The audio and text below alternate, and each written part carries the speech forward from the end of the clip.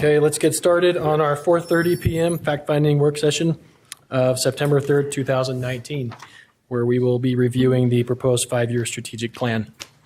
Thank you, everybody, for coming, but most importantly, thanks for all the work that you guys have all done. Tonight, we're going to start. We're really anxious to hear from you guys. This has been, we're like, I can't wait. We keep hearing all these things. Can't wait to hear the progress from you guys. We've read it. So we're going to start with a introduction and a presentation from the consultants from Tanner Company, LLC, Dan Griffiths and Mackie Smith. Is that right? But we are also joined by Strategic Plan Advisory Committee members Neil Garner, Danette Pulley, Jeff Wilson, Arlene Anderson, Ronald Gray, Reverend Monica Hall, Yaiko Briner, Kathy Blaisdell, and Elohio Alejandre. We also are joined by three diversity commission members. So, Mackie, Dan, if you guys are ready to go, we're ready. We're ready. Welcome back. Thank you. It's good to be back. We're very excited to have the opportunity to share this with you. The advisory committee is going to do the sharing. All I'm going to do is tee it up, give Mackie an opportunity to share with you what the outreach looked like, and then we'll let the advisory committee share the plan with you. And we'd like this to be as interactive as possible. So we're going to allow time for questions at the end. But if there's something really urgent that you want to engage in a discussion about, we're happy to do that. There's really three things that drive the resource engine for a city, for a local government. The first is the economic base. What's going on? What sorts of goods and services are being exchanged? What kind of activity is there? So that's one, economic base. Two is, what do the residents, through their elected representatives, allow to be taxed from that economic base? What are the tax rates, and what do the fees look like? And then the third is one that's often overlooked, and that's all of the people, just like people in this room, probably most of you as elected officials, the time that you invest in basically volunteering. I recognize that most elected officials, it's primarily a volunteer gig. And certainly for our advisory committee, I think they got a sandwich out of their a couple of sandwiches maybe out of their involvement. So it's really the residents coming together and giving of their time and their resources and their talents to make things happen. I call those three things out because the process that we've just engaged in community-based strategic planning drives two important elements of that. When it comes to the economic base, while there are certainly things that the city can do to foster conditions that will create economic activity, the city doesn't go out and start a business. The city doesn't go out and employ a bunch of people at that business. And so the city's impact on economic development, while important, ultimately there's other players. And we just met with a city that's highly resource dependent. They've got a lot of oil and gas. And guess what? They're subject to the fortunes of the price of oil, and they can't do a whole lot about their economic base because they're so tied to that. So you may not be able to control economic base, but you can influence those other two factors through one thing, and that's trust. What the process that we've just been through has attempted to do is to create a foundation for trust with residents willing to understand what the city's focusing resources on, and then be willing through their elected representatives to authorize them to go use their hard-earned dollars to go after those things that will improve everyone's quality of life in the community. And trust to know that the time that they invest in the city is well spent. The volunteer hours that are contributed are going to contribute to a better result for the community. So we thank you for allowing this process to move forward and are excited to share the results with you. I'll turn it to Mackie so that he can talk a little bit about the outreach process, and then we'll go through the plan. Thanks, Dan. And it's so great to be here with you all. And for a lot of you who came, thank you. I got the pleasure of meeting a lot of you through our dialogue sessions, so it's cool to see you again. We engaged in probably the most aggressive public outreach process I've done with any city. Part of that is the convenience of we live in Salt Lake, so it was a SPAC member saying, "Hey, Mackie, can you come up and meet with this group next week?" And go, "An excuse to come up to Ogden? I'm there." It's when we met with the selection committee on who the consultants would be, I said, "I can't wait to fall in love with your community." And it's just been such a pleasure to actually be able to do that and look at the end of this road that we're on. You paid for our hands and our minds, but you got our hearts for free in this engagement. And it's evidenced by how many people just cared about getting involved in community outreach and voicing what they thought their priorities should be for the community moving forward. The formatting on this is a little weird, so apologies on that, but we conducted over 15 dialogue sessions. To put it in comparison, a lot of the communities we do public outreach with, we do 3 to 5. 1 or 2 is maybe more public and an open town hall, and then 3 with maybe a business community, a minority group, and a church group or something. And so we did 15 dialogue sessions with groups like Ogden Weber Health District, their leadership team. We did a group just in Spanish at the Community Center for Engaged Learning, about 25 people. It was a Spanish session. It was very cool. And other sessions we did up in the northern part of town with seniors from Ben Lomond High School. 2 of our SPAC members ran that meeting. And we met with the Rotary Club. We met with just a lot of different groups, and we really tried to leave no stone unturned with how many people we can get included. For those that couldn't show up to dialogue sessions, we had a shotgun approach with the survey of making sure every person either had a physical one in Spanish and English, had the link so they could go online and voice their feelings, and we collected over 2,000 surveys. I believe for the branding effort that was done a couple years ago, it was around 1,800 surveys were done, and so this is the most expansive survey collection that the city has ever engaged in. And then as far as other organizations that we included by sharing the survey, by interviewing their stakeholders, their leaders, around 50 different organizations, both in Ogden and Weber County as a whole. I had the opportunity to talk one-on-one with pretty much everyone seated up here and to gain your perspectives.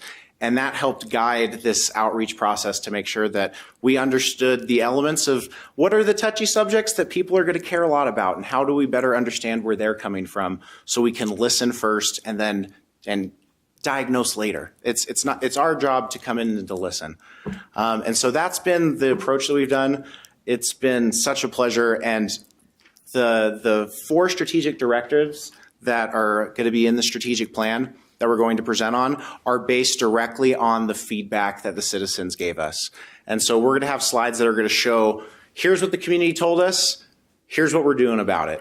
And so that's my invitation to you, is to see those trends and to connect those dots that we're going to hopefully connect pretty obviously throughout this presentation. So first off, for the primary directive, I'm going to pass it on to Ron, who's going to talk on that point. We see you're getting around a little better. Yeah, I had another hip surgery, and now I can come up and hang out more. So, yeah. Those of you who don't know me, my name is Ronald Gray. I reside on the north side of town, north of 12th Street. If you know where the OWATC is, of course you do. I live a stone's throw away from there. My task in introducing our work today is to share with you kind of the vision of what we came up with as a team and as a committee. In another leadership position I have within the community, I get to teach people a little something about vision. There's a verse in the good book that says, where there's a lack of vision, people perish. If you want to look that up, that's in the book of Proverbs. So what we've done here is we've created a vision for you. If you look at the primary directive, we want to leverage our unique location, where we live in Utah, the recreational resources that we have, the diverse population that we enjoy, and our rich history, I believe Ogden has a different history than other areas in the state, our rich history to offer not only those people who live here, our residents, and our businesses, and those people who come to visit us, the vibrant community that we call home, right? That's kind of a neat vision, right? We have this place that we love, that we have invested our lives in. I've lived in Ogden now for almost 20 years, and I have everything that I need within this community. I don't really feel the need to drive down to the mall and other parts of the counties. This is where we're at. This is where we live. The second part of that verse in Proverbs, though, is a unique part that I think we tend to forget. I think we all know if where there's the lack of vision, people perish. The second part of that, make sure I quote this properly, is that he that keepeth the law, happy is he, which means that if there's a plan, if there's a law, if there's a standard, if there's a directive or a protocol, if we follow that directive protocol, if we discipline ourselves to the plan, if we discipline ourselves to the protocol and the standard, then we will be happy. So as we present these strategic initiatives, as we present the key indicators of those initiatives for the 4 different things that the community has told us that's important, please understand that we have to follow up on that. We have to discipline ourselves that as a city, as a community, in order to continue to offer that vibrant community that we all love and enjoy. In fact, I think, Ms. White, you were quoted in the newspaper this morning saying if we do the same thing year after year, we're going to get the same thing that we've always got, right? My boss beats me up about that at work all the time. If you always do the same thing you've always done, you'll always get what you always got. We've got to do something different, and a 5-year plan can begin that. So we'll turn the time over to, is it Jeff? Okay. Turn the time over to Jeff, and we'll talk about strategic initiative number 1. Thanks, Ron. Thank you, Ron.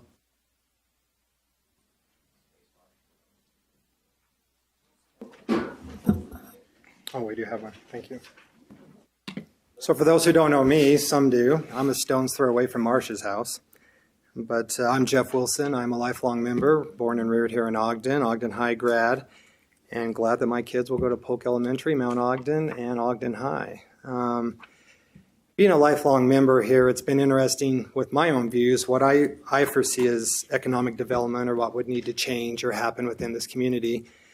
But in being part of some of these focus groups, it's been a pleasure to see voices for those who are transplants, who have come to Ogden, who are visiting and now reside here, and what might keep them here.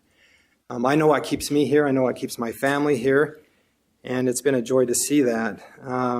Strategic Directive 1, if you look at the where are things rated as far as the focus groups and also on the surveys, economic development and housing fell 3 and 4, but if you combine the two, they would be well over 56% of where the community feels a need for us to outreach and have a concern there. A few of those that I would just like to touch on would be these 3 here. Continue business development and recruitment of new business. And what we talked at as a council or as a committee is, what does Ogden want to be, or what can Ogden become? We see what Lehigh's become. We know Ogden has, with BDO and some of the business development, we see a lot of production companies. What will Ogden's identity be, and how do we draw those businesses here? With that at the bottom, you'll see revitalize West Ogden and focus on key development along 12th Street.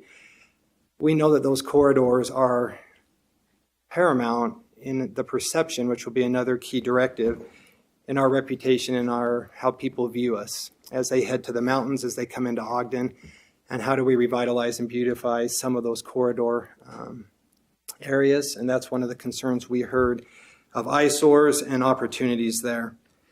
And then if I could just speak briefly, I deal in the real estate section with mortgages and home financing. The city has done a tremendous job with some of the distressed areas and providing housing. One of the main concerns, though, is for those of lower to mid income, making sure there are affordable housing opportunities there. We know that Ogden is very limited in where construction can happen, and the concern there would be in these distressed areas with new construction, are there opportunities where we can have for lower to middle income families? with that production base that we have as far as businesses, we see people who might only have $20 to $30 to $40,000 of income in their household. And are there opportunities for that to have them have part of that American dream, which is householdship? With that comes a vested interest in the community, in the schools, and in our park system, which we will talk about. So that is Directive 1. There's a lot more that goes into that. If you do have questions, we'll do a question and answer session. We'd love to hear from you, and thank you for your time. Thank you, Jeff. Thanks, Jeff. We'll go to Elohio, right? What he didn't mention is that his kids could probably continue on to BYU. And so it's a good thing that I don't have a good stone's throw to his house sometimes. You had me there for a minute, Jeff. Lost it right at the end. Just wanted to interject real quick for the benefit of everyone listening. For these key initiatives, that's not everything that is in the strategic plan on those areas. It just happens to be what are those ones that rise to the top on major initiatives that are included. There's a more robust document that we have that will list out everything. So don't think, did we not, that we're not ignoring, if it's not on there, it doesn't mean that it's not part of the plan. So I just wanted to, for that benefit of the audience. Thank you. Thanks, Maggie. Oh, it's Neil. Oh, was it Neil? Oh, he's going to go first. Go back. Go back. I was. So, it's my pleasure to be in front of you guys today. I think I know most of you. It would be odd if you did. No, I want to say truly thank you for giving me this opportunity. It was a fabulous experience to re-engage with citizens in the community as we did focus groups, as we had sessions even in this chamber again. One thing that really touched my heart was we had quite a few youth that would come and talk about what they wanted. So it wasn't just adults we heard from. We also heard of, high school and junior high kids that talked about things that were important to them. I do want to thank Dan and Mackie. They were great facilitators. We were able to bond as a group. They were facilitating that so that we stayed focused on what our objective was, and that was really to come up with this plan that was the voice of the citizens. As we first started on this, we talked about some of the things that were important that will tie into my strategic directive. But one of the examples we had was a city whose leaders truly felt like they needed this big statue in the middle of their city to honor and share about their heritage. And they put millions of dollars into this initiative. And it became an eyesore for the citizens because it reminded them of things they did not want. And we want something that the citizens will be proud of and say, yes, that's what we wanted. And so I am glad to say that I truly felt we have the ability to reach out and hear from the citizens. We even did fun things, we talked about the surveys, but one that we did a QR code on some of our posters and some of the surveys. And it really was a success because we found that there were a lot of people who use their phones and like to just do a QR code, do the survey, send it. They didn't have to worry about filling out a piece of paper or anything like that. So with this, we're going to focus on some of the safety things, but I want to say perhaps no role is more central to a city than fostering a safe community for its residents. This directive will focus foremost on making the needed improvements to enhance public safety, include things such as maintained and well-defined driving and biking lanes and sidewalks. And I know as a former city council member, sidewalks is a big part of every budget and every plan every year. The city has a great spreadsheet of talking about how many miles of sidewalk need to be repaired. We've surveyed that, so we're aware of that. But as you can see on here, 47.4% of the citizens said, this is what I would like the city to focus future resources on to help the community. So we are improve pedestrian safety and walkability, increase the number of street lights, and improve sidewalks so residents feel safer. and walking their neighborhoods. Even at night or early in the morning, they don't have to worry about a tripping hazard or anything else, and that the area is well lit. Secure sustainable funding source for the infrastructure. Establish a funding channel so the infrastructure, including roads and sidewalks, is adequately maintained. And it's not just a one-time pavement. I heard from many citizens that said it needs to be like a priority every single year, that they're going to decrease the percentage of sidewalks that need to be prepared and have a goal of a percentage of how much they're going to decrease this. And then the approaches for addressing local challenges with homelessness. The approaches to this versus vagrancy are fundamentally different. So there's a big difference between a person who is homeless and a person with just vagrancy. And we need to be able to connect the services to help decrease both of those. With our homeless population, I know we have great and wonderful resources that are working with the city and have increased their awareness with this. We've had some challenges with some of the things that have happened in Salt Lake City and pushing out to other communities, and we've experienced that ourselves. So we need to be able to work with those groups and see what we can to really decrease this. This was a big issue as we would talk to many people, and they say in some of the areas I don't want to go to because of aggressive panhandling and seeing the homeless, seeing parks and things. And I do believe we're making progress, but this is one thing the citizens did bring up quite a bit. So success, what does that look like? We improvement in our pavement condition, and more streetlights in the operation that can decrease or increase the visibility. And then we need to focus on some of our police efforts. And I want to read this part that was in here. Residents also expressed a desire for more of a positive police presence in the community to reinforce a perception of law enforcement as a respected public servant and a collaborative partner. Now, with the collaboration, what we want to talk about is we have Diana Lopez and others who are really out there and beating the bushes for us. But we have a lot of citizens that say we aren't aware of what all these things are. So we need to do a better job of letting the citizens know what are some of the things we're doing to help ensure their safety. And I'll let Elugio come in just a minute, but I want to talk about some other things.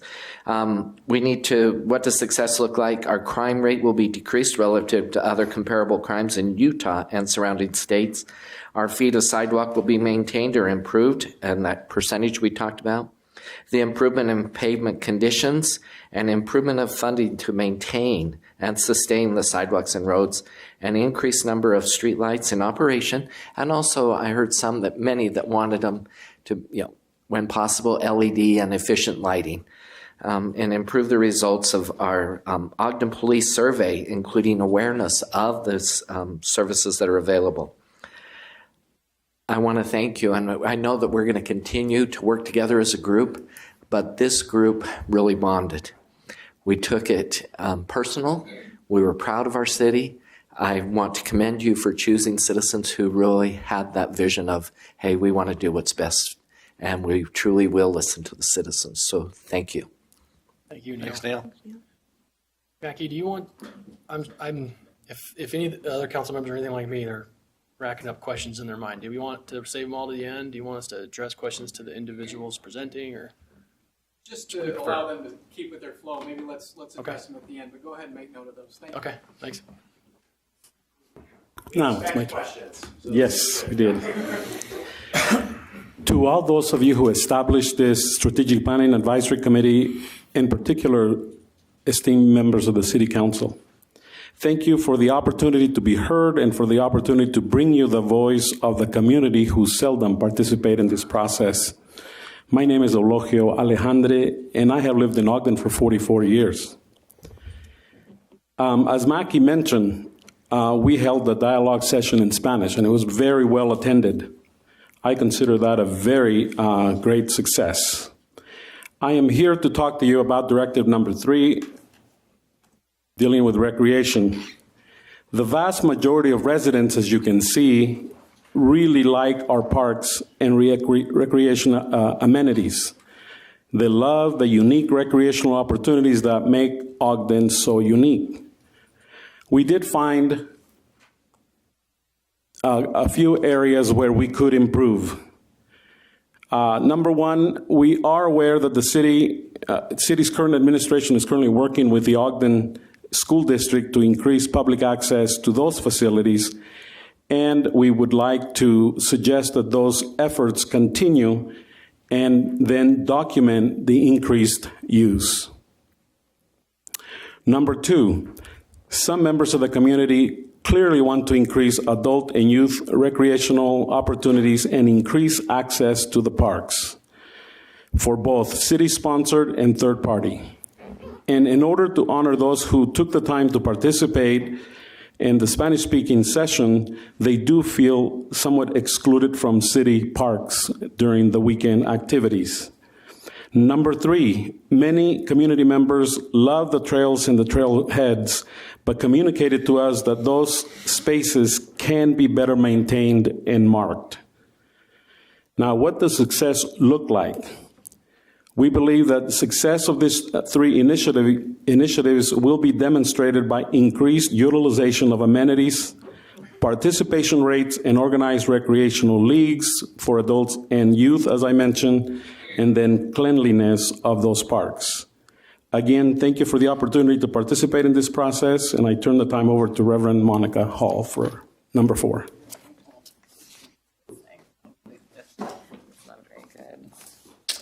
Good afternoon. Thank you for hearing us. I would like to echo the Leo talking about being on this planning committee has been an honor for me.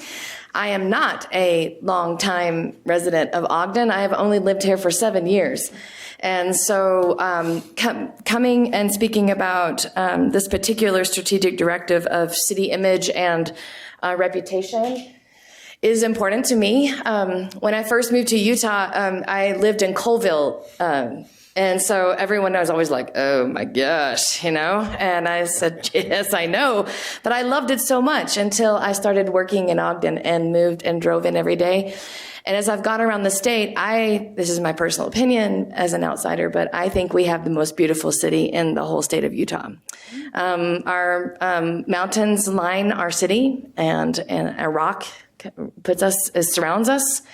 We wake up with it in our eyesight, and we are the majesty of creation is it's a part of our image. You cannot escape it any time, at any point, any day. And as somebody who came to live here from Texas, where barbed wire and red dust is basically all you see every day, this is quite a sacred place. And so for me, the image and reputation of this city is very much, it's not just words, it's actually visual, it's visual every day. As you can see, we surveyed 2,000 people that was said in the beginning, and we gave them somewhat of categories to choose from that were most important. But our image and our reputation ended up being on the top 5 of our citizens' concerns. As you can see, one wrote, and we think this encompasses a lot, I want to live and work in a place that is clean and well kept, a place where I'm proud to tell people where I am from, which I agree as a resident of the city. I would like to point out a few things on when we asked this question, where could we improve? You can see that 40% of the people said that this is our physical appearance is something that is key for them. And then you can see reputation and images after that, and safety and neighborhood quality. We spent a lot of time talking, because we can't just, as a committee, we couldn't come up with our own ideas of what we would improve. We had to take the results of the citizens who took the survey and took what they said so that we could come up and tell you what they wanted. And there are plenty of us sitting around the table feeling that there was some pretty doable strategic plans for addressing image and reputation. And I belong to an institution where the first question we ask about any initiative are what are the financial implications? And so I'm sure that I'm sure that's the first thing that you ask too, is sure that's a great idea, but what does this cost? And so the good thing about this is when it comes to image and reputation, we can already look at what we're doing to see how we can capitalize on what money already being spent. And then therefore we can I guess, expand on this need from our community, or this want from our community. If you'll look at, there's 3 things that I just want to talk about. We started this, our branding effort a couple of years back.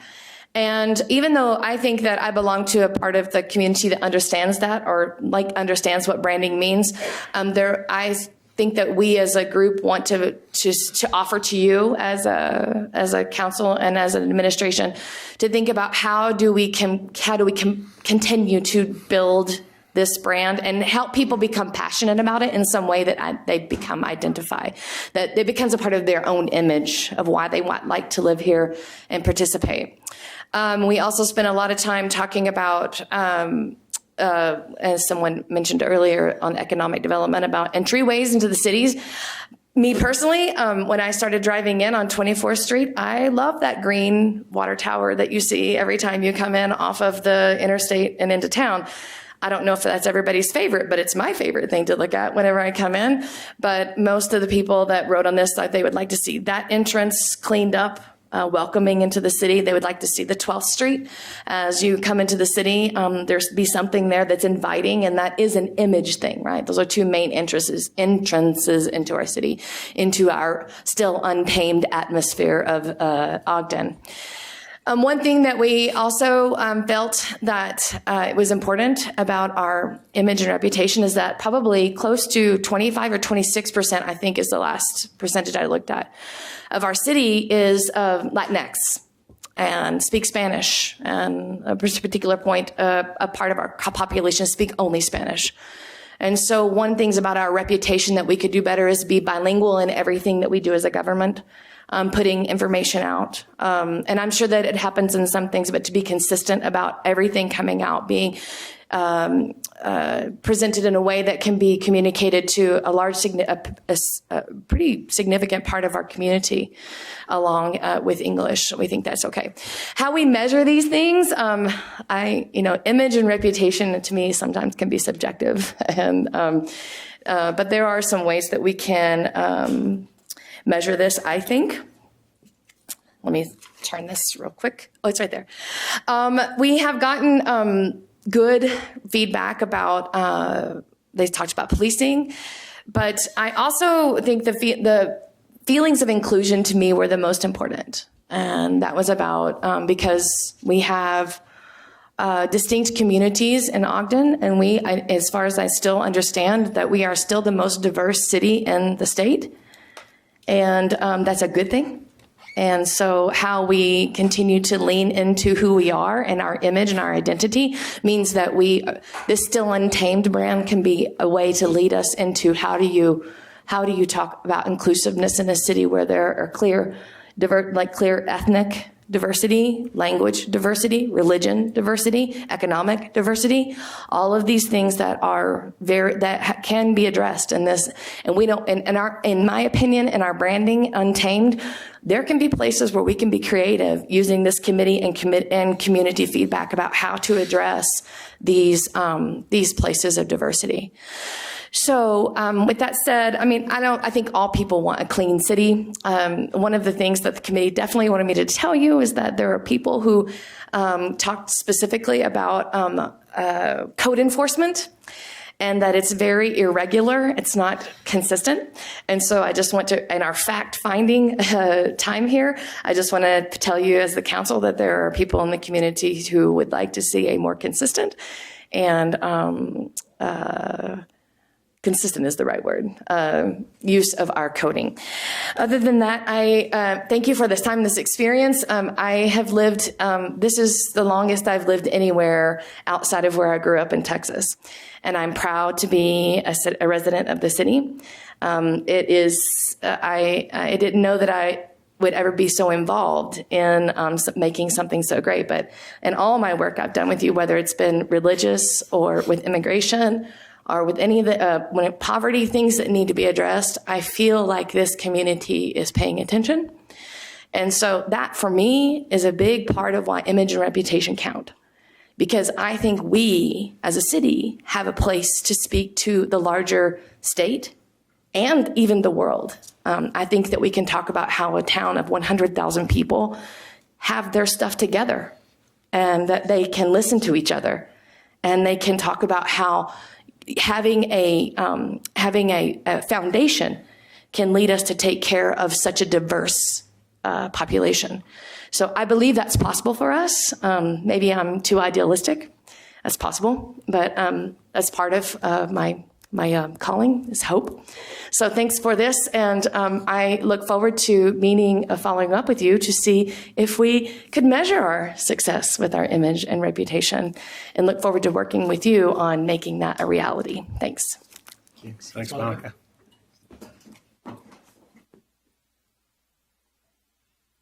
My name is Danette Pulley, and I've lived in Ogden for 15 years, and I just want to echo my gratitude for the opportunity to have been a part of the Strategic Planning Action Committee, and that it came as an initiative from Council, supported with administration, to go out and ask citizens what it is that's important. So thank you. Thank you for seeing that needed to happen and giving us an opportunity to engage with our community in this process. It has been an absolute pleasure to serve with all of the members on the committee. And Tanner, Coe, Mackie, and Dan have been absolutely gifted at facilitating this process and truly letting it be something that's been community-led. So it's been a great thing to be a part of. I'm kind of half smirking right now because my job was talking about momentum, accountability, and implementation. And I'm half smirking because if any of you have worked with me before, I kind of get a little impatient. Patience maybe isn't one of my best virtues. And I'll own that as I stand up here. But I've also learned with that, as I've had an opportunity to talk to our community as well as be a part of many things, which is how I know many of you. That's who Ogden is, right? We're 2 degrees away from our people here because we all dig in and we care and we know each other in a lot of different circles in a lot of different ways because we are a very passionate community. So how do we keep the momentum going? I first want to say, kind of go back to the why. Why did you ask us to engage? Why did we for the last 8 months talk to our community members? Because you have decisions to make every year on what we do with our funding resources. And I can only imagine when I think of how many different needs there are and how many priorities there are coming from each of our different departments within the city and the citizens' personal interests, representing of your constituent and contingent base. That's a hard conversation, right?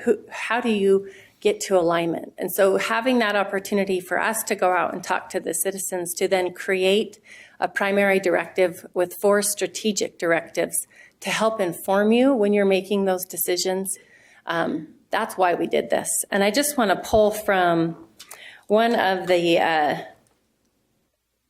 what are we deeply passionate about under the primary directive in the larger plan.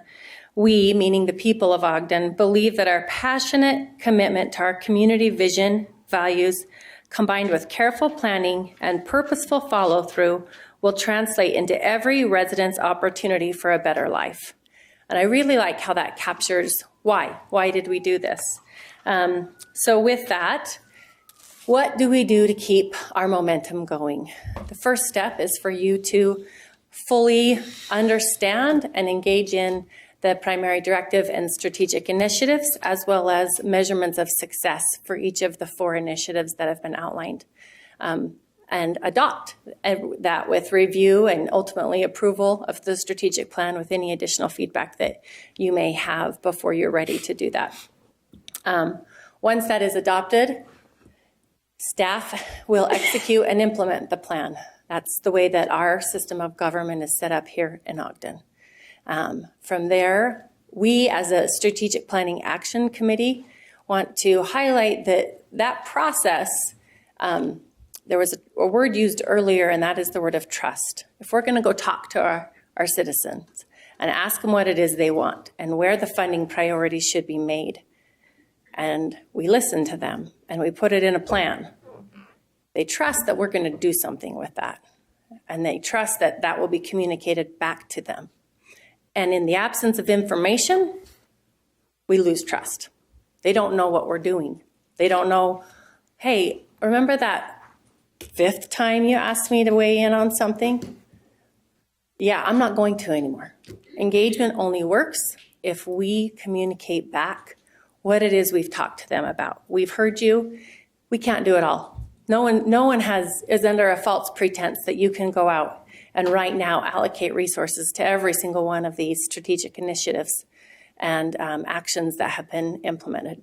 No one's under any false assumption that that's possible, right? But if we can communicate what we can do and what's being done, and they can see some of that in action, then we have an opportunity to build that trust, and engagement matters. Because that is, I believe all of us could really come to a place to say in one way or another, that's truly what makes Ogden unique, is our citizens' passion, commitment, engagement, and willing to give a lot of sweat equity well beyond what they're paid to do every day when they show up. So in that, we would hope that there would be an opportunity for the Strategic Planning Action Committee to conduct semi-annual status with staff on the implementation of the plan. We can figure out what the timing of that makes sense based on your calendaring for budgeting and how what it makes sense with your annual cadence of review. But we would love an opportunity to sit down and review the strategic initiatives and the actions under them and start to talk about how do we actually measure, because we do have some items outlined in the plan of what success looks like, but how do we measure that? How do we know that we're progressing on that? And then finally, we would then like to, after reviewing it with staff, review it with council and have dialogue on both sides of that. And then hope that that dialogue and that prioritization would lead to the opportunity for annual goal setting between council and administration, and that would be the implementation and the action side of this strategic plan that we have come up with that's been purely community driven. You can absolutely know that the dialogue, as I'm sure you experience all the time in your roles here, was not everyone gets everything they want, right? There is an absolute back and forth and understanding and learning about our different areas of need and the way that we come to solution with that. So I just want to thank you again for the opportunity and just acknowledge your leadership and gratitude for your willingness to go out and ask the citizens what it is that is important and allow that to be something formalized to inform your plans as you go about making budget decisions on where we put funding towards resources. So thank you for that. Thank you, Danette. Thank you.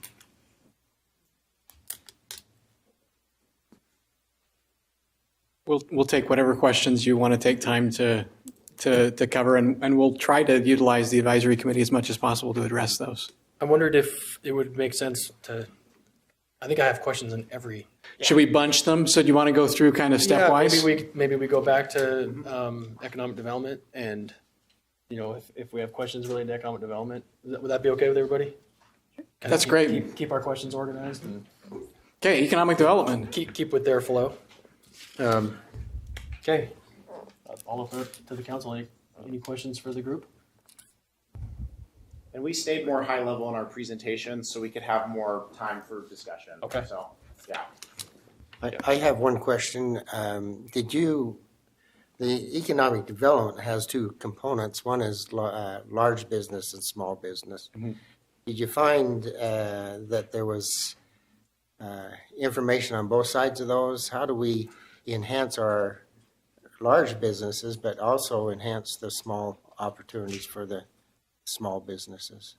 We heard a lot of feedback around both large business, sort of job creation, high wage jobs, that sort of thing, but also small business and making sure that the city isn't taking actions that would unwittingly stamp out small business in any way or that sort of thing. So we did hear some pretty loud feedback in that regard. Tom with the city has a very robust economic development plan with a lot of detail around both big business and and small business recruitment and retention. So there's a lot of detail that lives behind that. But in terms of the community-based element of it and what residents said, there were concerns voiced with, is there anything we're doing that's making life hard for small business?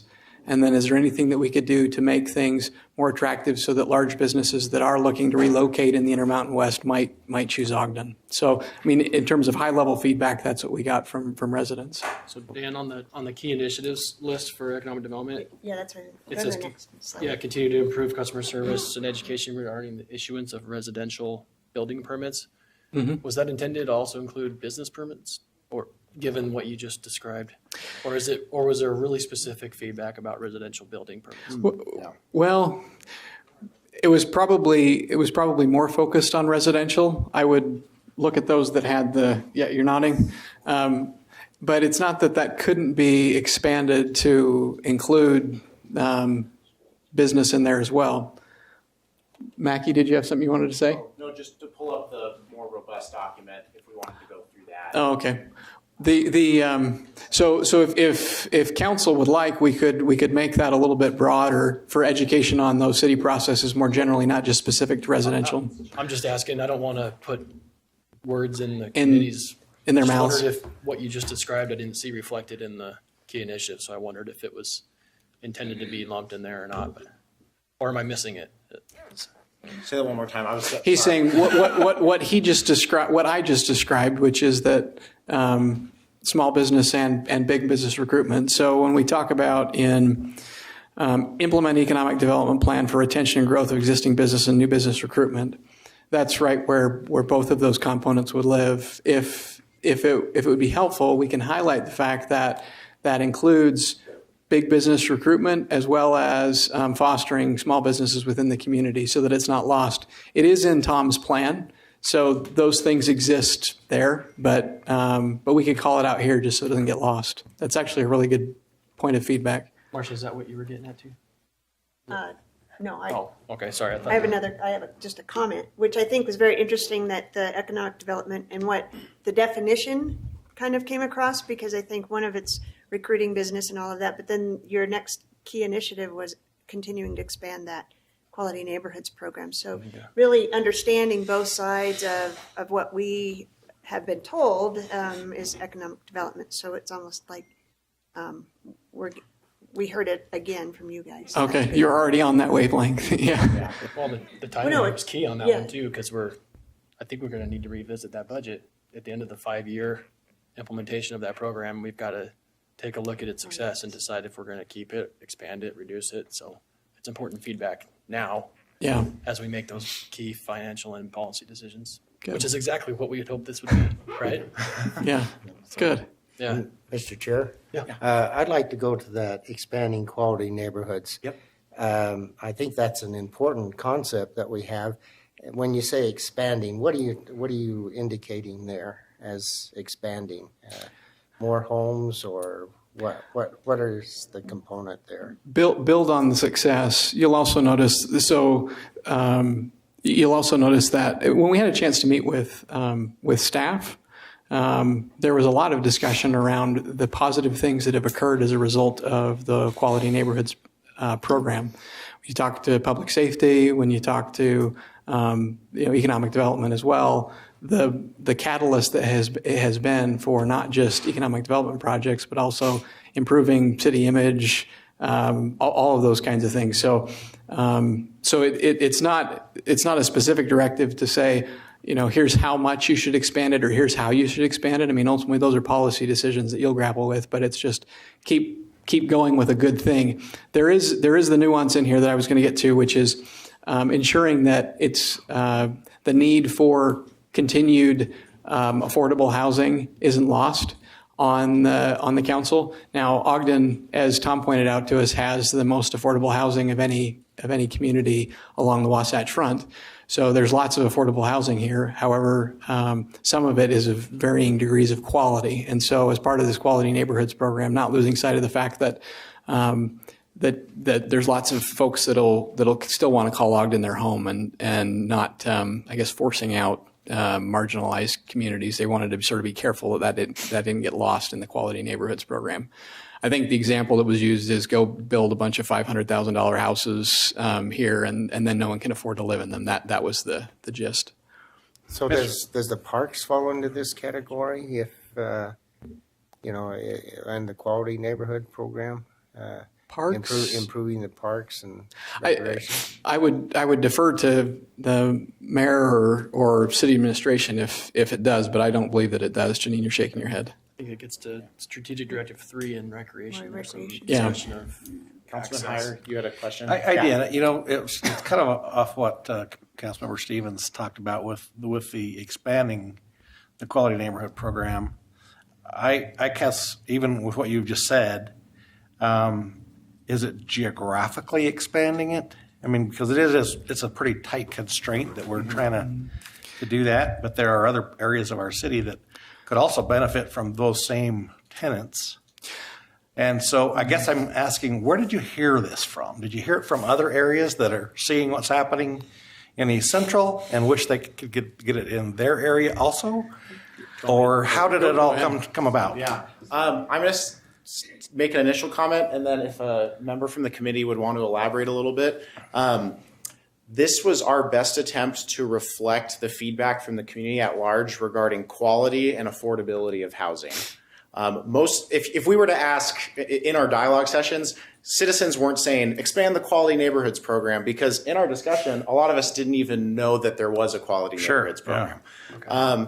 Okay. This is a reflection of given that this is a statewide issue of housing affordability, what are the things that are in your power to move the needle on it? And part of it was, if we can improve the quality of housing, a lot of those people who can afford mid-level income, they're taking up the spots of more substandard housing.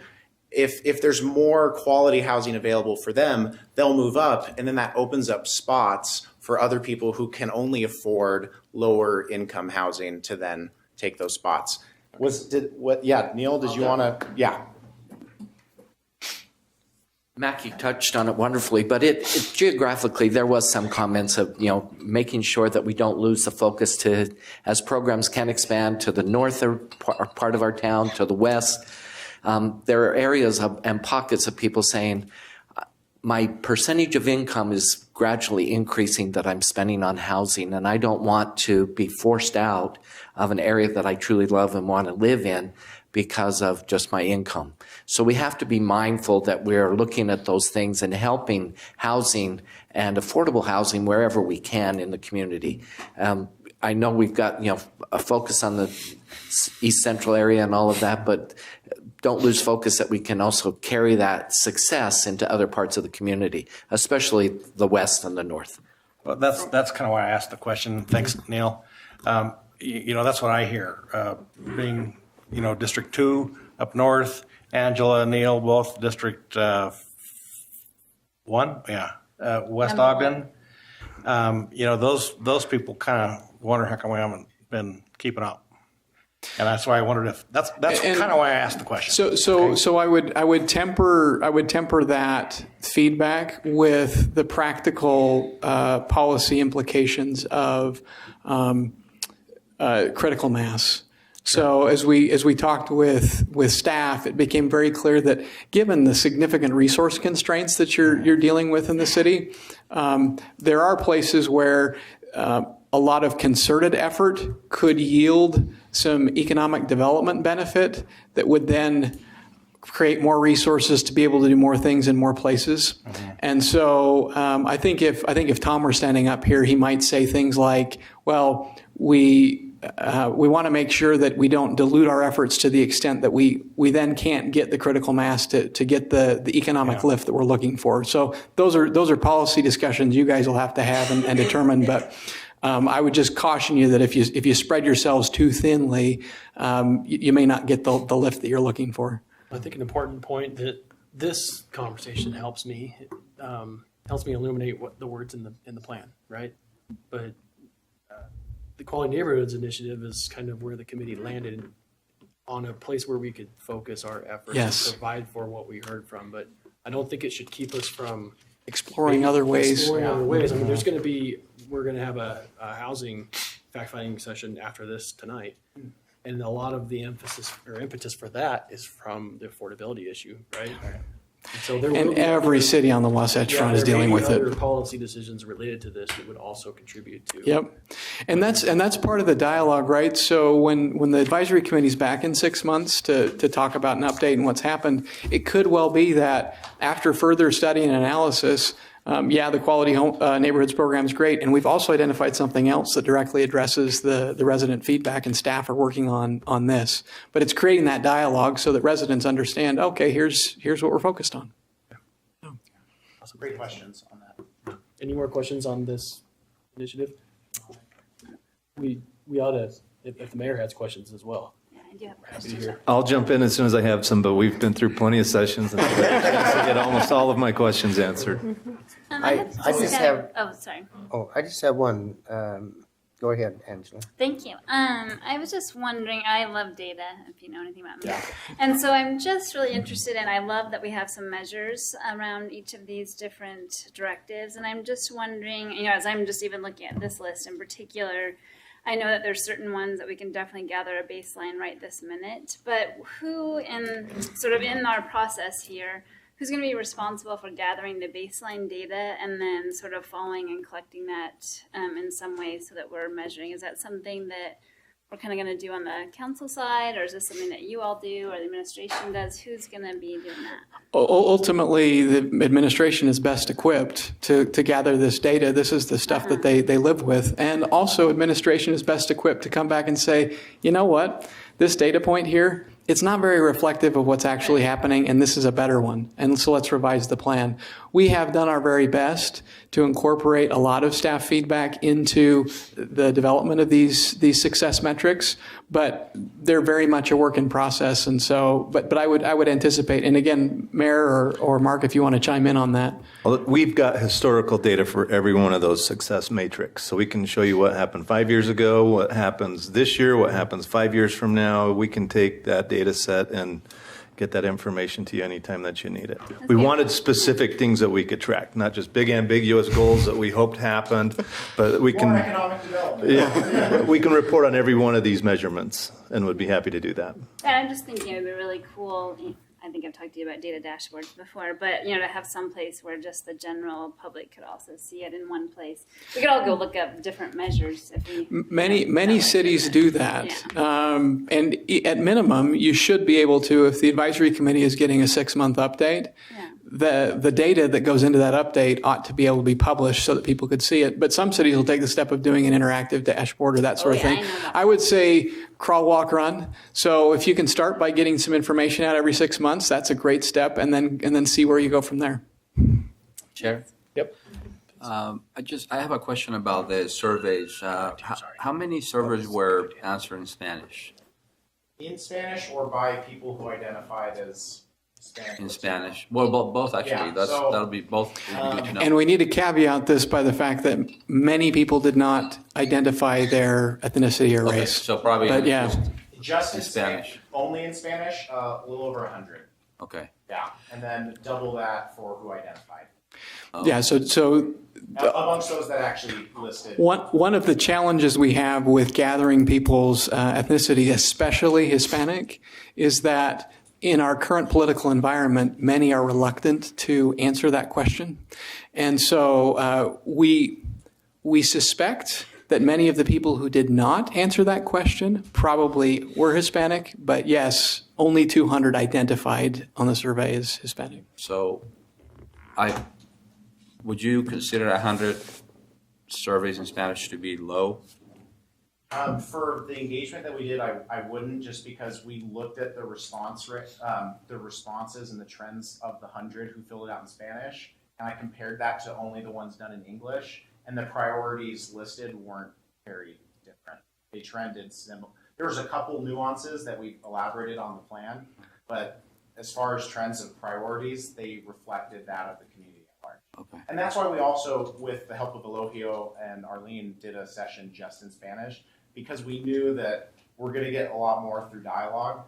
We also, through Viviana's help, I was able to meet with a group of Hispanic pastors to have some more discussion on specific Does that elaborate more on? Sure, Does that answer sure. that question? Sure. It's a great question. We would have liked to have gotten more, but we felt thrilled that we got as many as we did. I think I know the answer, but I'm trying to pick your brain. Yeah, for sure. Thank you. Thank you. Are you done? Yeah. Council? Oh, just kidding. Okay, Doug, you had a question. We'll get back to you. Yes, I'd like to go back to businesses. Did your survey indicate some of the negative or positive elements? If I come in and sign up for a business license, how is our process in the city to go through and do some of those things? Or are there things that we need to look at that we could do some changing? This wasn't a customer service type of a oriented survey. The administration would have to correct me on this, but I know that there is a very robust survey that goes out every 2 years that gets a lot of granular data. I don't know whether they're asking specifically about, let's say, business licensing or customer service in some of those aspects. Mayor, do you know? I don't know. We don't do necessarily one every single 2 years. We try to keep in contact with our staff. We interview them all when they're done. We have our business information center to help gather that information and give them the tools so when they come in and apply, it's not a big mystery. It's funny, the big companies know how it all works. They come in, they've got every I dotted and T crossed. The smaller new startups have never done anything like that before and need a lot of hand holding. So it's not the same for every business entity that comes in to do that. We try to be focused on whatever their individual needs are at the time. The mayor just hit on one great point. It's from the feedback that I received, especially in a focus group with the Rotary Club, it was more those small business owners have difficulty that first time that they're getting a business license. But we didn't include that specific point in the strategic plan because we didn't hear it as far as statistical significance. I mean, it wasn't in all of my focus groups or that many apart from that Rotary Club. That was really where I heard that feedback on business licensing. Thank you. If there's more questions on economic development, let's get them out before we move to community safety. Yeah. Okay. Anything else, anybody? Awesome. Those great dialogue. Yeah. Seriously, I think those are very salient questions and responses. So thank you. It was really amazing how clear of a trend through surveys and dialogue sessions of walkability of the community was a priority, of being able to go out at nighttime with your stroller and feel safe. We received a lot of good feedback from Chief Watt and Chief Matthew on that. And I think it's incredibly encouraging that that was the top public safety concern that was expressed. Because if you talk about city reputation and image for Ogden, people living outside of Ogden might throw stones at public safety here, but the people who live here didn't. So I think the fact that sidewalks and walkability and street lighting and those types of things came up is a testament to a lot of the great public safety work that's been done here. Yep. Yeah, thanks. Was there one on community safety? Safety, we're on safety. Did any questions on community safety specifically?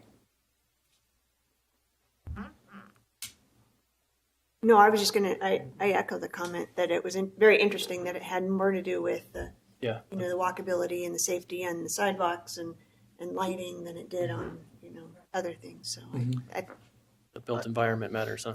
I think also if we increase our capacity to have more bike lanes in our city, then that also makes it a walkable situation for us. But that's something we'd have to look at when we have our budget session, what the funding would be for that. I have a question, Chair. I would have kind of expected some more talk about neighborhood watches, things of that nature. Are they kind of passé? Are they kind of gone away, or they certainly have we been replaced with something else? They certainly exist in various communities. Whether it came out in a significant way, certainly I didn't see it in the data I reviewed. Mackie, did it come up in any of the sessions that a comment here or there, but it wasn't a significant trend. No. Well, I know they don't work the way they used to work, if they worked. But I just kind of wondered if, I thought certainly there's going to be some dialogue about that kind of thing. And it might also depend on the neighborhood because, Councilmember Schoberka, when we had our CAN meeting, I said your name right? Yeah. Yes, okay. When there was a CAN meeting where you presented and there was a Facebook group for that local community watch group. It really just depends on each section of the community on how much that plays a role. But there wasn't a section of the community when I did dialogue sessions that said, in our neighborhood, we don't have a neighborhood watch and we need one, or we need to expand that. But there was this specific discussion about community policing, because that's, that's a specific initiative. That was actually something that really, it came to the forefront of my mind, and I was able to recognize it in later sessions because of our session with the Diversity Commission. They talked about the desire to have those positive interactions with police, and as police are walking down the street, they can, with that little interaction with a police officer that's positive, can just change your entire perception of the role that police play in the community. And one of the things we found when we met with Chief Watt is that there's tremendous outreach that's happening today on the part of the police department. Something like 80 events a year. I don't remember the exact numbers. So a lot of proactive things happening. However, based on the feedback we got, there's a lot of people that don't know about it. So that's a place where there's just an opportunity to communicate better about something that's already underway. We're not talking about spending a bunch of extra money, just helping people better understand where that's occurring and spreading the word about that. Because there was a lot of feedback, both in surveys and dialogue sessions, about what can we do to have those positive, friendly interactions with police in our community. Any comments from SPAC members? Yeah. So I'll just holler real quick. Come on up if you could, so that. I need on the recording. I'm all right. Come up front. So I hope that you're hearing some feedback here. As the SPAC members, as we're whispering to each other backwards and forwards, many of the initiatives that we have in our city are the best kept secrets in the city. 80 events a year are sponsored by the police officers. What? Where do I know about that? How can I find out about that? Where can I participate that? Good neighborhood program. Millions of dollars a year is being spent improving our community. What? Where do I find out about that? How do I get involved? Best kept secrets. There's a challenge. We as citizens, maybe we're not talking to the city and the city's not talking to us. There's a breakdown here, and that perhaps that needs to be frankly discussed as going forward to implement the 5-year plan. Well, Danette kind of talked a lot about Oh yeah, that. yes, you did talk about that. Yeah. But let's be more frank and blunt about it. We're not talking to you, and you guys aren't talking to us. Well, that's kind of what I was going to say. I'm looking forward to that particular point because I think there's a huge opportunity. I didn't hear any of that. Sorry. No. Councilmember Heyer, I think you brought up a good point that we have heard in CAN meetings and some of our focus groups is more and more a lot of the neighborhood communities are doing Facebook pages and community things that are neighborhood oriented on their social media. And we've seen presentations of, things, parties and stuff they've done in their neighborhoods and fun things they're doing. But I did hear from citizens that I wish I knew how to do this. And I don't know if we ever want to get into teaching them how to do their Facebook pages or some neighborhood watches I'm seeing more and more occurring that way. And other things we're hearing about is like the block parties. How can I go about that? A lot of citizens didn't know that they could apply for things like that. Right. So better communication on that. Mm-hmm. Neil, don't go far. I've got a question for you. Any other questions for anyone else before I ask Neil? No, a comment then a question, but I totally agree with Ron's comments. I think as I've been going through the plan, but also as I've been listening to you guys tonight, there's things we're doing that fit within the strategic initiatives you're recommending. And there's things that we can do to improve what we're already doing, and there's new things that we can do to add to what we're doing, right? Correct. And so that feedback is hugely important. It's not missed on me, and we are trying to have some frank conversations about that. So we appreciate hearing it. Neil, on the community safety, I wanted to ask you this when you were giving your presentation, and if you were still on the council, I would have relied on you for an answer for this too, because you're in the health business. Correct. But what kind of things, because you mentioned the strategic initiative was for the city to partner with other entities. What is it that the city can do that we're not already doing to help with homelessness? Because that's an issue that you guys heard a lot about and that we hear a lot about. But there's a lot of requests for the city to step in and help take a leading role on the issue. So what is it that we can do that we're not doing to help? And I guess I can temper that by saying there's a lot of things we're doing. It's just not the citizens aren't aware of a lot of the partnerships and things that we're doing. So they comment on what they see. they truly don't see the behind the things of, the local homeless committee working together and coordinating. They don't see the community initiatives that are being worked on with the Weber Morgan Health Department and the homelessness and the city and the county all working together. Citizens aren't aware of all those things. So I think where we can be better is communicating those things out to the citizens of what we really are trying to do. We had a specific group with the Weber Morgan Health Department to talk about, health issues as one of our focus groups, and had some great feedback from them too.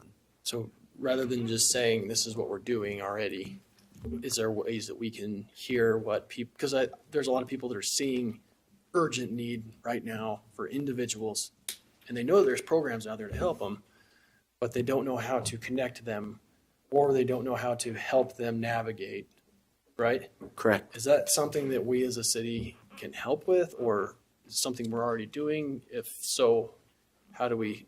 So in our discussions with city administration and specifically the police department, they have a very robust plan for homelessness. Now there's significant constraints on the city in terms of what you can and can't do, and you aren't the ones that are going to provide resources, for example, for mental health counseling or for substance use issues or those kinds of things. That's a county role, but as we talked with Chief Watt, it's clear that the officers that are going out are instructed to, as they run across homeless individuals, to talk to them, to engage with them, and they have a whole resource kit that they then provide in those as part of those interactions of what sorts of needs do you have.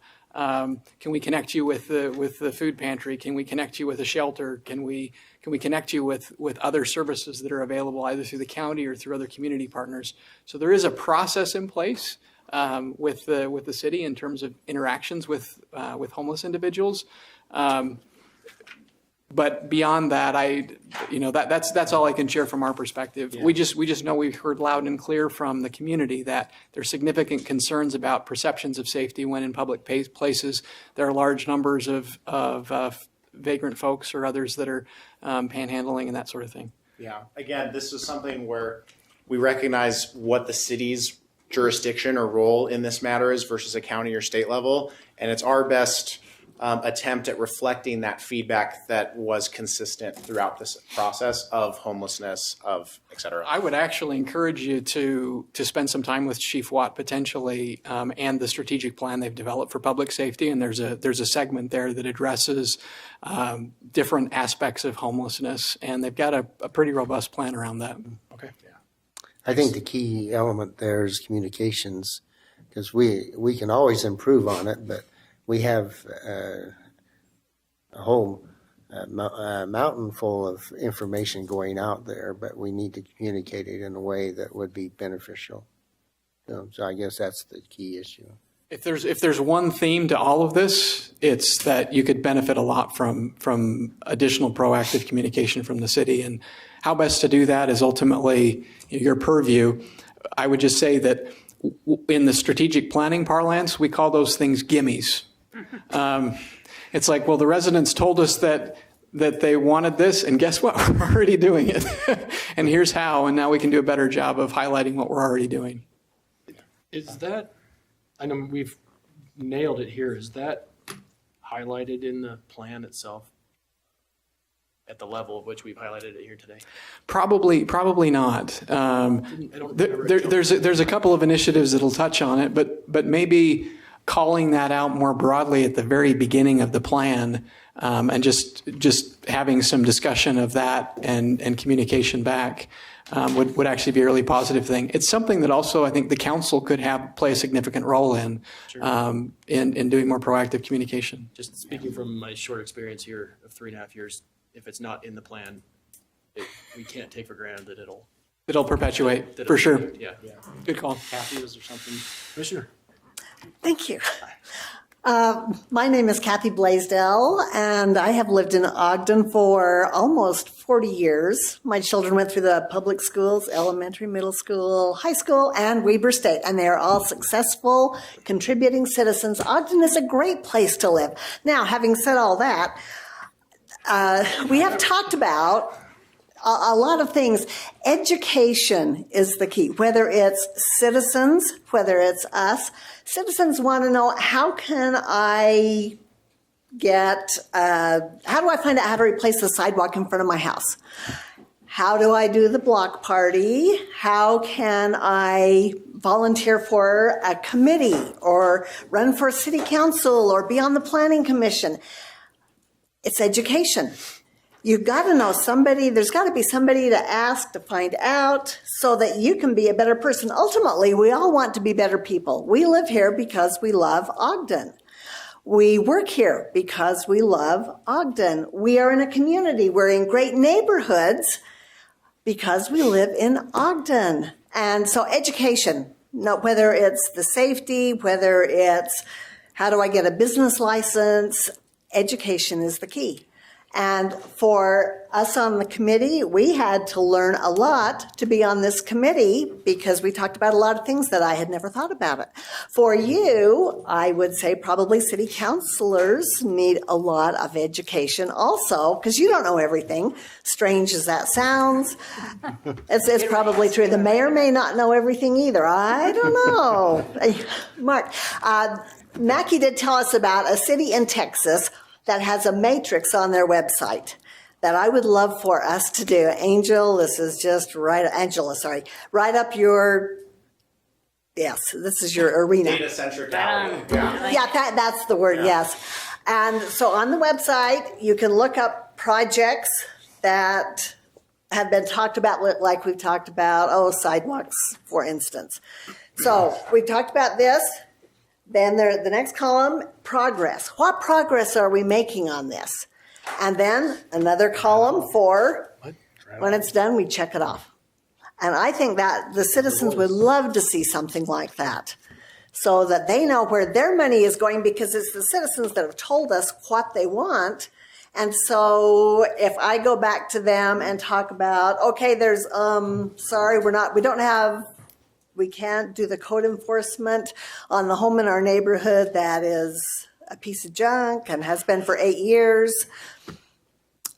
That they're going to listen to that because, we told you we wanted that. So what I'm saying is citizens need to know that we are accountable for what they have told us. And if we can't get to something right now, fine, let's tell them we can't get to it for a few years. You know what? Actually, that's a good time for us to mention that we foresaw that exact thing ourselves. We did.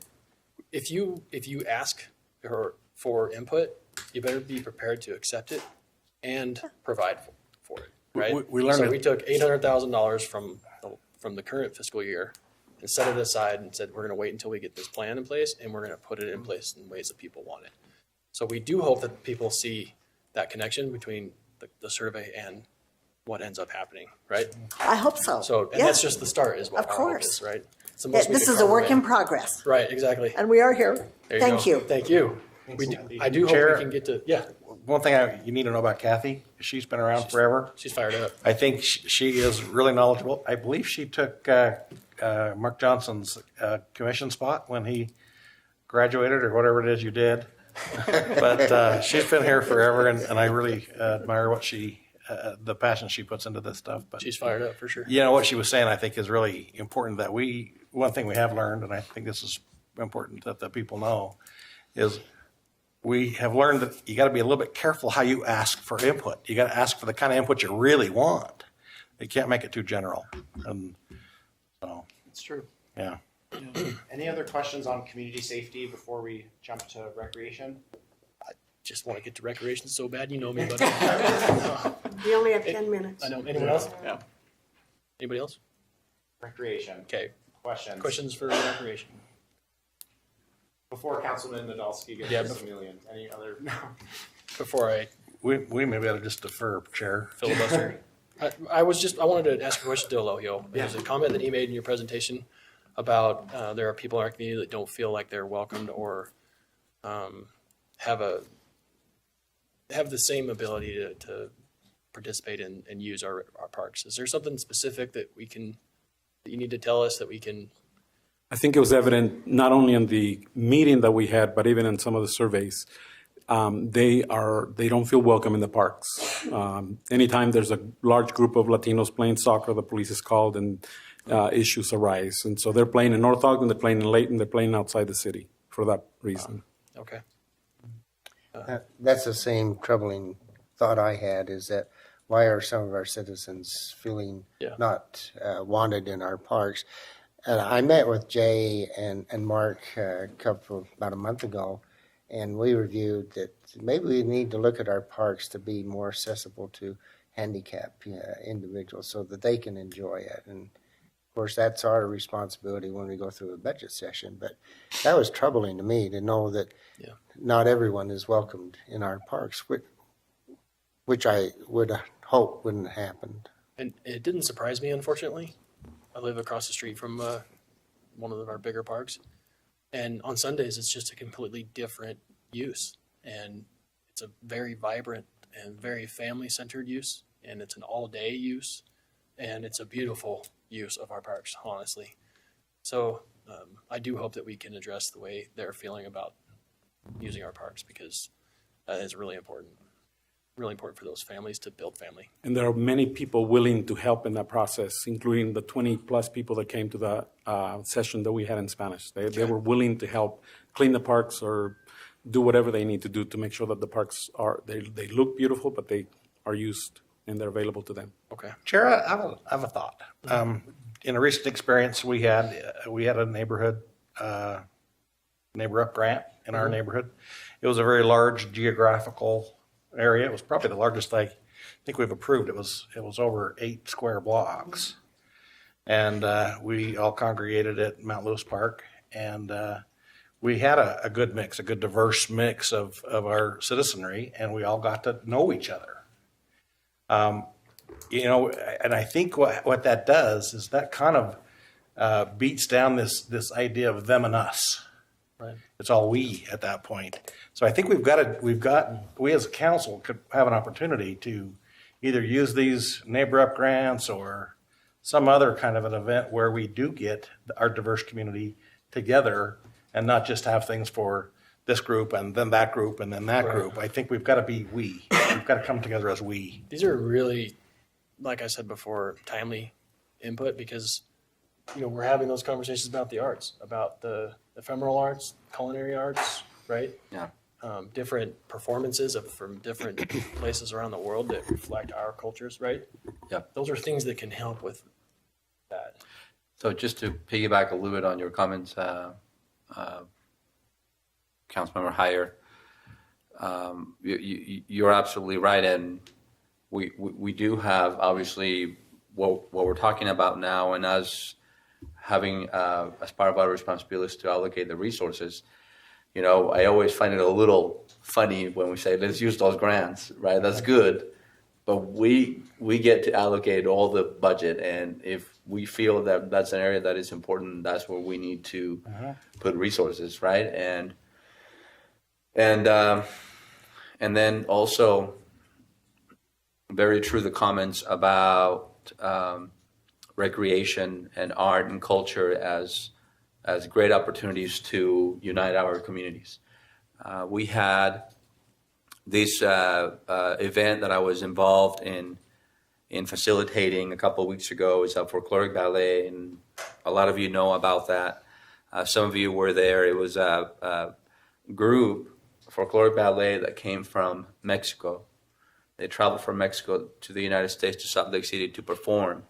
That ballet was called Ballet Folklorico Ozomatli. So the Mexican consulate called and asked if we wanted to host it here, and they gave me a 2-week notice to do this. So I was scrambling like crazy. The mayor was instrumental in helping us secure the Union Station to make this happen, and a lot of people helped. And we had over 200 people. And half were Hispanic and the other half were Caucasian. Perfect. And that was just beautiful. It was a beautiful event. Yeah, it is. Right? And so these are great opportunities that we can certainly try to improve and expand. I agree. So how's this in the plan? Is it this kind of an idea? How's it articulated so that we can draw on this? We actually want some way to measure the number of people the leagues that are playing within the city. Like I said, right now, I know of 3 leagues that are playing, and we're talking thousands of players. It's not 20 or 30. I ran one of those leagues many years ago, and I had 800 players playing every Sunday. So it's a large gathering, and it's not just the recreation. It's more like a religion, a cultural event. It is, the whole family dresses up, and there's all kinds of things happening at those parks. And that's what scares a lot of the neighbors around, that they just see too much happening on those Sundays. So, Mr. Alejandro, if we work on this, would you change your allegiance to Chivas? No, absolutely not. Oh, no. That's on the record. Spots, yeah. In terms of the question of where it shows up in the plan, it does show up over on what does success look like, those participation rates. So folks in the city are participating. It also, there's a reason why that key initiative is first, continue to bring community together through inclusive celebrations and festivals. That was intended to be a nod to what you're describing, which is not just having a Cinco de Mayo thing where we have a bunch of Hispanic people show up to it, not just having whatever else where some other group shows up to it, but having events where lots of people, the we from the community, come together. And like we said before, look, if there's something we talk about here that needs more emphasis in the plan, hope we can work toward making sure. We could tweak wording here to make that even more evident. Yeah. Since we're running out of time, I'll just make a comment on recreation because for those of you that know me, know how passionate I am about helping youth through sports and life skills. There's a reason that's not included here because it's still ongoing, but we've been working on a recreation master plan for a lot of years. And we reviewed the draft, but we've made some changes to it. And one of the changes is that recreation master plan really did not address youth recreation specifically. It was more of a parks and open space emphasis, which it does quite well. And so there are recommendations in the revised draft to look at youth recreation and to actually develop a specific strategic plan for our programs. I think I see some of what would be obvious strategies for that. But that hasn't come out yet, so that's why you haven't seen it. You know what I mean? But we continue to try to get there, and we don't holistically get there for youth sports. You've got leverage competitive sports board to expand youth recreation opportunities, which is intended to be a nod in that direction. But if there's something different that needs to be emphasized there, we welcome that. Oh, I wholly welcome those strategies that are in here as well. Okay. Chair Nadolski? Yeah. Can I ask, so we have this tentatively scheduled for adoption next week. Do you want any changes made to the plan, or are you okay adopting it as it is so that we can get it on the agenda? Well, I think we've identified some areas where some emphasis is. There's at least 3 tweaks that I've just got in the back of my mind, but Mackie's been making notes on those. There might be a couple of others. So what we would probably do then is, just in the interest of being efficient, provide the red lines to the council so that those can be discussed at your next meeting. If those meet the intent of the discussion here, and then presumably the plan could be adopted next week with those red line changes or any final tweaks that you feel are necessary. I guess from my perspective, I don't want to put words in the committee's mouth. I want the feedback to come from the committee if there's but it just seems like there's some discussions we've had tonight that are critically important and emphasized that didn't jump out at me in the reading. What we'll do is we'll connect with the advisory committee members subsequent to this meeting and talk through those things that have been discussed. So, for example, emphasizing communication in a different way. Right. And we'll see if there's any of that isn't true to the community input they've received. Then we could always come back next week and have another conversation about it. Perfect. But if not, and everybody's okay with it, then we can proceed as planned. Great. Thanks, you guys. And before we let you guys all go, since we've got another meeting to start at 6, we hope we'll see you all again next week at 5:40, where we'll be having a reception and appreciation. We'll be recognizing you and your efforts. We really, really appreciate how much work you guys have done. We've been hearing all about how much you guys have congealed and come together. We hope that we can use this plan to help our community continue to congeal. Did you say at 5:40? Yeah, 5:40, and our meeting will be at 6. Chair. Yeah. Can we give the committee an applause, a hand? Absolutely. For their work?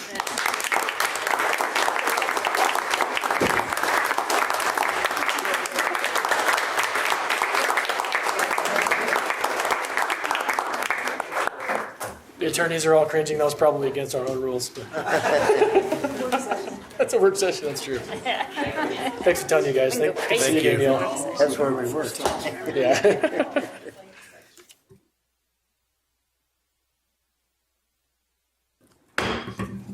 Welcome, everybody, to the 6 p.m. City Council meeting of September 3rd, 2019. Let the roll call reflect that all council members are present.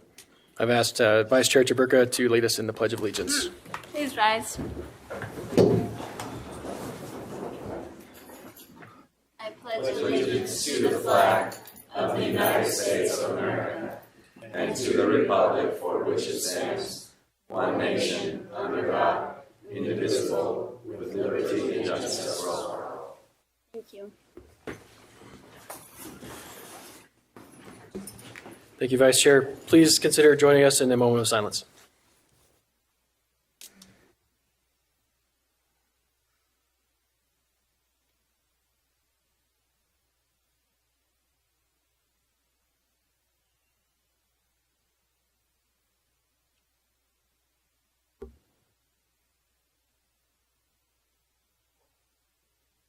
Thank you.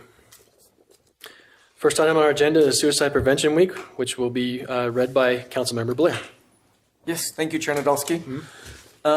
Tonight we have members of the Northern Utah Hope Task Force, New Hope, and I believe Chair Christy Jones is here also. Great. Okay. This is a joint proclamation of the Ogden City Council and Mayor declaring September 8th through the 14th, 2019, Suicide Prevention Week in Ogden City. And it reads, whereas, as Ogden City continues to grow and develop, the safety and well-being of our residents is essential. Unfortunately, suicide has been an increasing problem within our community and throughout the world. Ensuring that members of our community feel loved and valued is of the utmost importance. And whereas, suicide is among the leading causes of death in the United States. In recent years, Utah's suicide rates have increased substantially. Utah has the 5th highest suicide rate in the country, and it is the leading cause of death for youth ages 11 to 17. And whereas, as a community, it is crucial that we help individuals who are in need. This week is an opportunity to reach out to those affected by suicide and ensure that they have the resources and support systems they need. Each member of our community matters, and it is important to the success of Ogden City. And whereas, New Hope Task Force is a coalition of members and volunteers working together to increase suicide prevention and awareness in northern Utah. The task force provides courses, training, and the necessary resources to beat this epidemic. And whereas Ogden City encourages members of the community to work together to increase suicide prevention and awareness. Doing so will enable members of our community to live happier, healthy, and more fulfilling lives. Now therefore be it resolved that the Ogden City Council and Mayor Michael P. Caldwell hereby proclaim September 8th through the 14th, 2019, Suicide Prevention Week in Ogden City. We encourage all residents, schools, businesses, and community groups to recognize the importance of suicide prevention and awareness. We appreciate the efforts of New Hope Task Force and other institutions and organizations that encourage suicide prevention and awareness throughout our community. And Chair, I will go ahead and make a motion that we adopt this joint proclamation. Second. We have a motion by Councilmember Blair, seconded by Vice Chair Chaburka to adopt this joint proclamation. This is a voice vote. All in favor, say aye. Aye. Any opposed? That passes. Could we have Christy Jones come up and accept this, and all others? And the committee. All others in the committee, yeah.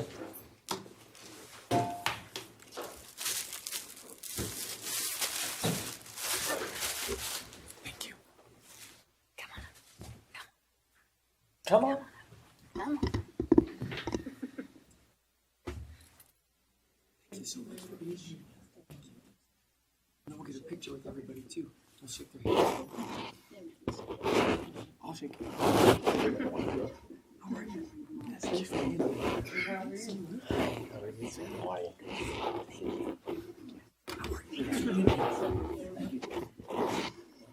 How are you? Thanks for coming. Thank you, sir. You can stand in front of the mayor. Oh, no. I know, yeah, Marcia. This is a tall crown. I don't need it today. Oh, yeah, look at that. Yeah, you do, yeah, you do. little hole. Great, everyone here.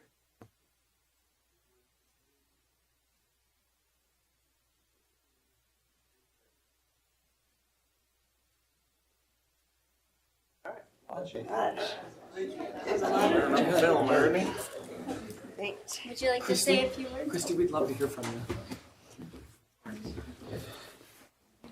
Sorry. You're good. My work friend.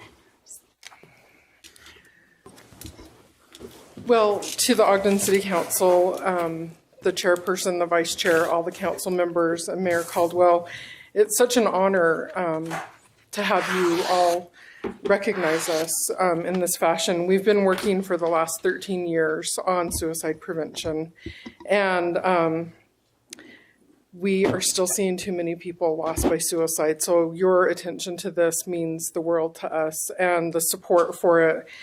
The New Hope Suicide Prevention Task Force started as a teen suicide prevention task force, and we quickly figured out that suicide affects every age group, every race, every ethnicity, every gender.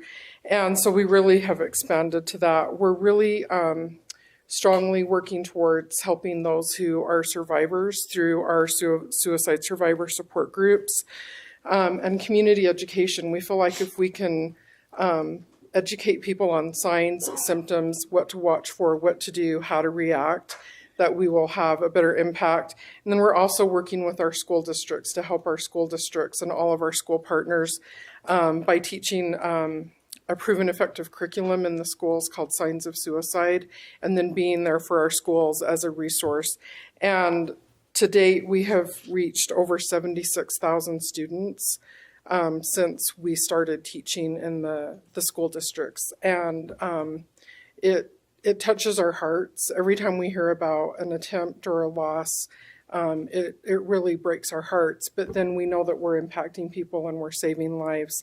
In fact, I wanted to tell you, and I don't know, this is probably completely improper, so my apologies, but we have our Suicide Awareness Walk. It's a completely free event. It's coming up in conjunction with Harvest Moon on September 21st. And I would love to leave some of our flyers with the council members, and I would like to extend an invitation to all of you to come and join us. We will be over just next door at the Ogden Amphitheater, and your amphitheater staff has been extremely helpful with allowing us to be there this year. It'll be our first time there, and we're very pleased. So thank you for your consideration and for having us here tonight. And just so you know, inviting us to help save lives is never inappropriate here. Thank you very much. Thank you so much.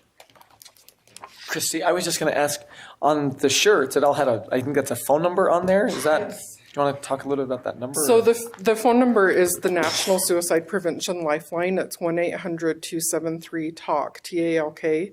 And that lifeline, we try to spread the word on the National Lifeline that if anyone is in crisis or has a friend or family member in crisis, they can call that lifeline and ask for help. And it goes, in Utah, when you call in, it goes to the University of Utah Neuropsych Institute, and they're trained. And then we also have really pushed the Safe Utah app. Have you heard of the Safe Utah app? So the Safe Utah app is an app that we encourage students to download on their phones, and they can make tips on the app for school safety or for suicide issues. They can institute an almost immediate chat with a trained support person. And the Safe Utah program is funded through the Utah legislature, and it's hosted at University of Utah, and they do an outstanding job and have had a big impact on helping students and also intervening on school safety issues. Great, thank you. Thank you so much. Thank you. Mr. Chair? Yeah. That Utah app is also part of the bullying program that the schools have, and they're very well aware of that. And bullying actually is part of the reason why people commit suicides. Absolutely. And you're refreshing us about a past initiative between the Junior League of Ogden and the City Council and the school district on bullying. So, perfect. Thank you, Doug. Okay. Next item on our agenda is a request to be on the agenda on homelessness in Weber County. We're joined by the Weber Housing Authority this evening.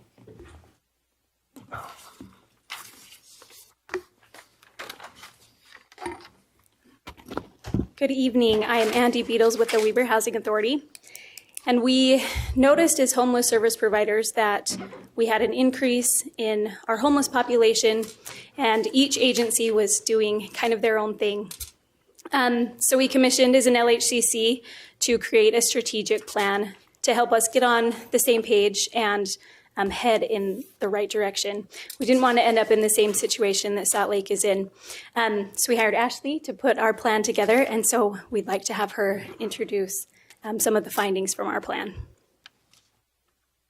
Thanks, Andy. My name is Ashley Barker-Tolman. I started into this field of homeless services actually in 2011 when I worked for the state of Utah.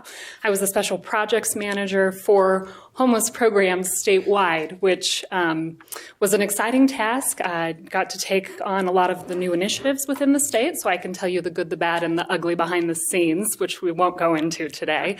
But one of my most enjoyable tasks with that was working in actually communities outside of Salt Lake County, Weber County being one of them. I have a special place in my heart for Weber County as I have quite a bit of family here and roots here as well. As a part of this study then, we took a look at the homeless services system across the board in this county and identified those areas where we maybe have some weakness or could use improvement.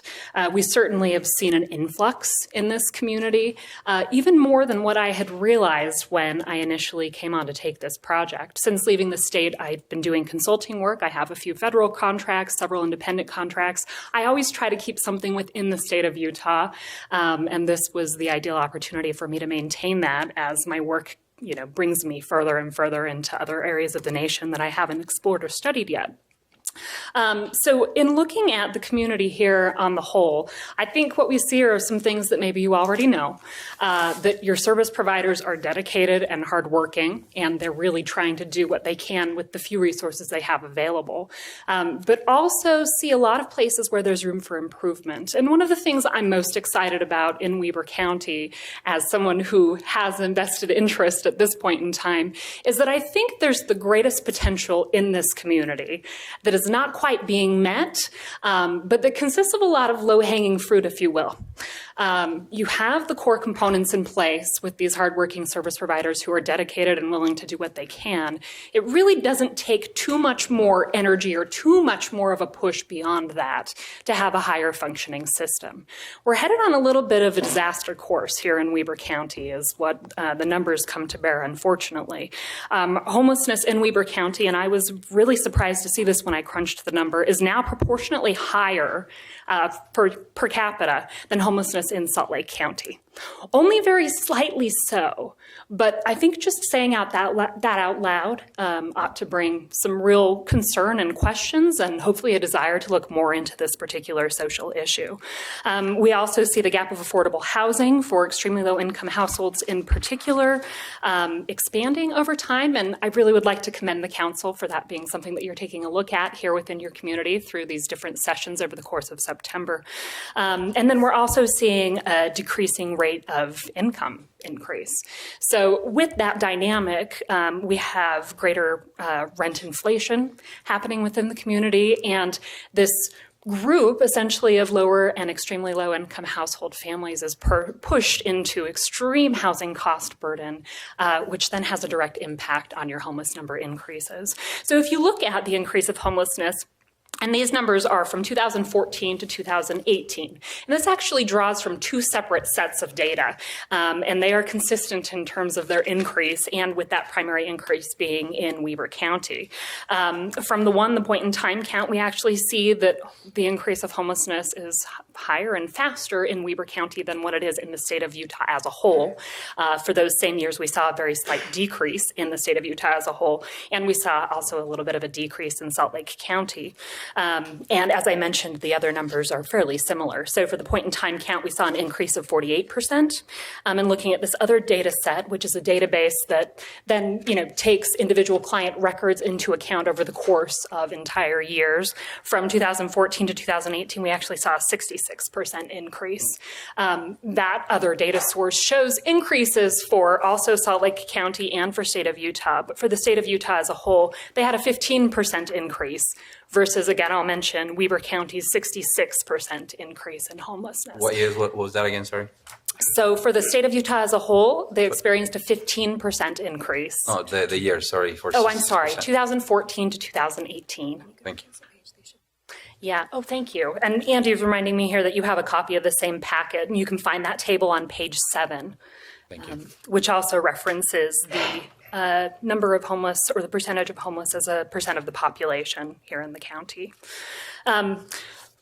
I think an additional concern with this, as Andy mentioned, we don't want to become Salt Lake County up here in Weber County. We've seen them really struggle with things there. I think a lot of your unique strengths in this community actually make it a totally different conversation. All the more need to make sure that we have people here who are at those state tables as they're discussing homelessness and as they're discussing statewide strategies, because the strategy that they're going to employ in Salt Lake County is not exactly the same strategy that would be most effective here in Weber County. There'll be some common elements in terms of best practice, right? And we want to make sure that we're on the cutting edge of research and information to do what we can with the resources within our community. But we really need to have some local focus and attention if we're going to address the specific needs and dynamics within this community, which again, and as you know, are quite a bit different. One of the concerning numbers also found within this study is the way in which the percentage of homelessness experienced in Weber County. And, I make these references to Salt Lake County because I think we all know that there's a clear problem there. We've maybe seen an increase here, but hearing what the sort of relative growth is compared to the problem we know exists in Salt Lake County, and hearing that the growth is faster here, and also seeing that the proportion of homeless people as a percent of the population is slightly higher here, really is to make a clear point that we need to pay close attention, even though Weber County's population and homeless population is about the fifth that of Salt Lake County. Still relevant. So Weber County hosts approximately 13 to 16% of the state's homeless population. In fiscal year 18, from state funding, they received 8.9% of state homeless funding. That number actually has decreased in fiscal year 20 to about 5.7% of the state's homeless funding. Again, more reason that we need to be really involved, I think, from a leadership perspective here locally, and then being able to bring that leadership on a state level to have some of these conversations. So the other thing that I'd like to point out here is really, again, that relationship between affordable housing and homelessness. So the scope of this strategic plan is really focused on the homeless services system. If you look at the back part of your packet, you'll see Appendix D, which shows you the strategic plan at a glance. There are 5 focus areas. Within each of those focus areas, there are 3 strategies with very specific action items. And if you want to read the full copy, you can read details on each of those. Or I'm sure Andy would love to answer questions in the future, as would I. But really, an important part of those strategies, even though it's really only one piece in the homeless services strategy, is to create a strategy around affordable housing. Your homeless service providers can come together. Your leadership maybe can show up, or we make strong investments in this community around the homeless services system. But if a similar investment is not made into affordable housing, the homeless services system is not going to be able to perform as well as they could. It's as simple as that. The more housing cost burdened households we have in Weber County, the further increase in homelessness we will see. So even if we're extremely responsive, we offer the type of services that provide maybe the minimal amount of resource needed for someone to end their homelessness, and do this with the utmost of efficiency and high performance, we still will have a significant gap if we're not able to create also a strategic plan around affordable housing. So again, I would like to really commend the council for the work that you're doing and taking a look at that. There are some specific parts of this handout that you have, starting on page 7, talks about this relationship between homelessness and affordable housing, gives some estimates actually of the number of tenants in Weber County that are rent burdened. And these come from the Utah Department of Workforce Services State of Utah Affordable Housing Report from 2018. It was the most recently available at the time of this report. Shows that 44.2% of tenants are rent burdened, and that there are 34.5% that actually pay greater than 35% of their household income toward rent costs. That's where we start to dip into this extremely rent burdened area. And we see study after study that shows that this is where our homeless numbers increase within a community. I'll let you take a look at the other components in there, as I know you're going to be focusing more on that particular area. Andy, is there anything you'd like to add in terms of the affordable housing component and how it fits in with the strategic plan? No, just that they are linked, that one relies on the other. Great. So I would strongly encourage you, if you have the time, that you can sort of skim through these. I think it's only about 18, 20 pages here, if even that. You can really take a look at those numbers, the relationship between those two systems. And then the last section is actually system performance as it currently stands for this community around homelessness. It explains 7 specific system performance measures. And if you take a look at those, you will actually see that in several areas, we're going in the wrong direction in terms of our performance around homeless services. And each one of these links to challenges within the community that our service providers face right now. There's reference to each of those, and also refers to specific recommendations that come forward in the strategic plan and how we can address and improve those performance measures. Anything you'd like to add? So I hope that we can count on your support for we have a lot of work to do, but we hope that we can count on your support for the implementation of this plan. And I also just want to thank really quickly all of the service providers that are here tonight that showed up. So I appreciate everyone that's here. Are there any questions from council members? I have a couple. Yeah, please. So you referenced a couple of times that we have an increase in homelessness and that Salt Lake County has a decrease. Could that be that many of those citizens are coming from Salt Lake County? So I believe that we have anecdotal evidence that might say that, but really it would be a good follow-up question to draw upon information that's within the databases and also look at shelter information, both at Lantern House and at the Road Home, to try to further detail that. Anecdotally, certainly, I think our staff and director at the Lantern House can tell you that they do see a lot of movement from Salt Lake. We know that the Wasatch Front Corridor is fairly fluid, but there have not been sort of a concrete numerical study in order to prove that. Can I just add one other quick question? Of course, absolutely. So the other thing you referenced a lot of is we, and I'm assuming that means Weber County.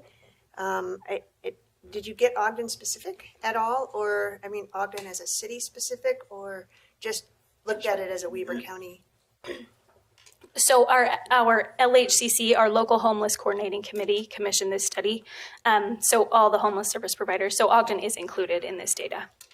But the we is Weber County, so it's all Right. the cities from West Haven, far west. Ogden being Roy. the majority. The majority of the concentration of homeless individuals are in Ogden City. So is the data disaggregated by city? It's not. It's not. It's something that we look at on a local homeless coordinating committee level, and Weber County is the bounds of that. But, I think if you took a look at the service providers that are included in collecting that data, actually, are there any that don't fall within the city limits? So I think really, almost when we look at Weber County data, we're looking at Ogden City data. Yeah, because there's no service providers outside of Ogden City, so that's where all the data is gathered. I mean, a limited amount, I should say. Yeah. I think we gather some participants from the other counties, such as Weber and Box Elder, because we're the focal point here. If you have any influence in the people in Salt Lake, if they could fund us more funds, we could probably do more toward that end. But that is the real key ingredients. And I think Marcia had was right with that we are receiving an increased number from Salt Lake City. So it would help if they could increase our funding to go along with that.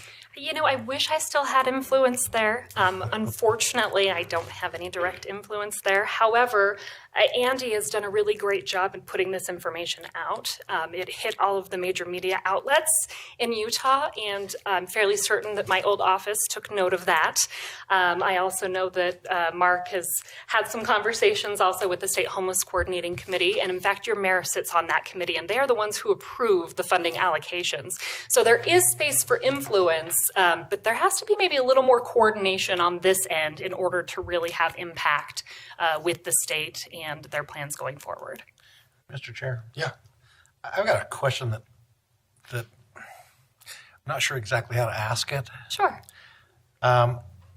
If you get really good at helping homeless, do you attract more homeless? So that's a good question, and it's not an uncommon one. It's one that a lot of communities will ask as they try to get into this and say, gosh, is this something really that we invest our funds into? The fact of the matter is, when we look at where people are coming from, the vast majority are coming from within the service area.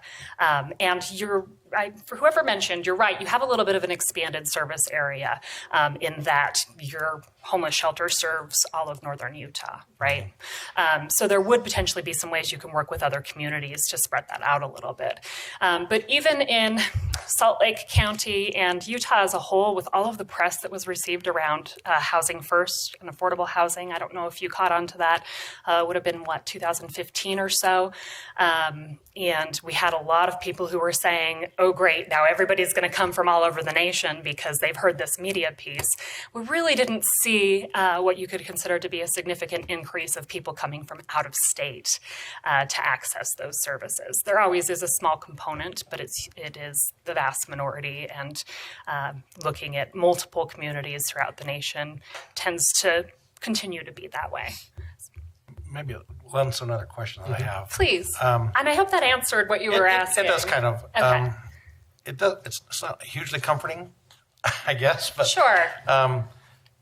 Some cities not around here, West Coast cities that are having huge problems with homeless encampments. And I think Salt Lake was having some of those problems. That's why they did what they did.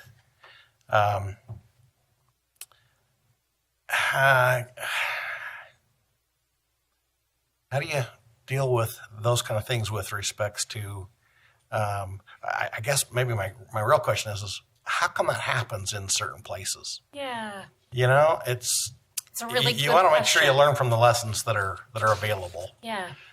And you want to make sure you have our citizens certainly want a nice, safe place. We just got done with the session. They want to be able to walk anywhere, any time of the day or night. Homeless tend to impede that. So we've got to make sure we strike a balance, I think, for some of those things. And maybe you've learned some lessons that will help us. Absolutely. And that's really a lot of what, is interwoven into these strategies. I actually do some work along the West Coast in Washington and Oregon and San Diego specifically. And really what we're seeing, and especially throughout the entire West Coast of the United States, is significant increases of homelessness as a result of the significant decreases in affordable housing. That is the primary factor from those who have studied this issue in detail in those particular areas that is influencing those numbers, that's influencing the heightened number of people who are unsheltered living on the streets actually within those communities. So you have that high population with those needs, and you have really, and I don't know if you've looked at housing costs in California recently. I have a brother who just moved there with his small family for a year. They got a steal deal because they're paying $1,700 a month. They're not even within any major city They're on the outskirts. They were lucky to be able to pay that.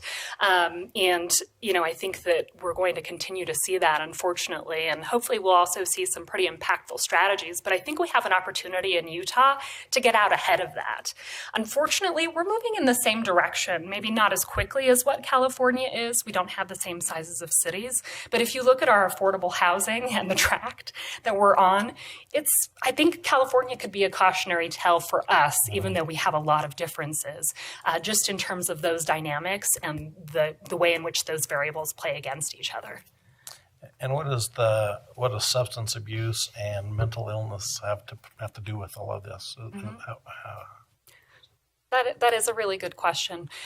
So related in that, we see higher instances of substance abuse and mental illness within the homeless population when we do these counts, right, and collect data from people. I think it also is really important to note that it's not the majority of the homeless population. In fact, even the people we see on the streets are not the majority of the homeless population.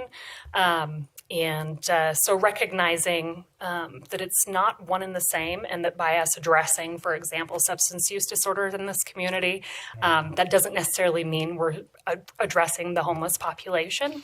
It's such a small percentage of the whole. I have a very good, world-renowned friend, actually, who likes to also point out that the vast majority of those who experience mental illness, which is about 1 in 5 in our population here in the state, we're also one of the most underserved behavioral health states in the nation right now.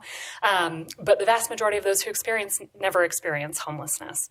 Same thing with substance use disorder. It really comes down to what resources you have available to you. So while it's something that is a subset and is written into these recommendations in terms of something that we need to coordinate with your health departments and service providers to ensure that we're addressing, I think it's also kind of helpful to put into perspective that when we say homeless population, we're not talking a group of people who are severely and persistently mentally ill and have substance use disorder all of the time. That's a small minority, and they require some specialized care and services to be effective. Thank you. This is a topic clearly we could go on for quite I some know. time I'm sorry. Well, no, I'm trying to be succinct in my responses anyway. And you are, but it's so data rich, but also so important that it certainly justifies more time. But before this meeting, we had a work session with our strategic planning committee. And one of the things that came out of their efforts was the community really wants to see an organized and more deliberate effort at addressing homelessness. And so this strategic plan that you're presenting and discussing tonight has a really timely nexus with where we're headed. And so reading some of the strategies, and I think we can dig into the plan more on our own later, but I see a need for more of your involvement moving forward here. But I can see that there's suggestions like lack of key leadership and backbone support and things where maybe the city needs to be playing a role, and it would be responsive not only to needs but to requests from the community too. So Thrilled to hear that, and Andy would be a great primary point of contact going further. I'm happy to support where I can. Can I just, do you mind if I just make a little statement? No, a comment to what you're saying, because I've been serving on that committee, and I appreciate so much all the work that the service providers in the area coming together, trying to think the best way that we can gather as much funding as we can. But we really have to realize that a lot of our organizations are very stretched with their resources, including people. And so when you have to apply for funding and grants, that takes a certain amount of time and effort. Then you also have to report back on those grants, et cetera. So what we really want to do with this plan and this coordinating effort is to think about how can we help to support, and by we, I mean service providers and governmental, how can we help to support, to tell that story? Like you were saying, Councilmember Stevens, can you go ask for it? Well, we also can demand that we get a fair share of the amount of funding across the state because we are providing those services. So, we can do that in our role as just regular citizens, but also as a council to reach out to those folks to really explain that we want to take care of the folks in our community. I think if you look at the tables, which I thought were very revealing, on figure 3, for example, on page 8, and I saw this report given a couple times, so you have to give me that. But in Weber County, you can see the rent growth rate. It looks pretty small because it's 0.5%, but for some folks, that's a really large percentage, right? And then the income growth rate is negative 0.4%. So you can see right there that that is a gap, right? A really big gap for folks. So we can think about how we're growing our economic development to help support people to have a little bit higher income in some ways. And then on the next page, there's the figure 4, which shows the affordable housing units per percentage. So we'll see a lot of numbers around this. I know the council was asking, we want to know the inventory of everything that we have. And this is Weber County. If we look at Weber County, we have, in the lower than or equal to 30% of affordable housing units, we have negative 2,540. And as you go across, we have some more in the other categories, which I think is definitely parts of our efforts around the quality neighborhoods, et cetera, the things we have been doing.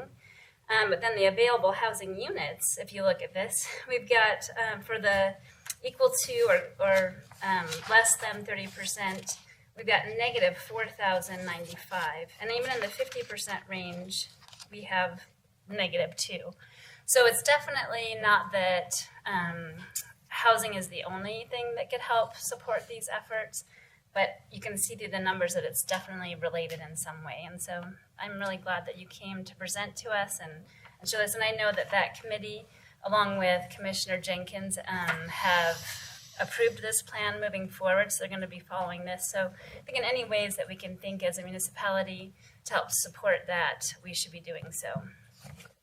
Great, thank you. Thank you for letting us take the time. No, thank you so much. Sorry we took more time. I apologize. We apologize to everybody who's here. I think we've gone over, so Yeah. if there's any time we can come back and talk further with the council, we would love to. Okay, I think we'll take you up on that. For anyone who is here or staying for our 7 p.m. work session and fact-finding work session, we apologize. It's likely to get to it a little bit late this evening, but we will be getting to it.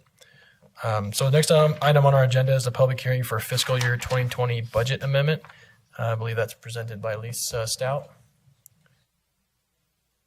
Oh, she's behind the pole. I can see her moving. I see her arm. I'm hoping she's behind one of the two. And we have backup support from Brandon Cooper, I presume. Lisa. Thank you. It's a pleasure to be here. This budget amendment was first presented to you on August 20th, where administration is asking for an appropriation of BDO lease revenue in the amount of $325 to transfer to the RDA. This transfer will help with the purchase of a couple of properties near the Union Station campus to the south of it. The RDA project includes a loan from Golden West Credit Union to the redevelopment agency, and then the remaining funding will come from Ogden City for the closing, some debt service, and also the demolition of the St. Anne Center. The total project will include additional debt service in future years from the city, most likely to the RDA transfer requests, and with a balloon payment in the year 2030 if a developer is not found to purchase the property from the redevelopment agency. But the action before you tonight is a transfer from Ogden City to the RDA in the amount of $345,325. Any questions?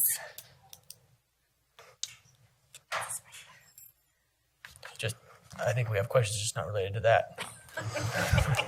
Okay. The request on the agenda tonight is for you to adopt the resolution allowing for this appropriation and transfer. Thank you. Thank you, Lisa. Yep, thanks. Okay, this is a public hearing, so if you wish to address the council on this 2020 budget amendment, now is your opportunity.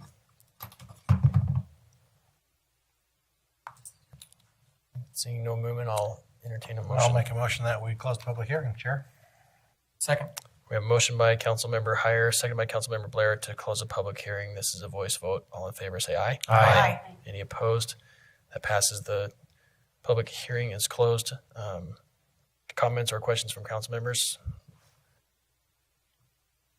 Seeing none, I would make a motion that we adopt proposed ordinance 2019-38. I second it. We have a motion by Councilmember Blair, second by Councilmember Stevens to adopt proposed ordinance 2019-38. This is a roll call vote. Councilmember Blair? Aye. Councilmember Heyer? Aye. Councilmember Lopez? Aye. Councilmember Stevens? Aye. Councilmember White? Aye. Vice Chair Chaburka? Aye. Chair Nadolski? Aye, that passes. Thank you, Lisa. Next item on our agenda is reports from administration, property conveyance to redevelopment agency, related item. Mr. Cooper, thank you. Good evening. Thank you for your time. I know you have a lot of big topics to cover, so we'll be very brief and succinct. My report this evening is in conjunction with the amendment that was just passed for the fiscal year 2020 budget. It's connected to Resolution 2019-21 related to the approval of land conveyance for the purpose of securing a commercial loan from Golden West Credit Union.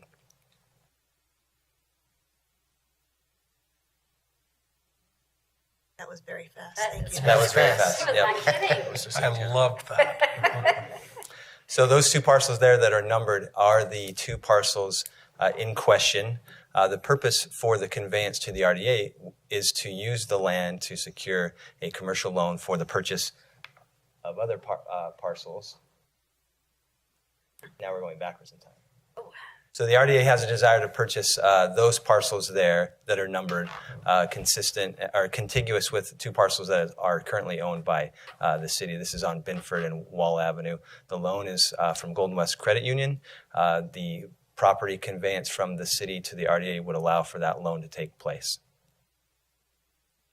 Any questions for Mr. Cooper? Chair, I just have, will you just, for the record, this isn't St. Anne's as in the Lantern House, it's land that St. Anne's used to own.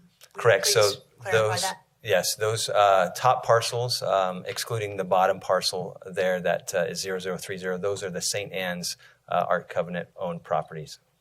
And then just briefly, will you explain why we decided to use a loan and not other revenue, more land or anything like that? Sure. A debt instrument like this is consistent with purchasing property. It allows for leverage that is not applicable to other types of transactions. So by using debt and using that leverage, we preserve cash that we might have to use in certain situations where cash is only appropriate. Thank you.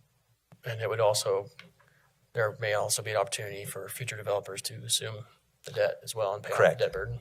Right. That note can be assigned, paid off by someone else, whereas cash would be spent. But the numbers presented were worst case scenario. Correct. Should that not happen. Right. Okay. So the amount will go to the Lantern House when we purchase the property. Is that how it's taken care of at that time, or?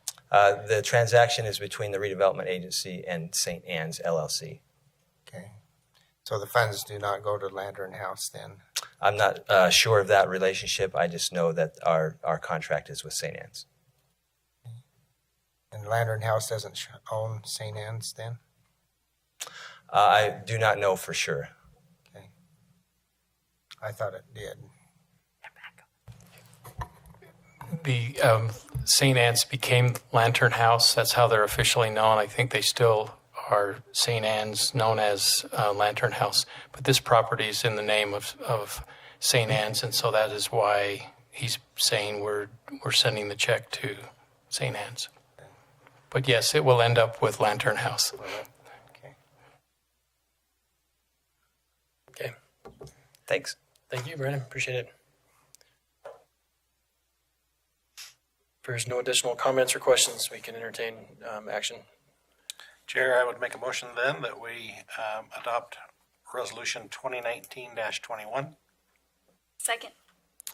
We have a motion by Councilmember Heyer, second by Councilmember Chaburka to adopt proposed resolution 2019-21. This is a roll call vote. Councilmember Heyer? Aye. Councilmember Lopez? Aye. Councilmember Stevens? Aye. Councilmember White? Aye. Councilmember Blair? Aye. Vice Chair Chaburka? Aye. Chair Nadolski? Aye. That passes. Thank you, Brandon. See you here in a minute. Community and Economic Development Department Citizen Participation Plan is the next item on the agenda. Will that be Ward or Kathy? Okay. Ward Ogden. Hello. Welcome. Chair and members of the council. We're here to discuss the Citizen Participation Plan. That is a function of our federal grants that we receive. Each year we are an entitlement community for the, did I hit the wrong button? Sorry. Forward button. Forward. Oh, the right arrow. Yeah. Okay, there we go. We're an entitlement community for the Community Development Block Grant and the Home Investment Partnership Grant. In order to receive these grants each year, we have to comply with federal regulations. And one of those requirements is a citizen participation process for gaining input and citizen comment and participation in the planning for the use of those funds. So the plan that is being presented is basically outlined for us in the regulations by HUD. They give us the guidelines, they tell us what we have to do, and so we're putting a plan together that meets those requirements. We're not really infusing anything in addition to that. And we have been following these procedures for some years. It involves outreach to citizens, such as public in general, citizen advisory committee, neighborhood groups, faith-based organizations, school groups, etc., and then consultation with stakeholders such as lending institutions, businesses, other government agencies, homeless providers, and nonprofits. It includes adoption of the HUD plan, or what we call the consolidated plan, at a public hearing. It provides for a 30-day public comment period. Provides citizens and stakeholders an opportunity to review and review the plans and comment. It requires us to publish in the newspaper a 30-day for that 30-day comment period, so that citizens know about it. And we post that notice as well throughout the community. And then we're required to consider the comments in the plan, public comments that we receive.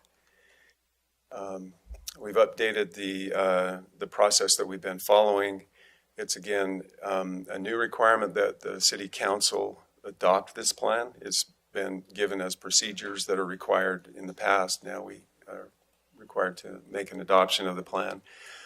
There's additional outreach efforts that are required, and they include things such as consultation with broadband service providers to try and make sure that we're having connectivity in the community, floodplain and other public lands managers.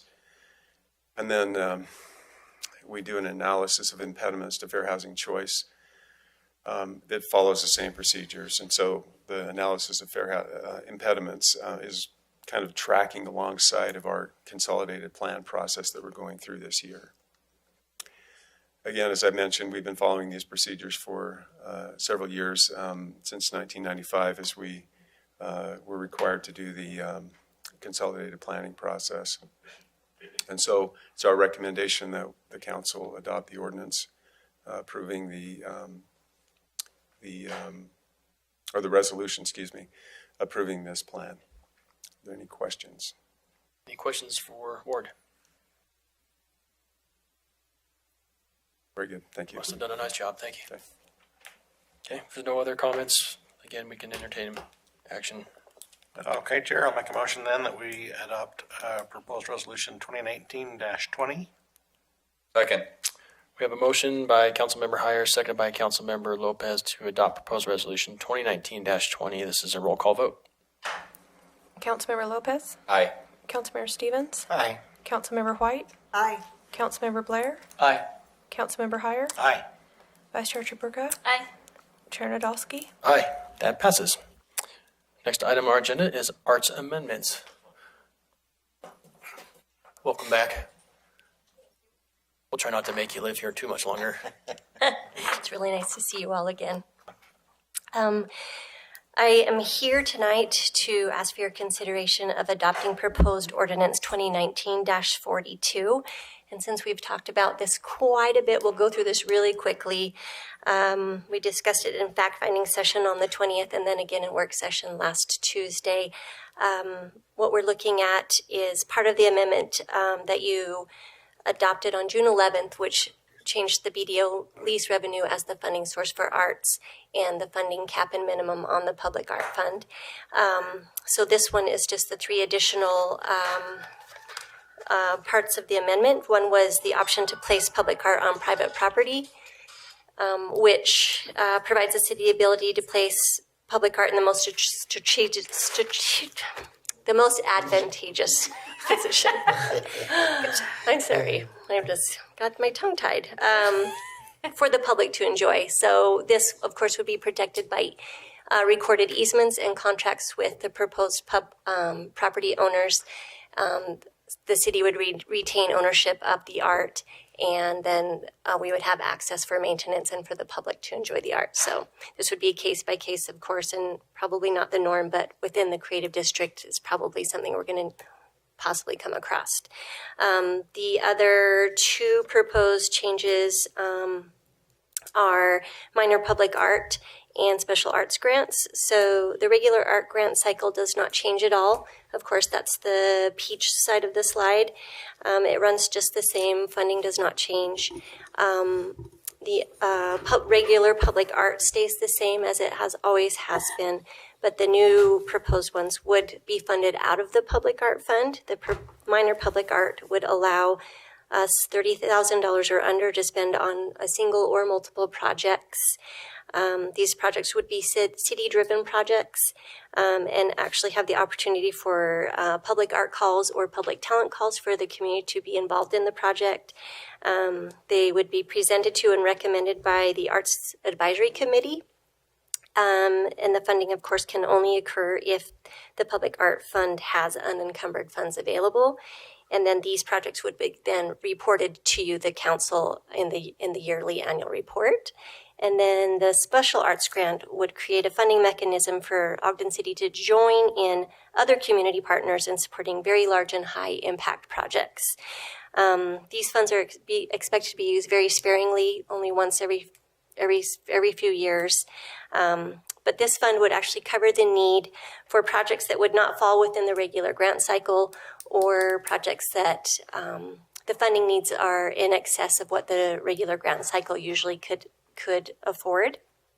And of course, these projects would need and go through the regular process, just like art grants. They would go through approval through the Arts Advisory Committee and then be recommended to you, the City Council, for approval.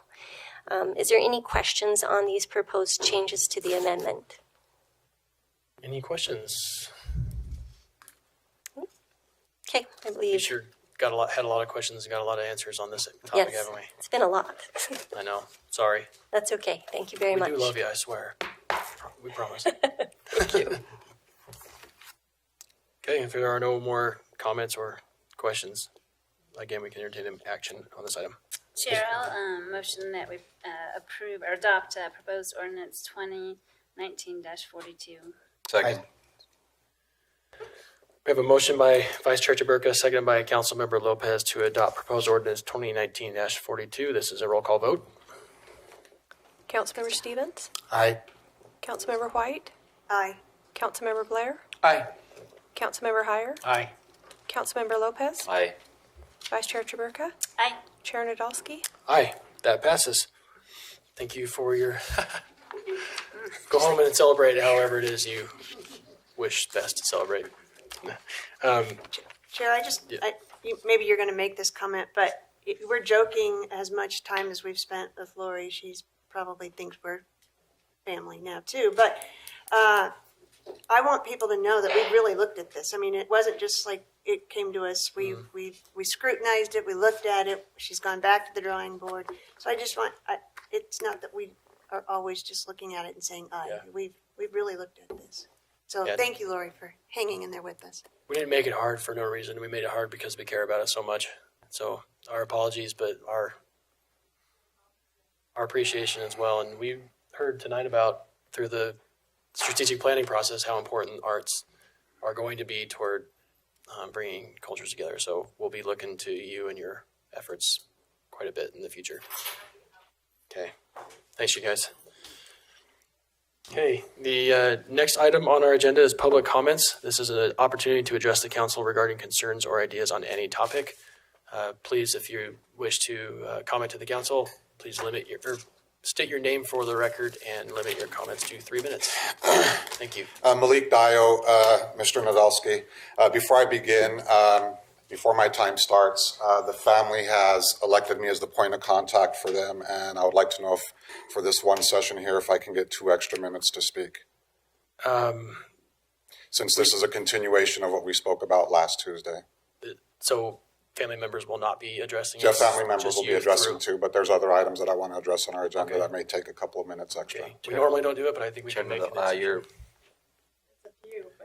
I think there's shared discretion in our rules to allow for it, correct? If you'll be speaking in place of members of the family, Then I'll try to keep it to 3 minutes. No, we'll make that available to you. Okay, thank you so much. I appreciate your graciousness. Okay, so thank you for allowing me to the opportunity to speak again today in reference to the shooting death of Giovanni Mercado by Ogden City Police.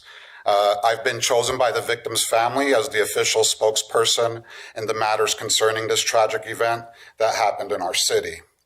We are assembled here today before the council to follow up with our concerns, which Mr. Johnson stated last week he would contact legal, the DA, the mayor, and the chief of police on how to proceed forward with our concerns of use of deadly force in Ogden. And we want to know where he and the council are at with this so far, since a week has passed already. We want to place urgency on this. Okay.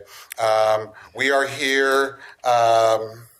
We have recently formed a 7-person committee. It's going to be called the Utah Coalition for Police Reform, and we want to be recognized as such moving forward by the council. Our primary goal is to push for more de-escalation and less lethal force by Ogden City Police Department. We're also requesting regular meetings with you, Mr. Nadolski, to follow up with any advancement or updates to our concerns on a biweekly basis or as needed. We also request that our 7-member committee be given the opportunity to go through the Civilian Police Academy, and we want this to be specialized for our group and for our committee, so we can see what the police go through, and as we proceed with this process for fighting for de-escalation and use of non-lethal force. And at the same token, what we expect is we request that the officers go through a similar training as if they were the civilian encountering the police. This puts the police on the side of the discrimination. 2 examples I can give is a police officer taking this training can be confronted by actors who are acting as police to speak to him in a language that he does not understand and give him commands to see how the person will react. Another example could be the officer could be wearing headphones and not be able to listen to the commands and expect to follow them. And we want this to be equal time training between the both groups. We know Ogden has the money. I've sat on several council meetings. I've listened to this debate. I know how much Mr. Johnson makes. He makes more than the governor of Utah. I know we got the money to put into this to save lives. Okay. We are also wanting to discuss other items on our agenda, such as civilian review boards that we intend to put in place for police shootings, diversity recruitment. For some reason, Ogden can't become diverse with their police hiring. Salt Lake's doing a wonderful job. However, here you can't even count the people of color on one hand in our department. Okay. We also recognize that officers must have a living wage in Ogden, and that's why we can't keep good officers here because of their low pay. So we're asking for extra pay for officers. Okay. We're asking for foot patrols because the community wants to see our officers face to face. We don't want to see them driving by in a car not knowing who they are, feeling intimidated. We want 211 grants for social workers to go to the scene with an officer as needed, because mentally ill people should not be getting incarcerated or arrested. Okay, we want comprehensive body cam policy. There was a man recently shot who had a rock in his hand, and none of the police had his body cams on, and we have to take their word that the man had a rock in his hand and that he was threatening their life. We want transparency with arrest statistics by race. We want traffic tickets that offer the opportunity to put Hispanic on there because they're marking us as white, and there's no way to track by ethnicity who's getting the most tickets. Okay, and most of all, I want to ask the mayor to please ask Randy Watt, the chief of police, to take the cops out from in front of Mr. Mercado's property. They've been camping out there since this shooting. They've been feeling intimidated, and there has been no threats whatsoever, and there's no reason for the cops to be there, and I want Mr. Watt to speak to that as well. That's all I have to say. Thank you, Malik. Thank you. Next. Chair, just Before we get to the next one, sorry. just remind people of civility, please, if you would, tonight. Yep.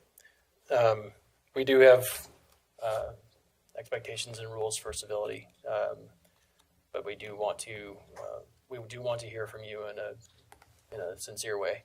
So we appreciate your consideration with that, and that's okay. Brandon, Malik, that I'm giving Brandon a card. You said you wanted to meet with me. That has my personal cell phone number on it. Okay, sorry. Thank you. My name is Nazli Gonzalez, and I'm here speaking on the behalf of my family and Giovanni Mercado's family. I want to speak about reforms that I think need to be passed, especially for Ogden City. I think we need to demilitarize and get proper training on de-escalation. The use of lethal weapons can give people a feeling like there's an occupying force as opposed to a force that's part of the community that's protecting them and serving them. A good example of improvement is Salt Lake City swapping out 70 arms, lethal weapons for beanbag guns. Not only does this lower the chance of deadly police-involved shootings, but helps put our community at ease. How can we unite as a community if most of our community is afraid of those who are here to serve and protect us?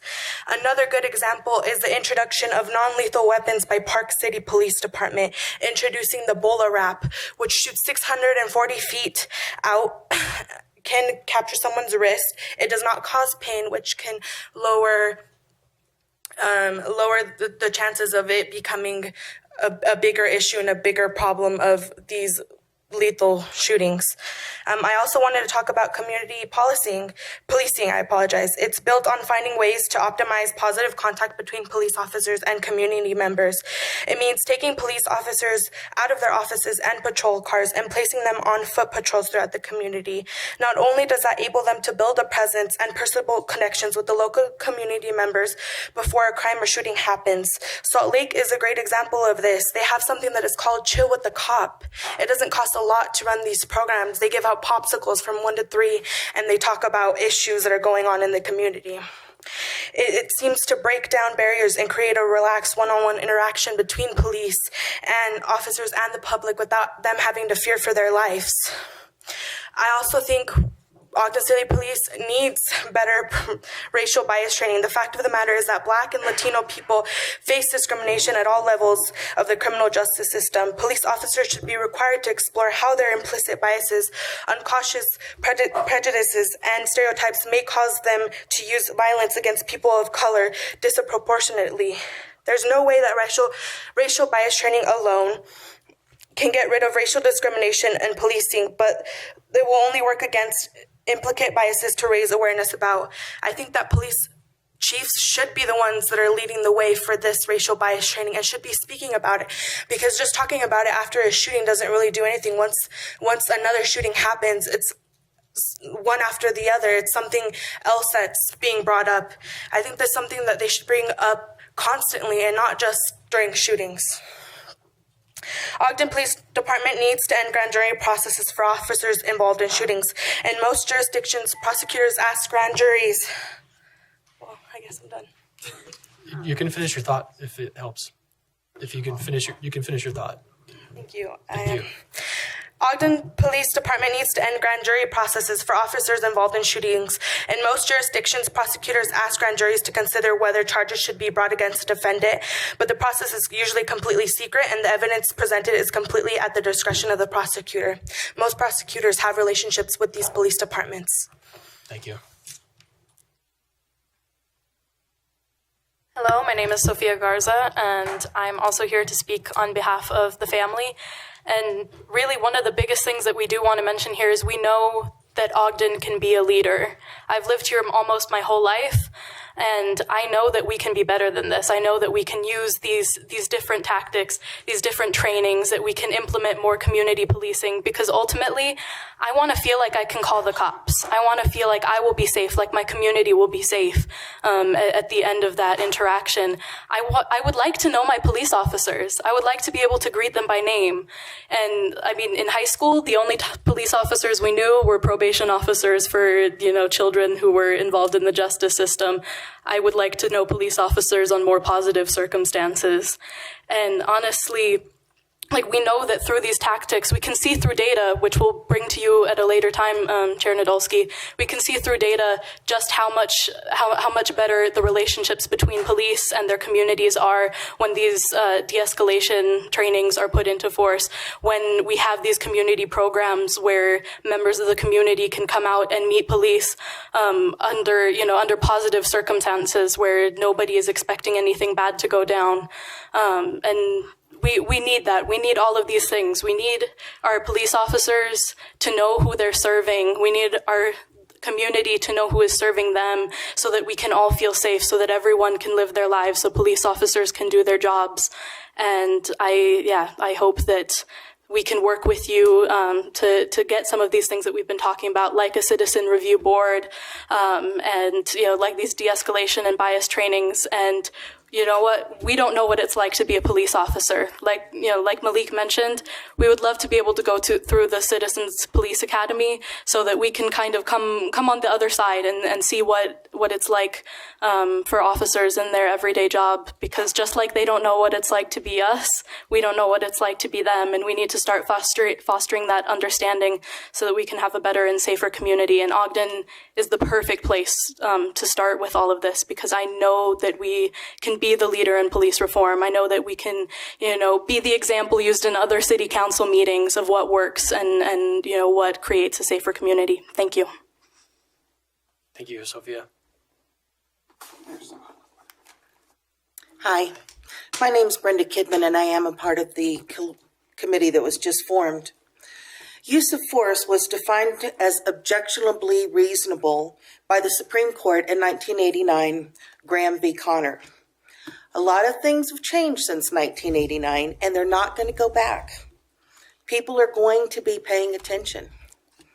Departments that instill the importance of de-escalation, that are willing to acknowledge and learn from mistakes and strive to get everyone home, can prevent citizens from getting shot. It also lowers the number of deaths of officers on the job.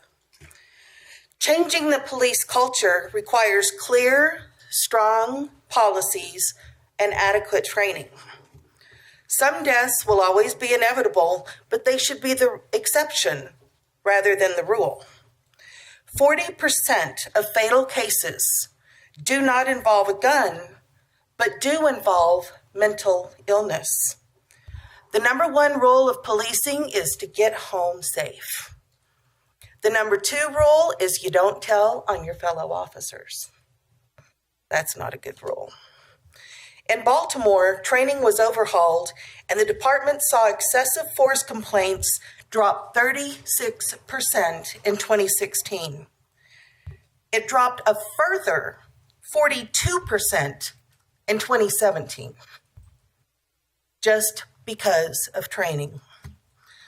The Police Executive Research Forum developed a training course called ICAT, Integrating Communications, Assessment, and Tactics. Okay, where are the dollars going to come from for this? Federal funds are available. Savings from court cases being filed by grieving families.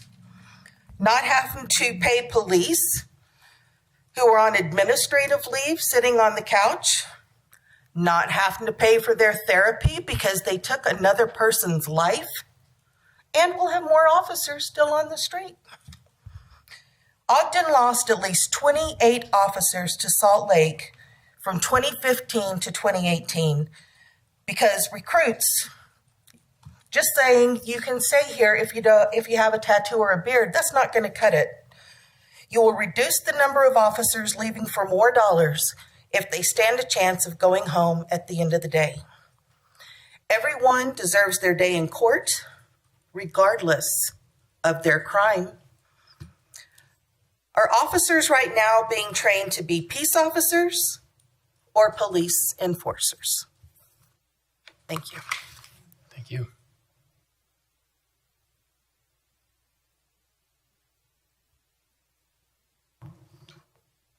My name is Julia Aldrich, and I'm here again on behalf of the Marshall White Center.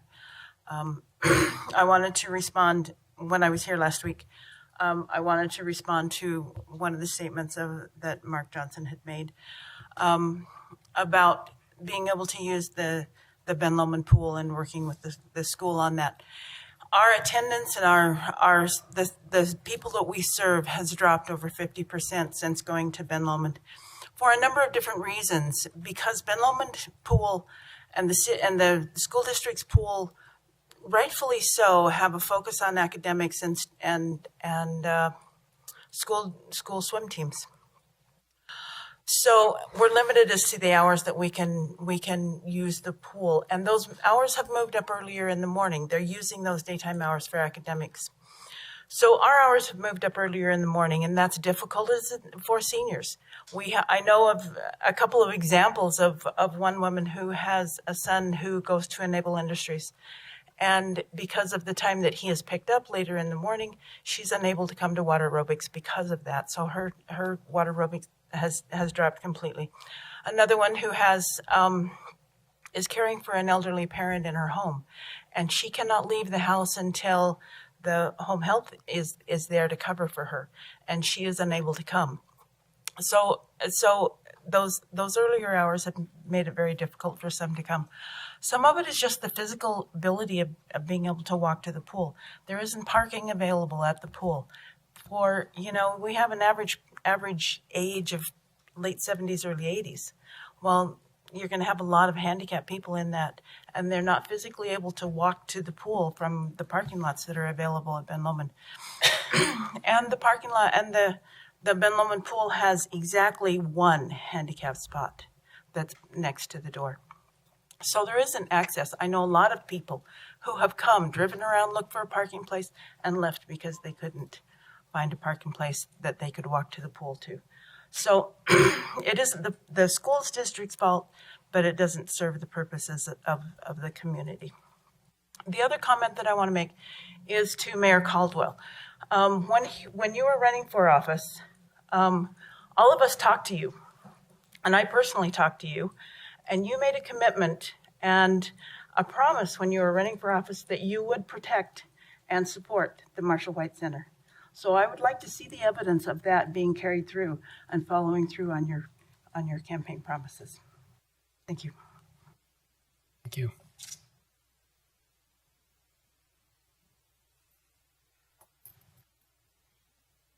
Hi, my name is Terry Summers, and I have been a part of Ogden City for the past 35 years.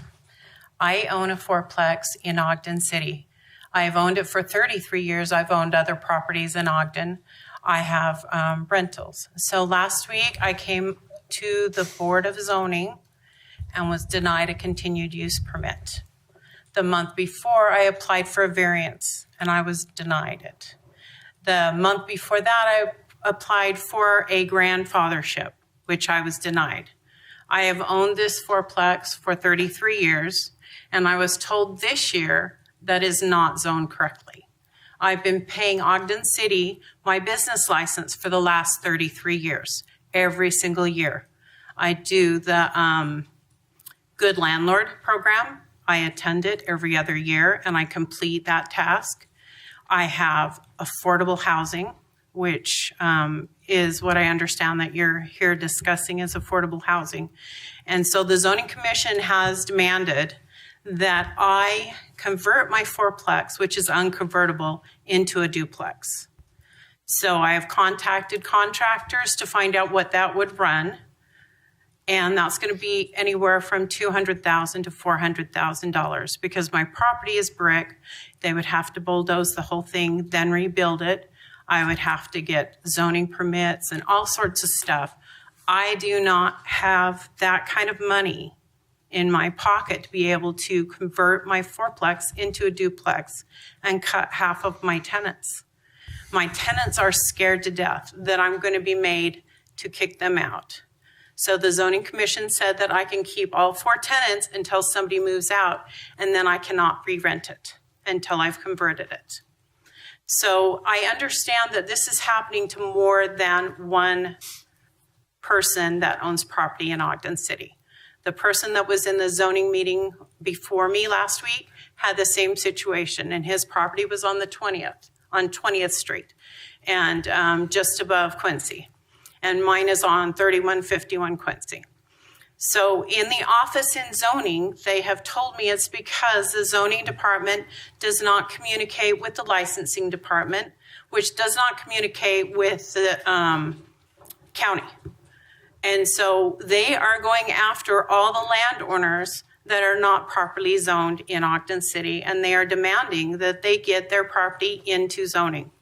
Now, I understand that if it's an older home and we've cut it up and put it into fourplex, but this was built as a fourplex in 1967. It is not a duplex. It never has been a duplex. It never can be a duplex unless it's rebuilt. Thank you. Thank you. Good evening. My name is Paulo Santiago. I've been living in Ogden, Utah for 3 years. And I have seen the police get a bit violent with the people on the streets. I came from Arizona, and there's a law in Arizona. Every time the police officer takes his gun out of his holster, he has to write a report. Why it was taken out, to see how many officers abuse of their power. And I think there'll be less killings because some officers go out on the street and they maybe didn't have a good day. They find someone like me with a beard and tattoos on their neck, and they talk to us rude and disrespect us. I think there should be a law. Every time the police officer takes his gun out, there should be a report done. Thank you for your time. Have a good evening. Thank you.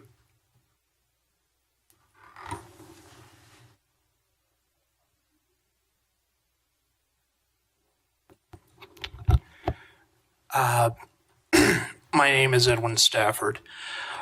Hopefully I don't run over. I came to address the council regarding the comments made last week. I've since thought better of that, and I would rather use my time to address the housing concerns.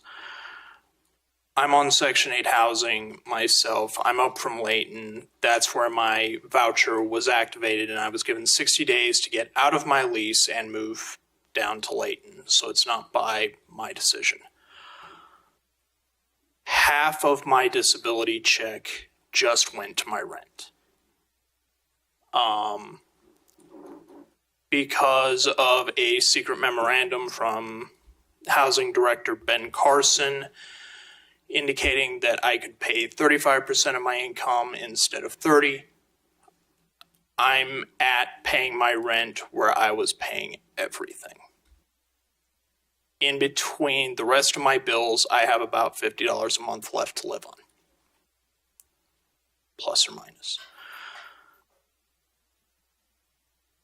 I have a friend who is preparing to leave the state because services do not exist. He doesn't have the ability to wait for a good first step, and so he's out. I'm trying to figure out myself why that's a bad idea. I'm from Wyoming. We can't justify the expense for 5 people. but we've also had Uber Eats and buses to the food pantry and community activism since before Uber was ever a thing, because we know we don't have the infrastructure.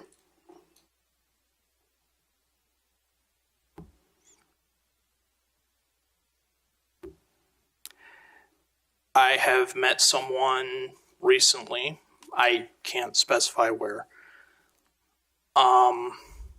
that is homeless because she was in the hospital when the rent check was due.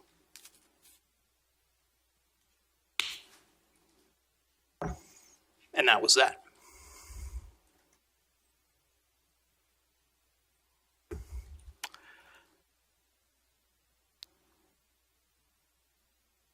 I don't know what to tell you guys, but help.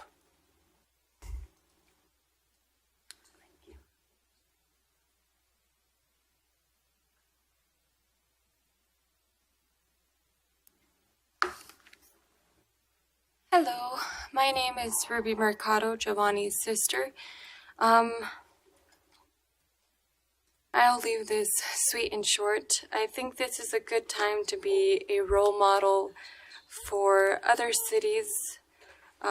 We want change for the better, not for the worse. And together as a community, I believe that we can avoid a situation like this from occurring again by establishing de-escalation training and racial profiling / racial diversity programs.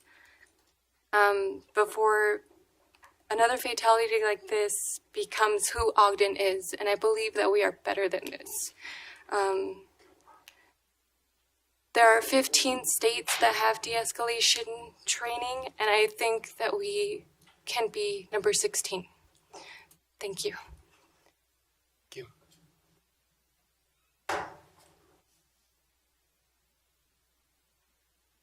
Thank you. My name is Ed Mackner. I've been here 2 or 3 weeks ago.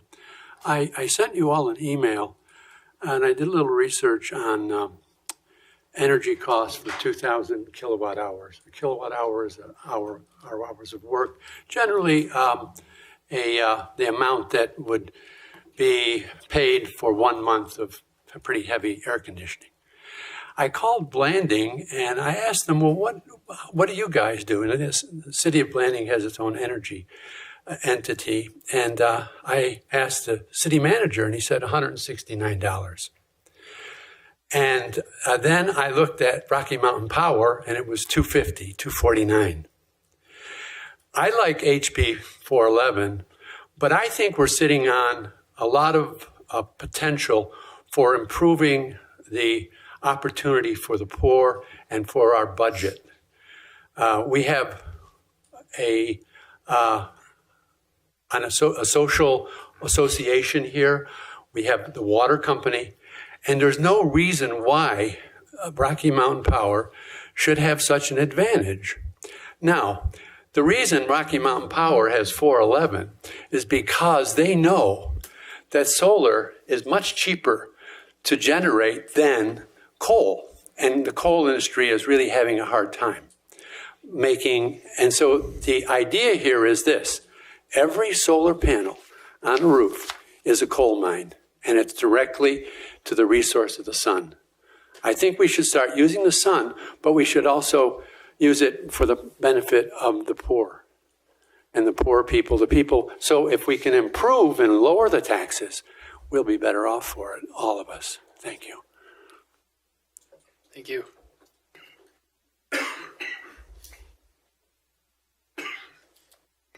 Good evening. My name is Bethany Lemke. I'm with the Coalition for Police Reform that was just created. I simply want to present the ideas of our Ogden police having to release body cam footage to the citizens within 10 days of any incidents that result in death of a citizen. We are still waiting on Giovanni's death's body cam. footage, and that is something that I feel like is very necessary for the citizens to receive and to view. If Ogden City Police is to be trusted with all of the citizens, then I feel like that should be something that should be considered, them releasing body cam footage and working with the citizens. I've had experiences with the police, not myself being detained, but 2 children of color being detained with 6 cop cars lined up along the road as they're being sat down. And they ended up getting released as soon as their parents arrived. But 6 cop cars seemed pretty excessive to me. And when I walked up just to act as a witness for these children, they would not release their names and they wouldn't release their badge numbers. And I don't know if that's policy, but if that is a policy, I feel like that should be changed. As citizens or as servants of the public to protect and serve, I feel like it is necessary that they should present themselves in a professional manner and present their names and their badge numbers. And that should be a way to be held accountable by the citizens, because police should not be able to police themselves. They generally find themselves innocent, which is very obvious. So I feel like that is something that we do need to consider, and I hope that we can all work together to find some positive change so that our citizens do feel safe, and all of our citizens, including and especially our citizens of color, feel safe by those meant to protect and serve them. Thank you for listening. Thank you.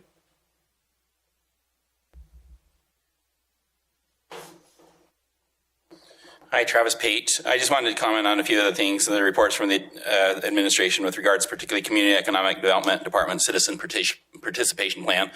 We've had a great success, not only just as an individual, but as a neighborhood with the department. And they said, what do you guys want to see? And we're like, okay, we need more emphasis on the HUD foreclosures in and around parks and in and around schools. And they were very responsive to including that, and very responsive to bringing those to pass, because who wouldn't want to live by a park? Who wouldn't want to live by a school? And so the concentrations of those efforts, and so to actually have to adopt it as a plan, I think is just great, and have the council recognize it, that there is citizen participation. And as far as citizen participation also, I wanted to speak about the public hearing for the budget amendment, but I was like, just wait back. Can we mothball or shutter St. Anne's for a reasonable cost? Because there's already sewer, water, all these other infrastructures that are in that building. Clear the rest of the vacant property, and then just say, hey, we've got the money available to remove this building when the developer comes, but $200,000 when we spent over $50,000 for the Ogden Welcome Center, because as we know, UTA with Union Pacific and everything else had to put their front runner stop further and further away from public accesses. And so the Ogden Welcome Center, which was the train rehab, was well over $50,000 to get sewer and water to that little space. And so while we already have sewer and water and the possibility of a shelter in place aspect for public events, we're not going to have a Spike 150 event every year. But the amount of usage for that corridor was phenomenal. So with the Shoop Williams Candy Factory and all those other places that are available, it can be an alternate venue for event space. But I think we should shutter it, because even a gift from Nordstrom's Corporation, when Blake Nordstrom said, hey, we're closing our store, they donated the entire building to Ogden City. And it was right in the way of Kiesel Avenue, so it was probably the best part of the building, best part of the mall, because Nordstrom's brought their own architect and contractor and built their own building. It wasn't a monolith mega building, but it did need to go as far as the progress of the junction. $6 million investment, and now $186 million invested back into that same 20 acres. Phenomenal. But Nordstrom's was also used as the staging area for the Crown Plaza Hotel, which is now the Hampton Inn and Suites. All the loading docks, everything else, the vanities, the mirrors, everything came into Nordstrom's and was staged until they were ready to put it at the Hampton Inn. So besides a shelter-in-place thing for public events, I think also it could be a staging area. Possibly when the developer comes, they say, hey, yeah, we could actually use that building as part of our incorporation. So I think that, to me, just the waste of just tearing it down just to tear it down for part of it under the guise of land banking. Sewer and water and all the infrastructure is already there. So I'd say it'd be a lot more cost effective to mothball the building or shutter it. Thanks. Thanks, Travis.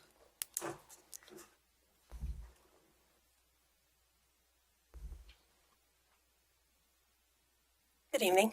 Angel Castillo.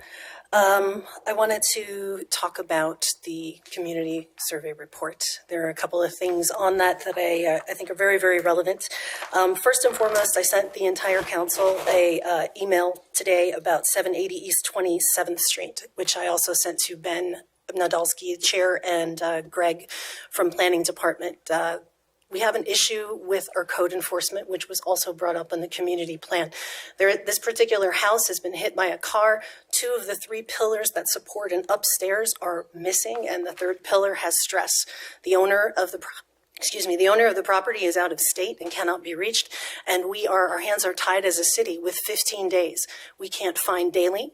We can't condemn the property. It is a public safety hazard, and if you look at that photo, you can tell that that porch is going to collapse and someone's going to be injured gravely or die. And so we need to look into code enforcement and put some more teeth into code enforcement in emergency type situations like this. I'm not talking about a shutter falling off or a broken pane of glass or somebody's brown lawn. This is a true public safety hazard, and it needs to be addressed immediately. I am thrilled to death with the results that we had gotten from the community survey. And I have been hammering you about affordable housing, inclusionary zoning, ADUs, and tiny homes for over a year now. And so I am absolutely thrilled that the community data supports that. And I'm even more excited the fact that the Housing Authority is telling you that we have a problem with affordable housing, middle income and low income, and that we have a homeless issue, and that affordable housing plays into that. Very few people choose to be homeless. They would like to pay rent to have a house. And so we can do our part as a city by following Salt Lake's lead and signing into law inclusionary zoning. This is what you can control. And I know that you're looking at that and the series that we're going to be having over the month, and I'm really hopeful that you'll see this. I feel like the ghost of Christmas past. Christmas future. I mean, I come from a city that has a housing crisis and a homeless crisis, and I have been beating you all about the head and the shoulders with housing affordability solutions because that's why I joined the Planning Commission. I don't want to see that happen here in Ogden, and this is the path that we're heading towards, and we have data to support this. So it's imperative that you act quickly so that we do not miss the opportunity to at least provide a pressure release valve for our working class. The median income for Ogden is $43,000. And for a first-year police officer, a teacher, a nurse, or a fireman, if you're renting a 2-bedroom home, that puts you at 32% HUD rent burden via HUD. We have to start making choices that are going to allow middle income and lower income housing so that people can stay. Thank you. Thank you. Anybody else? Okay. We normally like to take all of the questions that have been asked and provide answers immediately following. We're 40 minutes behind schedule for our next meeting, but we did not want that to keep us from hearing from you. But part of listening is also providing answers when asked.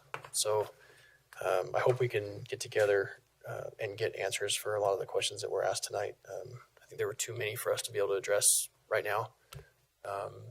But I do hope we can get you the answers you're asking for.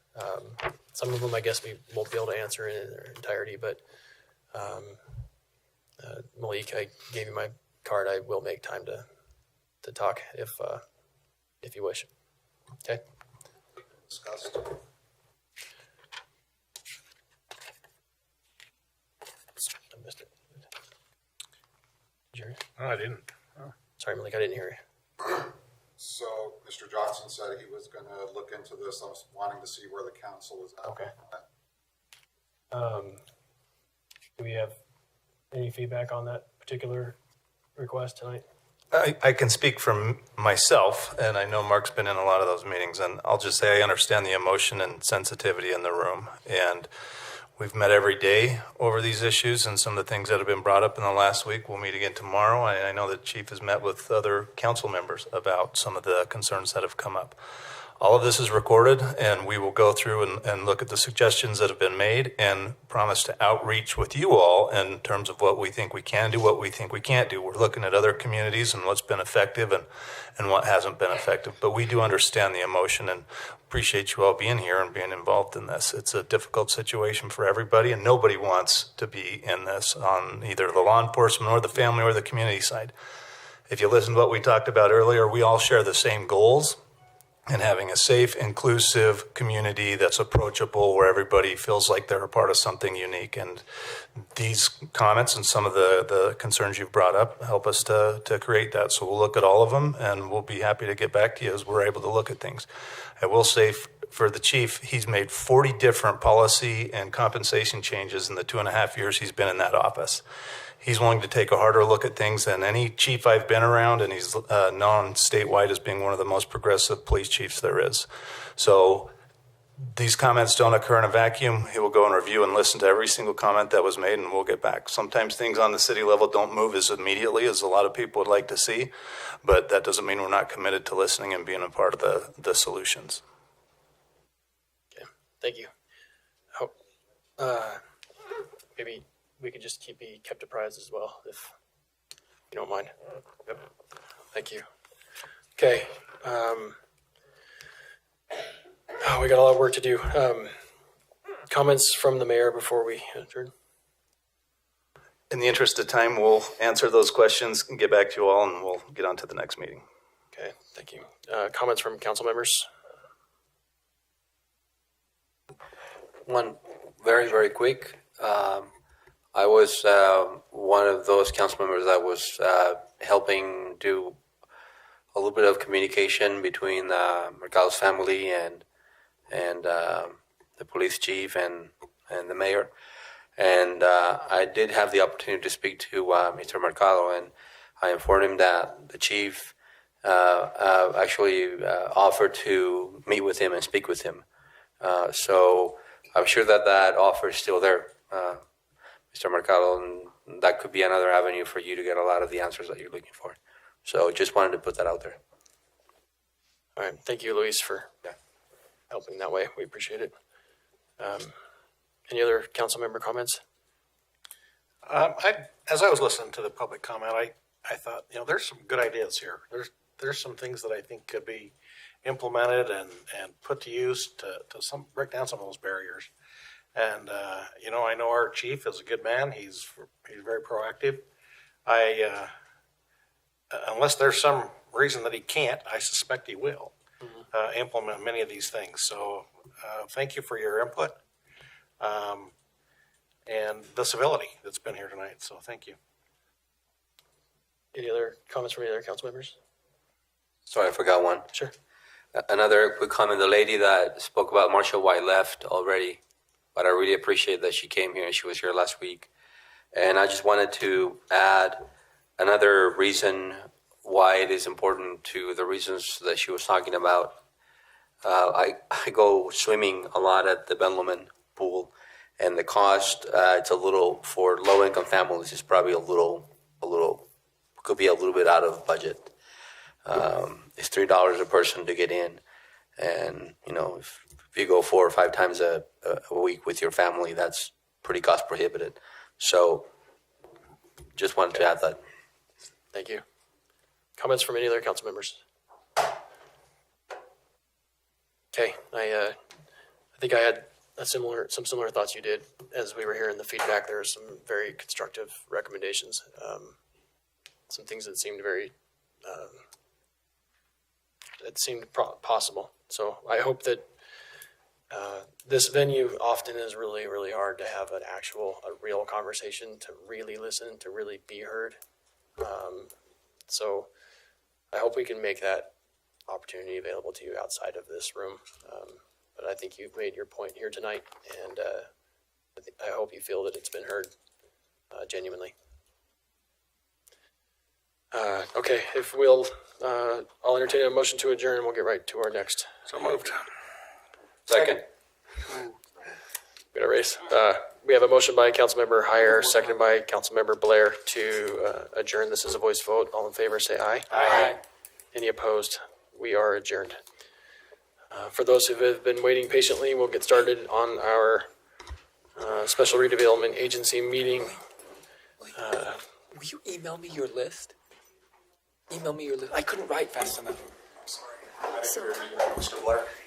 All the things that you on your Chair Nadolski, we could push the redevelopment agency meeting till after the housing, Can we? if you want to. Yeah, that's good. I just couldn't write fast enough. Thank you for Yep. Yep. Although it may not take very long either, it might take 10 minutes. Right. What's the procedure for that, Denise? No, we can just go to that work session. I'm just gonna say that for a second. Come back.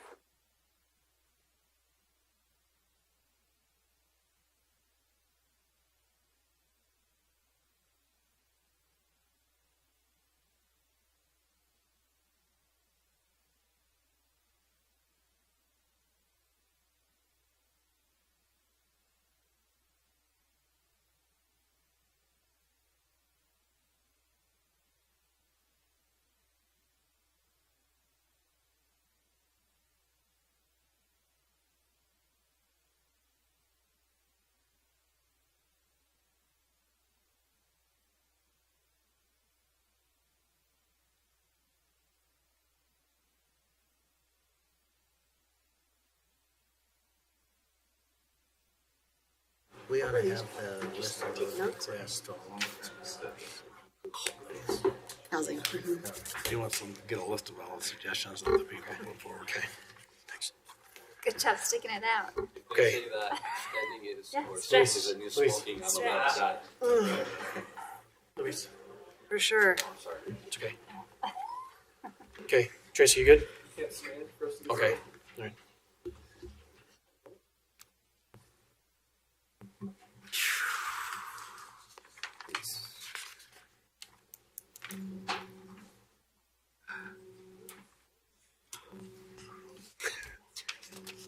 Okay, good. Okay, welcome everybody to this. Sorry.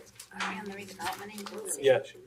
Oh, I know. sorry. We're gonna- Okay, sorry. I was getting confused. Before we get too much further, we'll just say that I think it's important that we get to the 7 p.m. fact-finding work session, and then we will get back to the RDA meeting immediately following. We have people here that are here specifically for the. People here specifically for this land sale too. Okay.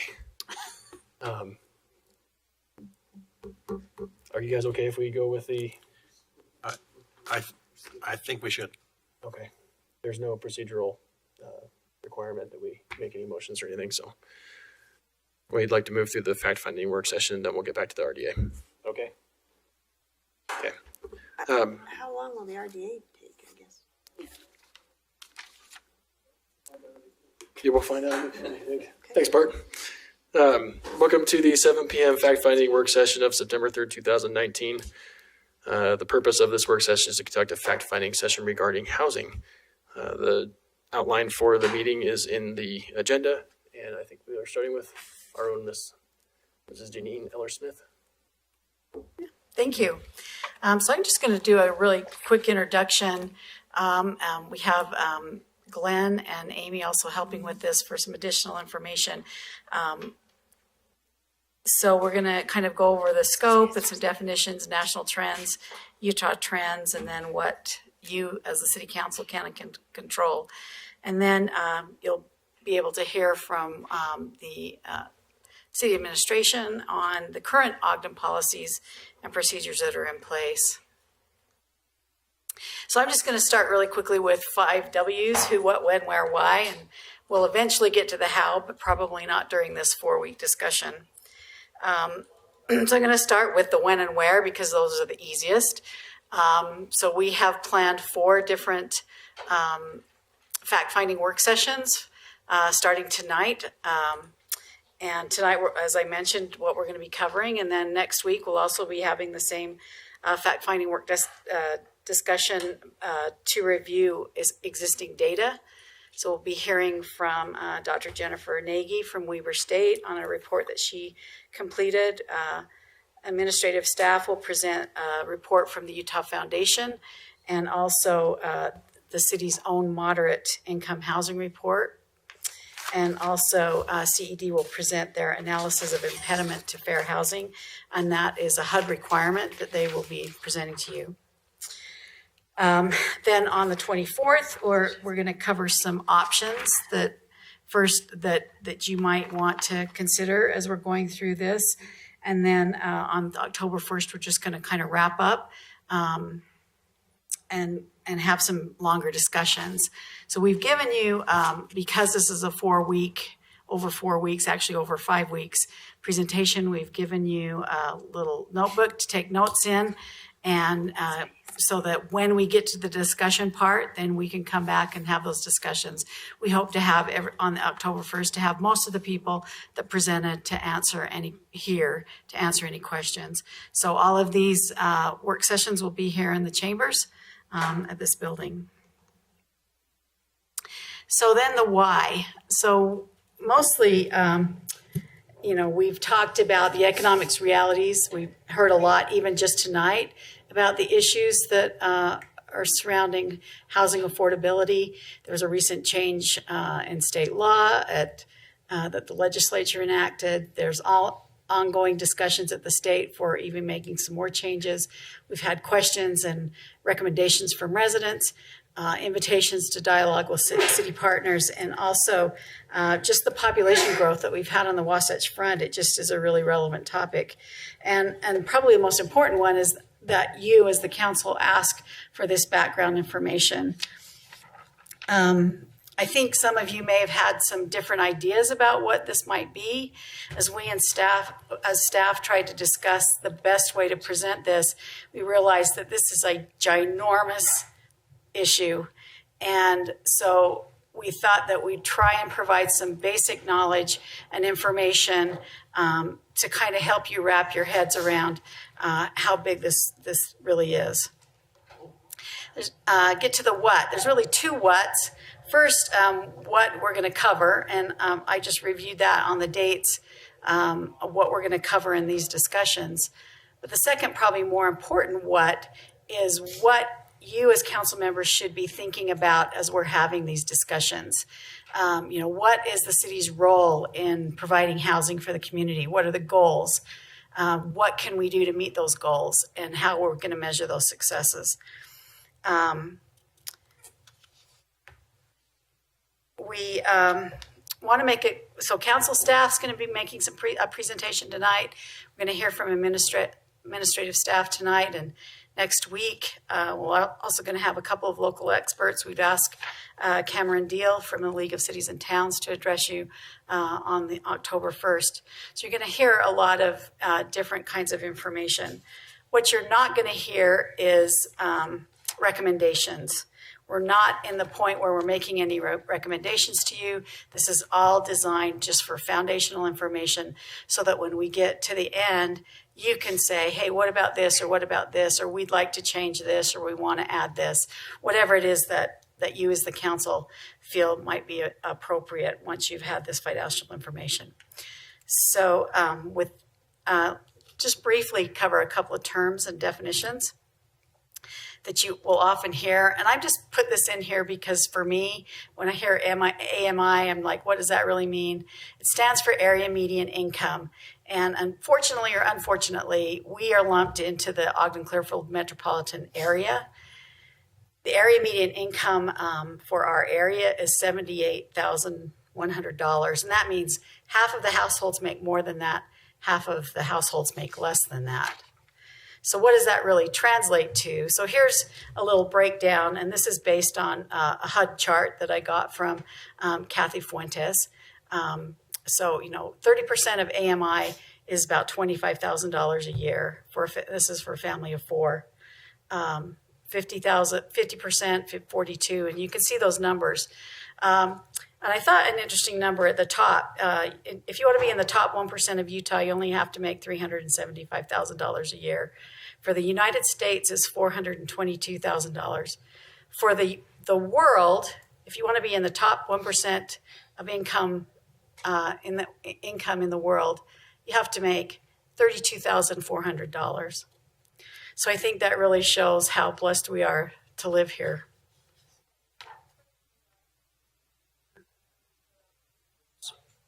We'll get to questions at the end. That's okay. So this just comes to income guidelines. I just kind of broke it down into hourly rates and weekly rates, so you can see what that really generates to. Basically, if you're making minimum wage or less, you're going to be in that 30% median income. The affordable housing, that term is really defined by HUD as 30% of your income goes to housing costs. So it's used to assess housing that's available to families earning less than area median income. So in other words, if you qualify for certain HUD programs, that's what they use. That number hasn't changed since the 1980s. It was a little bit arbitrary then. There's quite a bit of studies that saying it's really probably not an accurate number now, that probably that number should be different. But housing affordability is a term that the league has started to use. It really refers to obtainability, and it's a way to provide access to different houses of all incomes and make it available. And I think that Christy, in the homelessness discussion, really expressed how, or maybe it was Mackie, that said, what the pressure that goes on those lower income or lower cost housing units really puts pressure. People from the higher levels are in those lower incomes, and it puts pressure on people down below so that they really can't afford anything or they're not available for them. And then affordability gap, that's basically just the difference between what you can afford and what it costs. And maybe we've all experienced that gap sometime in our experience. So those are just some really quick information. A lot of the information we hope you glean from these discussions you can use to inform your general housing policy discussions. We are going to be working on the HUD consolidated plan and renewing that for next year, so that will inform that. Any strategic plan projects, it can inform decisions for that, and also budgets. And FY21 budget, I had a little bit of panic attack because that seems so far away, but we are in FY20 right now, so it's really just next year's budget that we're talking about. So with that, I will turn the time over to Mr. Symes. May I ask one question? Yes, of course, please. I'm just curious, Janine, I know on the HUD thing, it's the Ogden Clearfield measure for median income, but Ogden City's median income is considerably lower than that, right? Right. Yeah, okay. Yeah. Make sure I'm thinking about things correct. Looks like Glenn, you got a little ahead of Glenn on that one. Yeah, so I do have that number in the slides I'm going to present. So because we're running a little bit late, I'm going to go ahead and skip over the first couple of slides, even though I know you guys would love to hear about planning and all of land use patterns and things like that. The basic summary of those first couple of slides, and hopefully you get a chance to look over them, is basically how we plan our cities can have a really big impact on housing. So if you want to talk to me more about that, I'd be happy anytime to talk about some of those things. But like I said, in the interest of time, I'm going to skip ahead a little bit. So as you saw with the first slide, I'm going to talk about some of the trends. And I was asked to talk about national housing trends and trends here in Utah. So we'll start with the national housing trends. So as you can imagine, obviously, when you look at trends, there are lots of numbers, lots of figures you can look at, lots of analysis that you can do. But what I thought I would start with, at least, is with 2007, 2008, with the housing crash and the Great Recession, which kind of changed the game for so much when it comes to housing. So in that 11-year period, as we all know, I think it's pretty common knowledge that housing prices have risen significantly. Some of the factors, the supply has fallen short. Demand obviously has increased. Rates have stayed relatively low. And incomes have risen, and unemployment is historically low right now. So these trends obviously are good for existing owners and sellers, not so good for new buyers or maybe people coming into a hotter market than they left. Then, of course, the low and moderate income folks are struggling the most with these housing prices. So when we look at some affordability numbers again, and there's lots of numbers out there. These are our median home prices in 2018 dollars. When we look at the 1980 numbers, again adjusted for inflation, $147,000. The difference between the 80 and the 2000 number jumped up 21%, but in the 18 years after that, jumped up 40%. And then you can see the estimate for May of this year. That was a pretty significant jump on those numbers. As was mentioned earlier, regional differences are really important when it comes to the West Coast with cities like Seattle, Portland, San Francisco, LA. Those numbers are going to be significantly different than some of the other parts of the country. So you look at the Northeast and the Midwest, those are considerably lower than the West Coast. So when it comes to those prices and how much people are borrowing and how much housing costs are, rates are low, but they are starting to tick up a little bit. And when you get into those bigger numbers, even small changes in the rate can result in a big change in what your actual monthly payment might be for that. When we look at supply and demand issues, based on all the best research out there, this is both a supply and a demand issue. So higher costs and lower rates are making people stay in their homes longer, maybe remodel. And that's going to reduce some of the supply that might otherwise be out there. Some of the other things that you hear about a lot, some of the supply is limited to construction costs, labor shortages, land availability, and then sometimes slow approval processes. So those are some supply factors. Some demand factors, simply that there are more people looking for houses. Sometimes I think we think of millennials as always like 22-year-olds, but that's not the case. Last year, the millennials, that age group, age 23 to 38, you look at late 20s, early 30s, that's a pretty typical age to look at buying a home. So there are simply just more people looking for homes as those younger generations come of age. And then as wages go up, obviously that lets people afford more and puts a little bit more demand out there. So what some of the folks are seeing out there, prices are starting to level off, at least in some areas. But because of that high demand and low supply, that's really keeping these housing prices from falling. So they may start to level off, but they don't seem to be falling anywhere. So that's just a little bit on the national trends. When we get a little bit closer to home, we can take a look at some of the same numbers for the same time period. In the last 11 years, the state of Utah as a whole, there have been building permits issued, and the number's grown, but not that fast, particularly. So 2018 had the highest number since 2006, but that's the slowest rate in 70 years. So that largely has contributed to some of the supply shortage.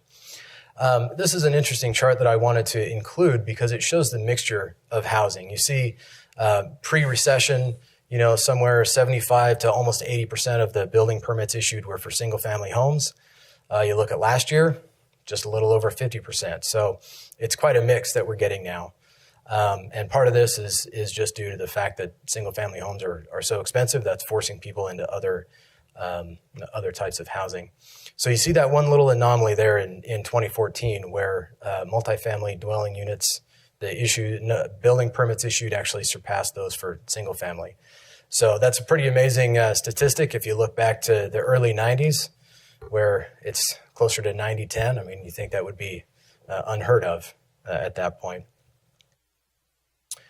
So when we look at some of the housing affordability numbers here in Utah and Weber County and Ogden City, the numbers between 2010 and 2019 see a 64% increase. Weber County, it's about the same.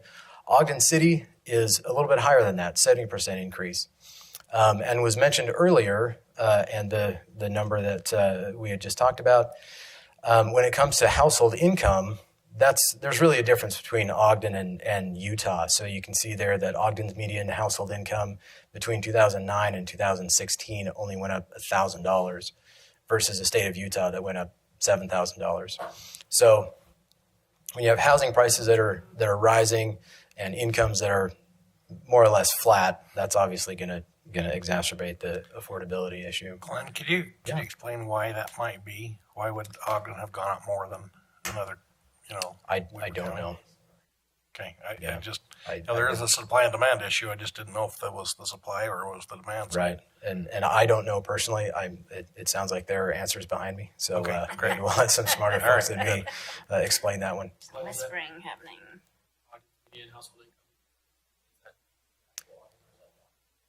I believe it's Ogden. Yeah, not the Ogden Clearfield Metro.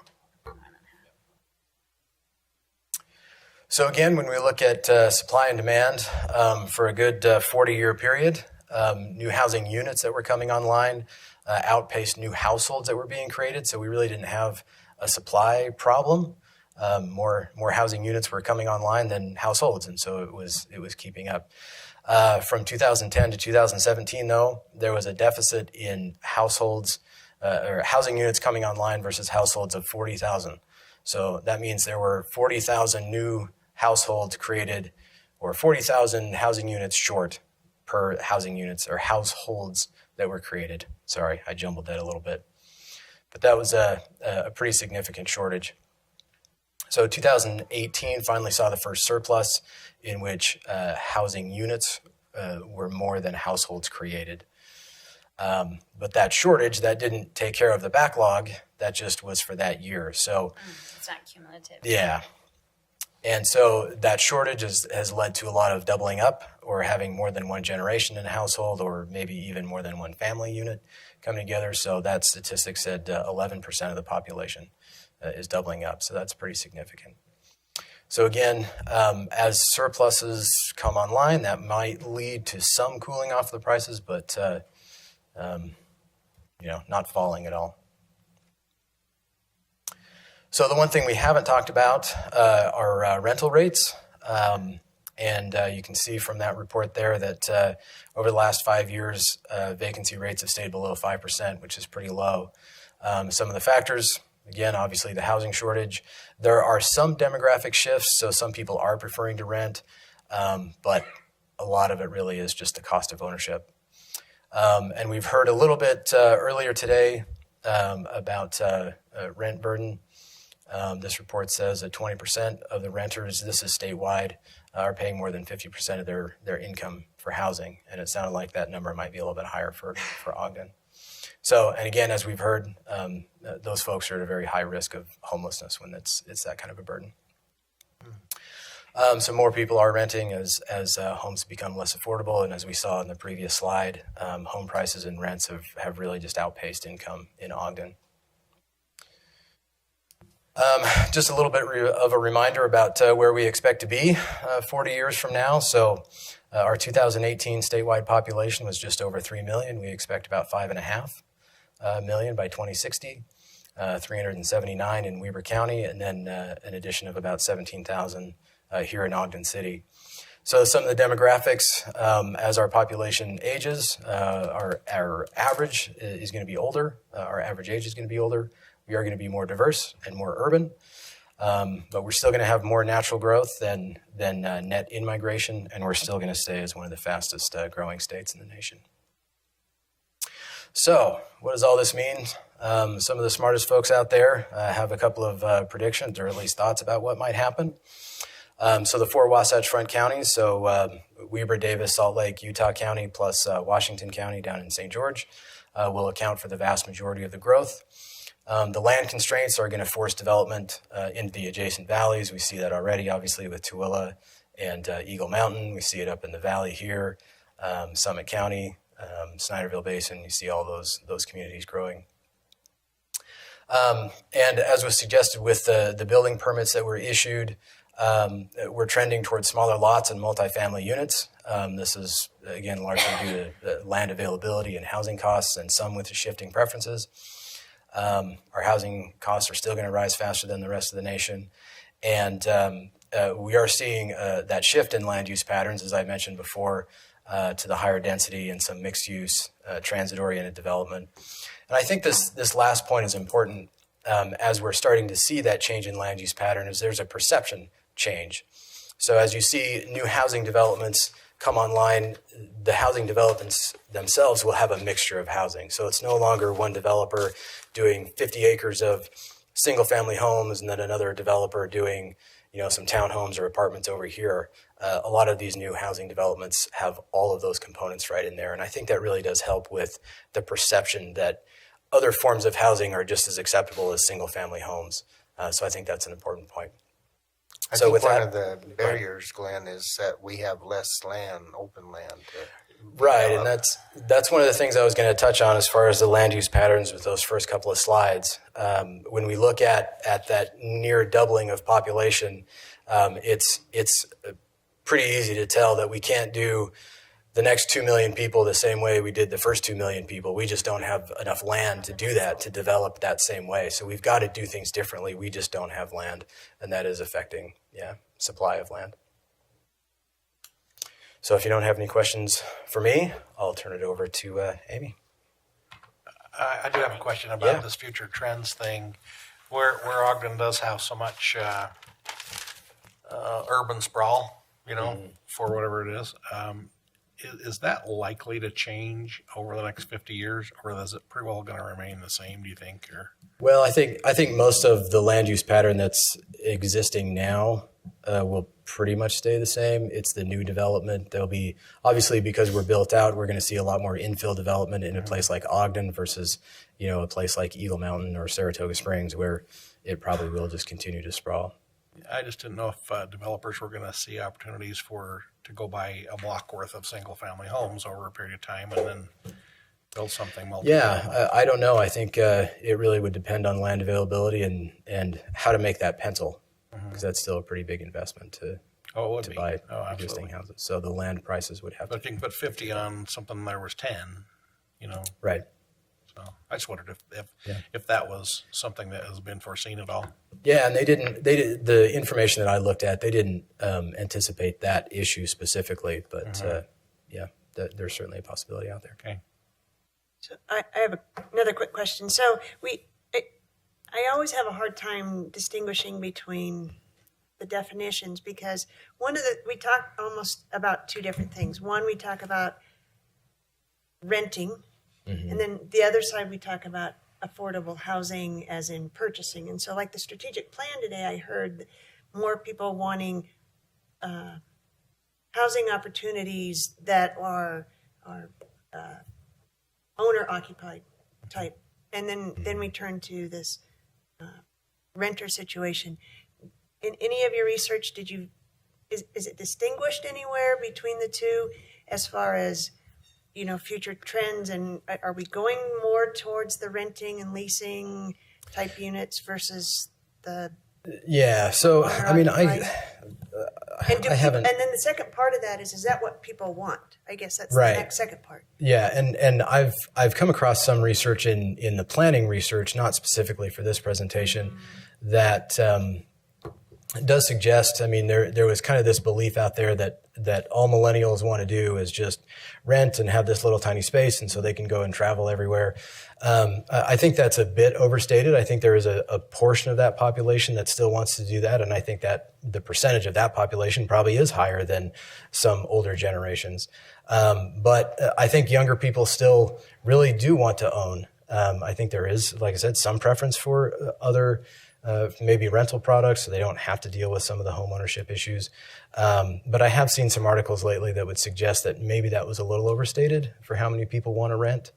But I think the housing type might be where that balance is. So maybe it's an ownership product, so a townhome or a condo or something like that, so they can own it and build wealth and equity and things like that. But they don't have all the other cost burdens of dealing with a single family detached lot and yard care and everything else that comes with that. So I think there might be a balance there.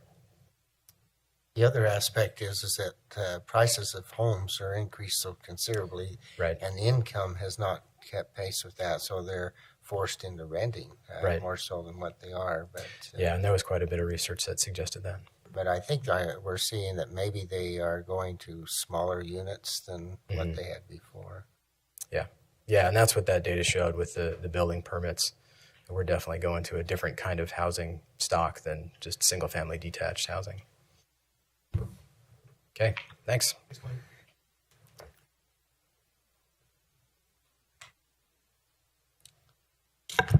Well, mine will be the shortest of the staffs.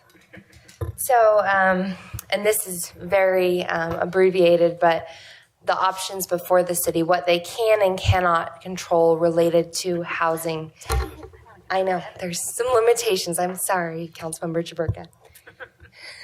So one of the things that you can control is to expand or modify existing programs. We have a lot of programs right now in place to support different housing needs, to kind of help move some of the city's visions and missions forward. And so these are some of the programs that you could look at, maybe increasing funding for, reducing funding for, mixing that around a little bit, but adding programs, that's another option as well. Then you also have the city ordinances and policies and the land use determinations through the zoning. And so those are different options that you can also look at to say, okay, how exactly do we want to encourage housing in certain areas, density requirements, whether or not you have impact fees, who's paying for development costs and that. Then budget and funding. So I referenced this earlier, but there are different ways. So if you wanted to increase the amount of funding you're spending on housing programs, even looking at maybe city-owned housing resources, using TIF, and there's also all the sources you already know about. So. And then in the research that we did, and Janine did a really great job giving us a lot of research to filter through with this, but one of the things was coordinated efforts. And so that's something that's come up before, and some of these are already currently underway, but working with different groups, working with maybe the Diversity Commission, having them provide some recommendations for you all when you're looking at housing and how that affects diverse populations, looking at coordinating with the county and their programs that they have right now, employers, seeing how you can encourage people to live in Ogden, or maybe employers can help provide some type of subsidies for people to live, like Ogden can, and local nonprofits. There's a lot of them here right now, the housing authorities.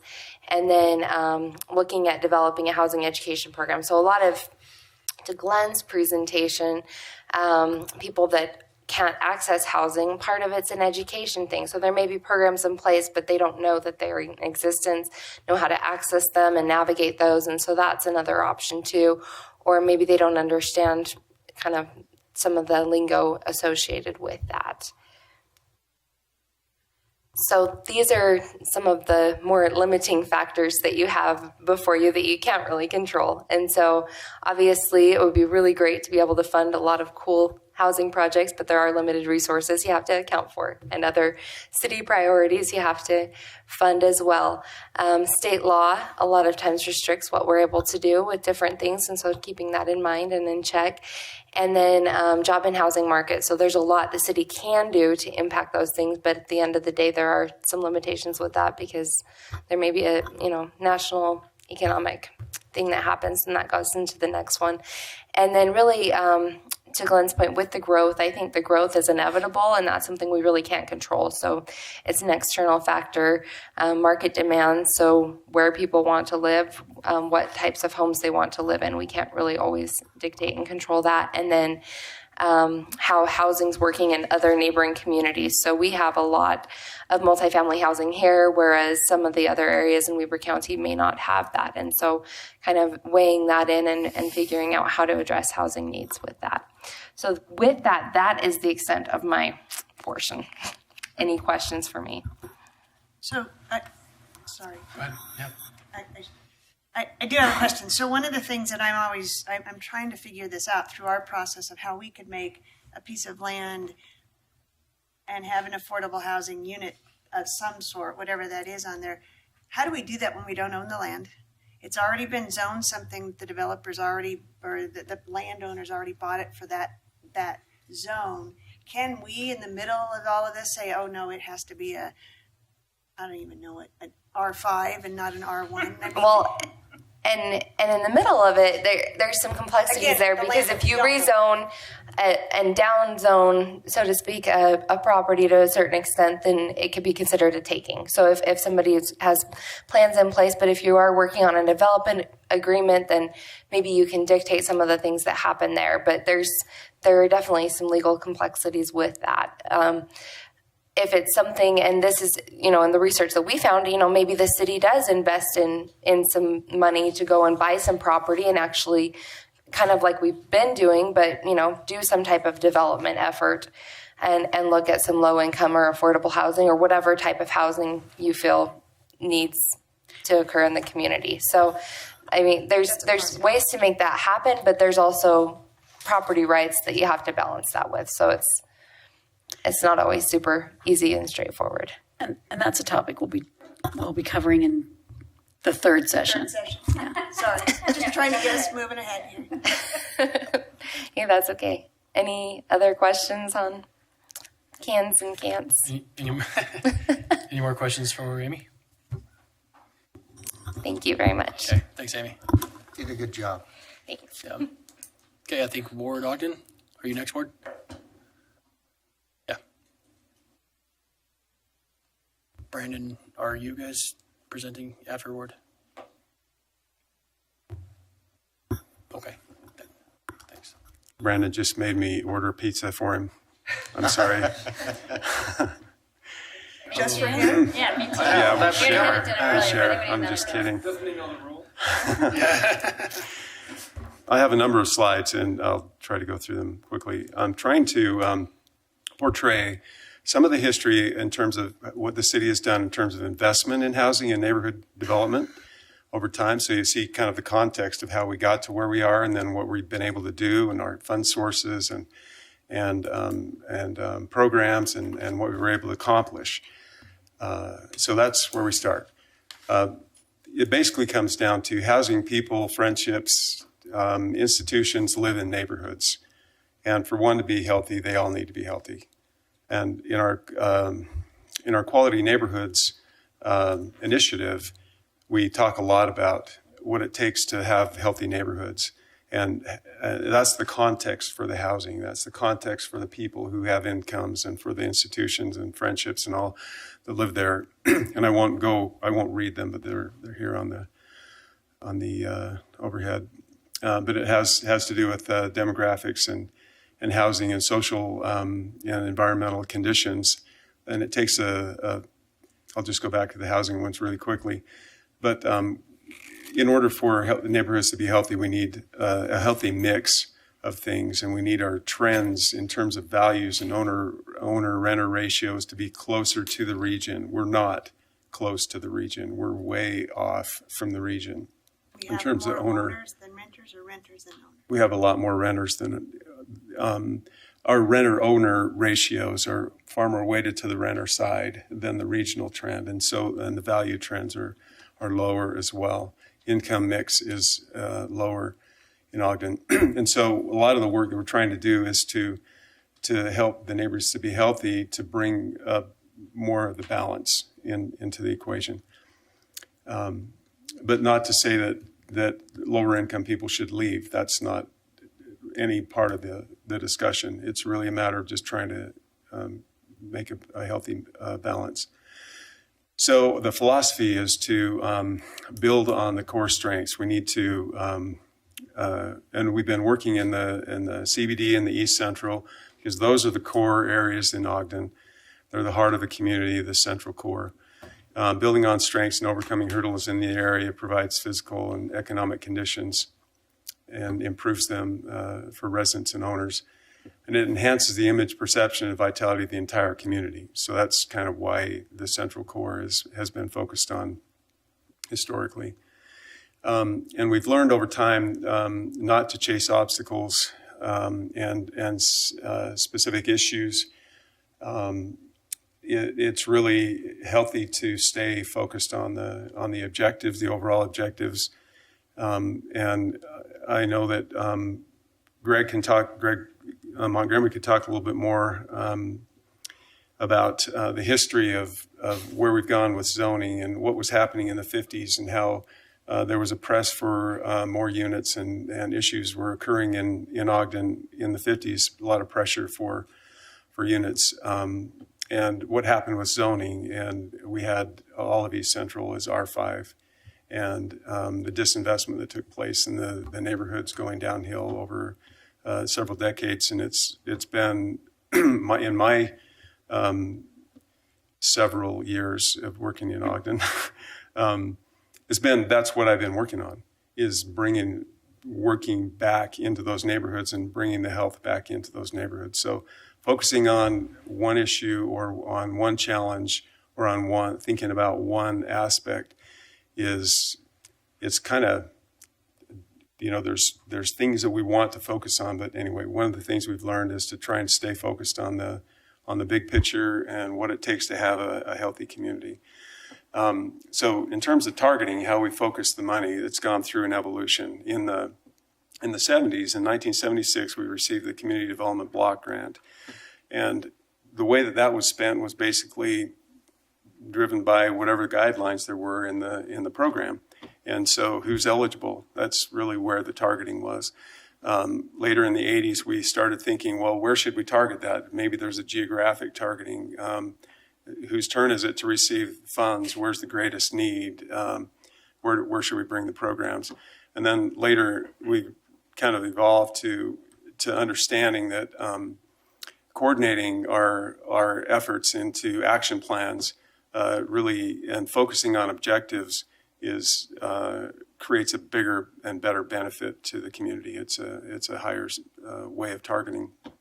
So it evolved from administering programs and projects to benefit recipients to using those programs and projects and partnerships as a tool to benefit recipients and to revitalize neighborhoods. And targeting synergizes the efforts, focusing the effort. Just kind of a sort of a graphic that shows that, a shotgun approach can have an individual benefit and a relatively smaller community benefit, whereas targeting the individual benefits the same because people are still receiving the benefit, but with the coordinated effort, then you can achieve things such as a perception change that we're finding in some of the neighborhoods. We're working in snowball effect where people are willing to do their own investment and synergies with other partners. Synergizing maximizes the impact by focusing on areas of need with the greatest capacity to respond. Jefferson Avenue Historic District is one of those examples where 20 years ago, there were most of the homes were rental homes, and a handful, maybe 4 or 5 owner-occupied homes in a 2-block area. But there were good bones, good houses, good structures, historic, and a lot of history in that neighborhood. So we were able to do a lot of work there, and that neighborhood has since become one of our iconic neighborhoods. So synergizing obviously maximizes the effort and the community benefits accrue. Just quickly, some of the things that we've been doing in terms of strategies on targeting are the comprehensive housing affordability strategy of the 80s. In the 1980s, we established an Ogden target area. In the mid-90s, the HUD rules changed and we started doing consolidated planning, which was an upgrade to the comprehensive affordability strategy. The neighborhood revitalization strategy takes the con plan and chooses a neighborhood within the overall community and says, let's focus here because we can see more benefits when we focus. And then HUD also gives us some flexibility in terms of how the funds are used and things are counted. So we get some incentives to focus. In the mid-95 to 2005, we had an enterprise community grant, which had an area, and it dealt with neighborhood interactions and partnerships in neighborhoods. The state gave us a unit reduction grant in 2015. Our local policies, things such as when I started working for Ogden City in 1983, we had an 8-block area that was known as the Rainbow Neighborhood, and it was where the D School is. And so it's kind of interesting to participate in the start of this thing, and then eventually the D School goes away, and we now have something else happening there, which is kind of fun to see. Then we started targeting a little more tightly, and some other things that the city does, such as redevelopment areas and adopting the East Central Revitalization Strategy in 2004, which sort of evolved into the neighborhood quality neighborhood initiative with a lot more teeth to it and a lot more programmatic elements. Just quickly, some of the target areas that we've got: the Owen and Ogden target area, which is citywide; the consolidated plan target area, which basically shows where the concentrations of low and moderate income households live. It's basically west of Harrison, for the most part, in Ogden. The neighborhood revitalization strategy area, again, west, it's kind of the east central and the downtown area. And again, our quality neighborhood initiative, where we're focusing largely on the east central, but also really honing in on the areas of opportunity and the areas that need kind of the impediments to development and vitality in that neighborhood. So this is where we're currently focusing. Block level action plans really is where it drills down, and what we've been able to accomplish there is some of the best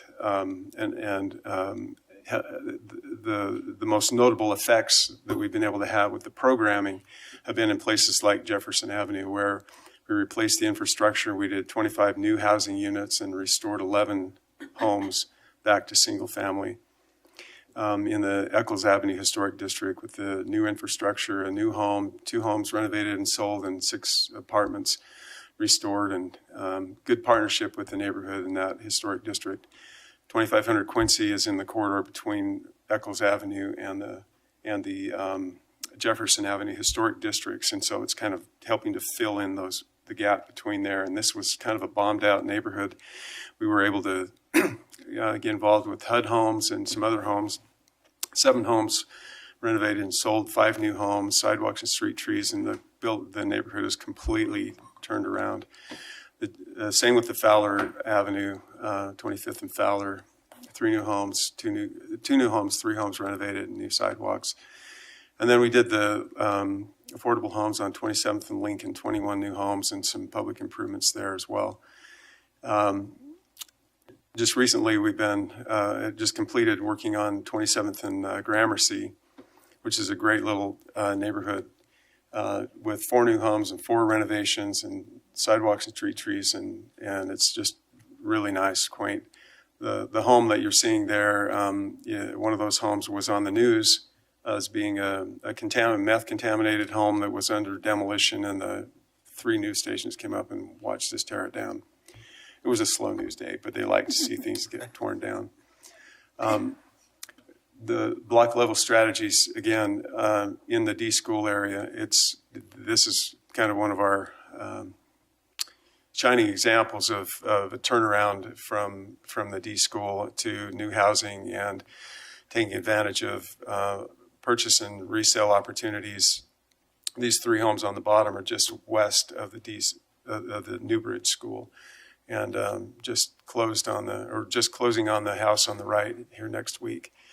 So 29 new homes there. 7 homes are already renovated and sold, and new sidewalk and trees.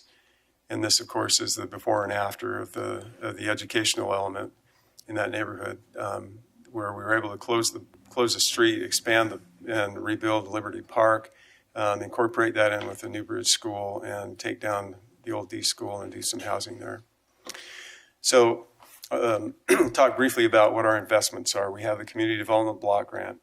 As I mentioned, 1976, we got the grant. It's an entitlement grant. We get it every year, as long as we make an application and go through the consolidated planning process. Its objectives are to benefit low and moderate income households and to alleviate slum and blight. And it's used in Ogden for housing, public improvements, and business loans. And we've chosen to invest in physical improvements which arrest and reverse the decades of decline in economic development activities to create jobs and enhance our tax base. Our current budget is just over $1 million. That's our current entitlement grant. This is an interesting graph which shows the history. We did, of course, get the grant in 1976, but we were tracking this one just based on since 1989 through 2020, what our grant amounts have been, how they've gone up and down, and we're hovering now around $1 million a year. But when you take into account inflation, we're now able to purchase only about a quarter of what we could buy in the year 1989, with basically the same dollar. We can only buy $237,000 in value. So leveraging is a very important thing. Also understanding the demands on the money, just where it's going and what we can get now. What we used to do, we did a bunch of housing loans, and then we did a big public improvement project every year or two. We rebuilt streets and did a lot of public work back in those days. We can no longer do that. We just don't have the money, the buying power anyway. The home grant is another entitlement grant that we get every year. It's geared only towards low and moderate income housing. And we get just over $400,000 each year. And here's the buying power graph and the grant amounts. It started at $500,000, went up a little bit, and then it's now around 400, so it does fluctuate. But our buying power on that's less than half now. We have the Quality Neighborhood Set Aside, where the council was awarded $1 million a year for the past 5 years, and we're in the final year of that. We're using it for property acquisition, demolition, housing rehab, and land development for future housing. We have a loan from the Synchrony Bank in the $1.4 million loan. It's a 2-year loan. We get a very good interest rate, and we repay that loan when we resell the properties that it's invested in. We use it for property acquisition, demolition, new housing, and renovation of housing. And the tools that these funds are used are focused through are, this is the council's tool, which is the Neighbor Up grant, the $1,000 grant that's available for block parties and picnics and gatherings and various things like that. And we have our Home Buyer Assistance Program, which is a $5,000 loan. Officers, teachers, and firefighters can get up to $10,000. No monthly payments, due on sale. It's a great program, very popular, and has been in place since 1988. Our budget this year is $250,000. Since '88, we've done 1,836 projects and invested $5.8 million. There's just kind of a scattered map of where those loans have taken place. Those people have bought homes in these areas. Emergency home repair loans, loans up to $5,000, due on sale. And this is for very low income people who have problems. It's generally for replacing furnaces, sewer lines, electrical work, and that kind of thing. Our budget each year is about $40,000. We used to do owner rehab loans with the federal funds, the block grant. That program has since been replaced with the HELP program, but over the time frame from 1976 to 2006, we did 423 projects and invested $5.8 million. And there's kind of a representation of where those loans were done. The HELP loan is the new loan, very popular and very helpful to people. It doesn't have income limits. It's not federally assisted, and it doesn't come with all the federal strings, which basically is what killed the owner loan that ended a few years ago. Average loan's about $15,000, and we have in the budget this year $360,000, and that's spent every year. And that's a good recycling program that comes back to us. We've done 157 projects so far and $1.7 million. There's a representation of the kinds of things that gets done. But we also do lots of roofs, lots of sewer lines, a lot of code work inside, like electrical and plumbing and some substantive improvements to homes. There's some kind of representation of where the loans have been done. Our purchase, rehab, and resell, the Home Sweet Ogden program, we buy homes in significant need of repair. Over the course of the past several years, we've got a lot of HUD homes. They're renovated and sold, and moderate income households have purchased these homes. We have about a $1.5 million budget this year. Since '91, we've done 213 projects. The amount of discount that HUD has given us equals $4.6 million. That's the discounts in the sales price that we purchased those homes from HUD. So that was a very helpful grant. To us, we've invested $20 million in that program, and here's where those homes were done. The unit reduction program is very helpful in restoring homes that were converted to multi-units, to restore them back to single family. It involved the $20,000 per year, per unit grant. It turns into a grant when the project's completed. The city council had funded a number of years, and then the state funded some of the last years of that, and the money's gone. So we need to get more money to put into that program. There's still lots of areas, lots of homes in the area that could be done. Here's an example of some of the things that have been done. A home on 24th and Quincy just recently completed. There's where the projects were done. Volunteer partnership grants up to $1,000 for material and equipment for exterior improvements. And these projects are undertaken by volunteer groups. And we've also coordinated a number of times with large-scale projects with multiple units. Washington Heights Church, for instance, has done up to 24 homes in a 2-week period of time. And we have a $70,000 budget for that. Here's an example. These are Washington Heights people doing a project. We've done 278 projects in just a 3-year period of time with 4,800 volunteers. It's very successful. A lot of great people in the community giving their time. And there's where the projects are all located. Single-family infill housing can occur on scattered lots or on infill subdivisions.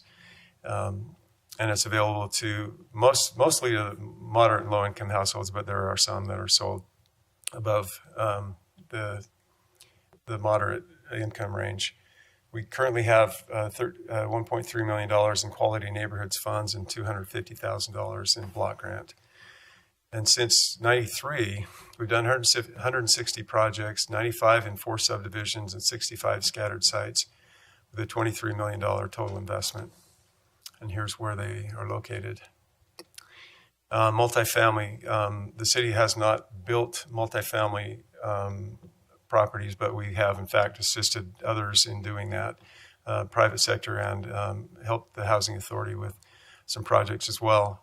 Obviously the tax increment funds are available and have been used. And low-income housing tax credits are a common equity funding source that we're using here in Ogden. And then one of our final notes here in terms of tools is our infrastructure improvements. Since 1976 to the present, we've done 82 projects and spent $4.4 million. And we used to do a lot more, as I mentioned, but the fund's buying power has gone down. We have $250,000 in the budget. So what have we achieved? Just kind of where the history is. We've achieved quality, affordable housing for recipients. And as Janine mentioned earlier, what the definition of a low and moderate income household is 80% of the area median. So $78,000 being the median income, $68,000 is the what's determined to be moderate income, and so below that is low and moderate income, which equals about $32 an hour.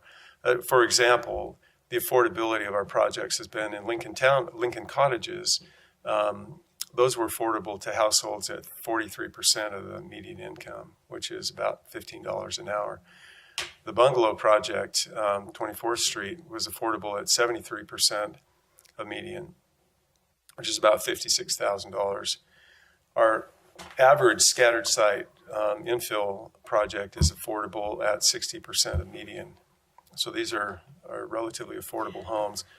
Ward, I think yes. that hourly rate, that's a combined rate for the total house, right? Yeah. So if it's more than one people are working, like, Yes. Yeah. Yeah. A whole household or a couple, say a married couple, could have a combined income of $25 an hour and afford one of those homes. Is that based on the Ogden Clearfield? Yes, the metro MSA area, but we just talked about that the Ogden area is considered to be lower than the. Well, the incomes in Ogden are lower, sure, but the hourly rate is still takes $53,000 to buy the home, so. And so the number from the AMI, obviously the 60% of AMI is based on the statistical area, which is Ogden Clearfield. The rehab and resale projects on average have been affordable to 50% of median, which is actually determined to be low income. And that is about a $20 an hour wage. So of the 373 homes that we've built and sold or remodeled and sold, 335 have been bought by low and moderate income home buyers, which is about 90%. So most of what we've done has been on that. More quick question. Yes. So of these numbers you have here, it's late. I hope I can put my question out. What's the percentage of income that people would be following these numbers? So earlier in one of the other presentations we were talking about, people need to be at 30% of their salary to be going towards their mortgage. That should be the max. Mm-hmm. How do those apply to these numbers you have here? That's how it's calculated. It's 30% of that wage. Would be if you had that wage and you spent 30%, then you can buy that home. Okay.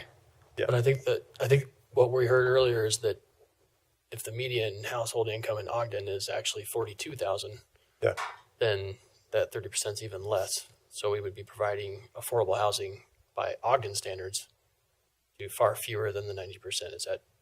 Well, if when you look at the statistical area, you're really only looking at the central column. It still takes $20 an hour. So that's a different percentage of median for Ogden versus the MSA, but it's still $20 an hour. So you can still get the home. Now that number would be a bigger number. It'd be higher than 50% of Ogden's median income, but you still could buy the home with $42,000 income. So are we required to use that Ogden Clearfield number by the federal guidelines, or is there? Yes, we are when it comes to using the HUD funds. But in reality, this is really just to portray kind of a relative affordability. It's just to say most of what we've been doing is available and affordable to people who have moderate incomes. So really, that's what we're trying to say. In the Ogden Clearfield statistical area. And I guess if we were to take Ogden, we could say what percent of median it would be from Ogden's wage as well. Sure. But people come and buy these homes who have moderate incomes. So that's really the bottom line. So quality, affordable housing for the recipients, and then, of course, healthy neighborhoods, characteristics we talked about before, and the shift in the image. I'll just go through the final few slides, which really are just before and after, which show the effect that we're having in doing the investment in these neighborhoods, a before and after of a home on Quincy Avenue that was sold to a moderate income household. Here's one of the Jefferson Avenue homes that was an example of a unit reduction, 14 units in that place that had a really interesting history. Could spend all night talking about what happened in that place. But now it's been renovated and it's part of the iconic neighborhood again. A home, the before shot here was a HUD home that had a failed structure. The foundation had failed and had to be taken down. So a new scattered site infill home, that's an example of one of those. The bungalow project on 24th Street, the commercial building had used up its useful life and needed to be demolished. There was a big vacant lot next door. So the combination of that site with the vacant lot is where those 23 new bungalows went. And again, talking about image shift, this is the corner of 22nd and Adams Avenue, the corner where the D school used to be, and this was the little house on the corner.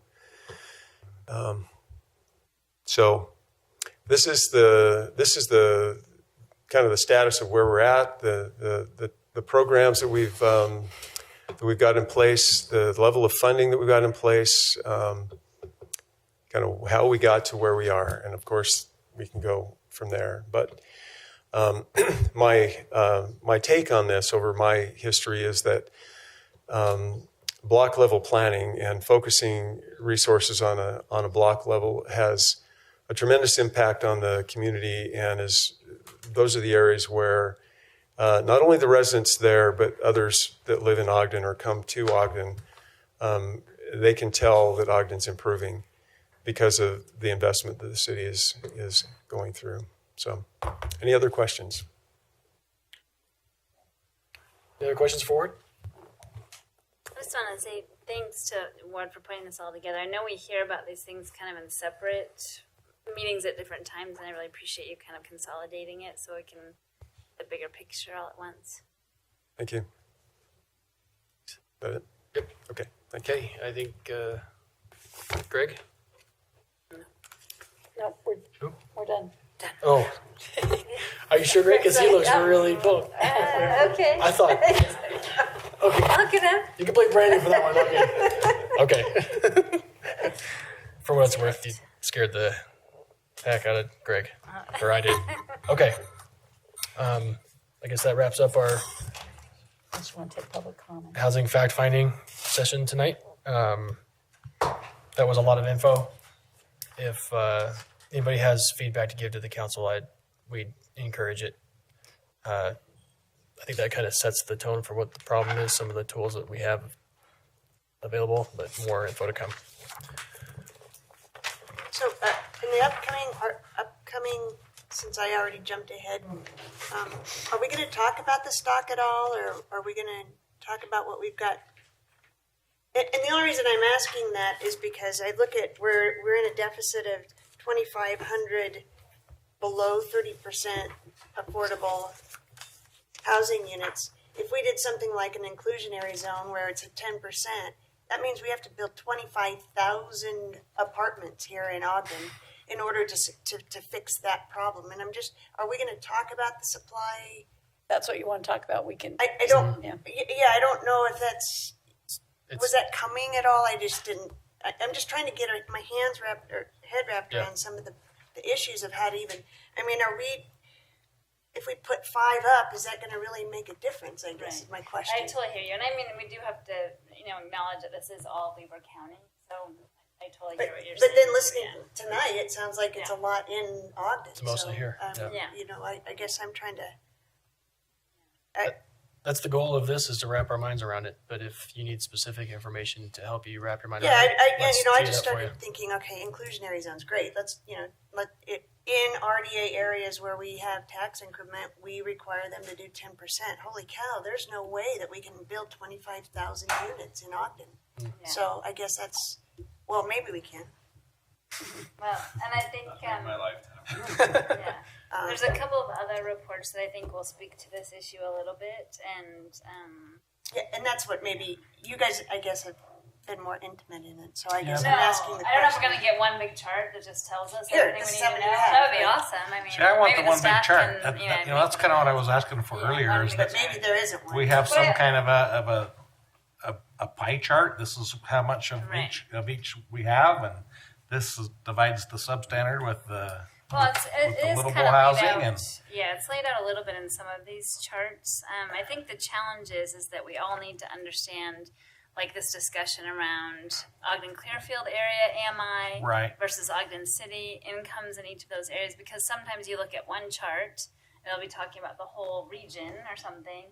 Another chart will be talking about Weber County, and those are some things that get a little bit complicated. Well, I think the thing that's going to help me is if I understand the Ogden City versus the Weber County status, it's going to, Commissioner Jenkins is really hot on this idea with the other communities in the county, and I've had several of them talk to me about what they're doing. They're changing their mindset, but I don't know how to talk to them yet. Right. And so I'm wanting to learn the language that's going to help me to communicate countywide. This is what we need to have a healthy county, because we can't carry it all. That's what I'm asking it. So, if we need, even if it's, I don't know, let's say we need 12,000 units. Where are we going to put those? What do they look like? Is that an ADU? Can we fix it with tiny homes?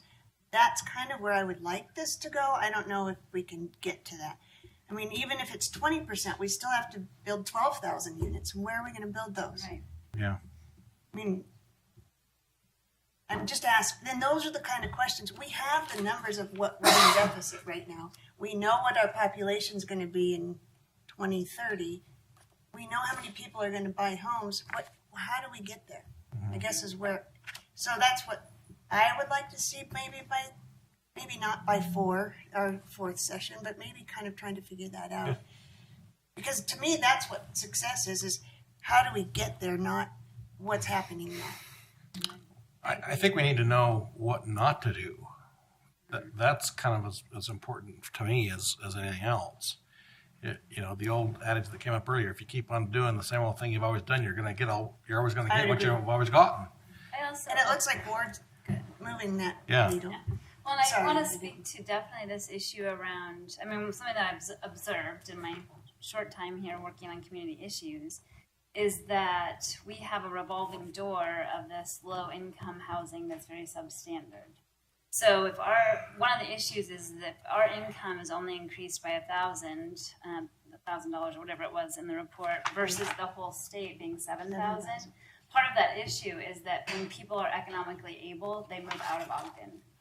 I mean, in my short time, that's just an observation I have. So then other people move back into that substandard housing, and it's just going to continue being that way if we don't address it in some way and have some other spaces for people to live that would make them want to stay. Right. Which is a whole other conversation about wages and economic development and opportunity here. And, so all those kinds of things. I guess I think we need some goals at the end of our fourth session of what do we need to do. And maybe So I think the agenda that I saw is great. And I just here's the challenge we had. We know we have a challenge. We're not the only city dealing with it. I mean, it's not like there's a city out there with the silver bullet here, right? Yeah. Well, a couple, 100 yeah. in San Juan County. San Juan County. Well, more on that later. But we're trying to wrap our minds around it because it's so big and so complex. Hence the proposal that we put forward. But if that changes, it's you think you might know what might help answer the questions. But if we get through this and we don't have what we need, let us know what you need, and let's put it in the pipeline for this because this is really big and complicated. And if we do something or don't do something, we need to know why. Right? Yeah. And I think it's going to be a multi-pronged approach. It's not like, just continue doing what we're doing now is the answer. Maybe we continue doing that and we do this other thing and we do this other thing also. Because there's got to be many different tools that we kind of, I was at this Housing Coalition Summit, right? And they're like talking about Moab and their issues down there and how they're trying to deal with it. And it's like you throw a bunch of things at the wall a little bit to see what is actually going to make impact. And it's going to take a little time to actually see how those things work. I love that we're having the conversation. I think something needs to be done. And if, I think we're doing a lot. We just need to figure out if we can do more. And it's not going to be a straightforward answer at the end of this. I can tell you that. There's a reason this is hard for every city, right? Right. So, well, we can refine what we're doing. I hope so. And that's the whole point, I think, is to refine what we're doing. And I love the idea of working with the county in partnership to figure it out. Well, we've been carrying pretty well the whole county's load for a while, and it's time that. Well, and they're recognizing that too. They're recognizing that there's a little pressure on them to increase their. We've got and one they more are. meeting. I think they're recognizing it and they're stepping up. And I think we just, again, I think there's some success metrics that we can look at, and it's how many have we done, and are we getting to a goal and moving forward. Yeah, we still have one more meeting tonight. Let's have it. Let's have it, shall we? Yep. Okay. So thank you, staff. And Yeah. guys. And thank you everybody for attending. If you have the magic answer, please let us know. Yeah, no kidding. You don't have to leave. We have one more meeting. We have one more meeting. It's really fun. A lot of fun left. See, that's why we moved it forward. Oh, there he is. Yep. One more. We got one more meeting. We got one more meeting. Hang on. Sorry. There you go. Welcome. We can do this in 10 minutes. If nobody asks any questions. Erwin. No, Erwin. I'm maybe not even Just hang tight. We got that much, a but little more to do. this has started going. Okay. Tracy, you good? Okay, guys, let's do this. Can we do it standing up? Yeah, I Yeah. don't see why not. Welcome to the Special Redevelopment Agency meeting, please. Guys, we're starting a meeting.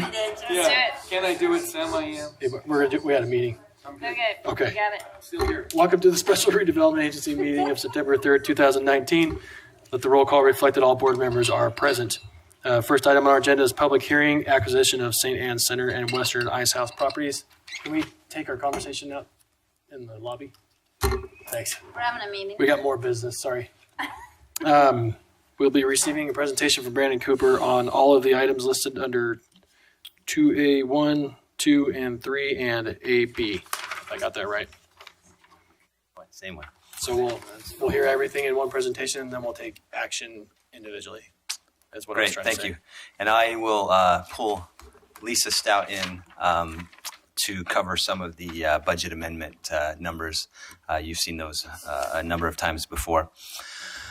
So tonight's discussion regarding the four resolutions is in relation to the purchase of the former St. Anne's property.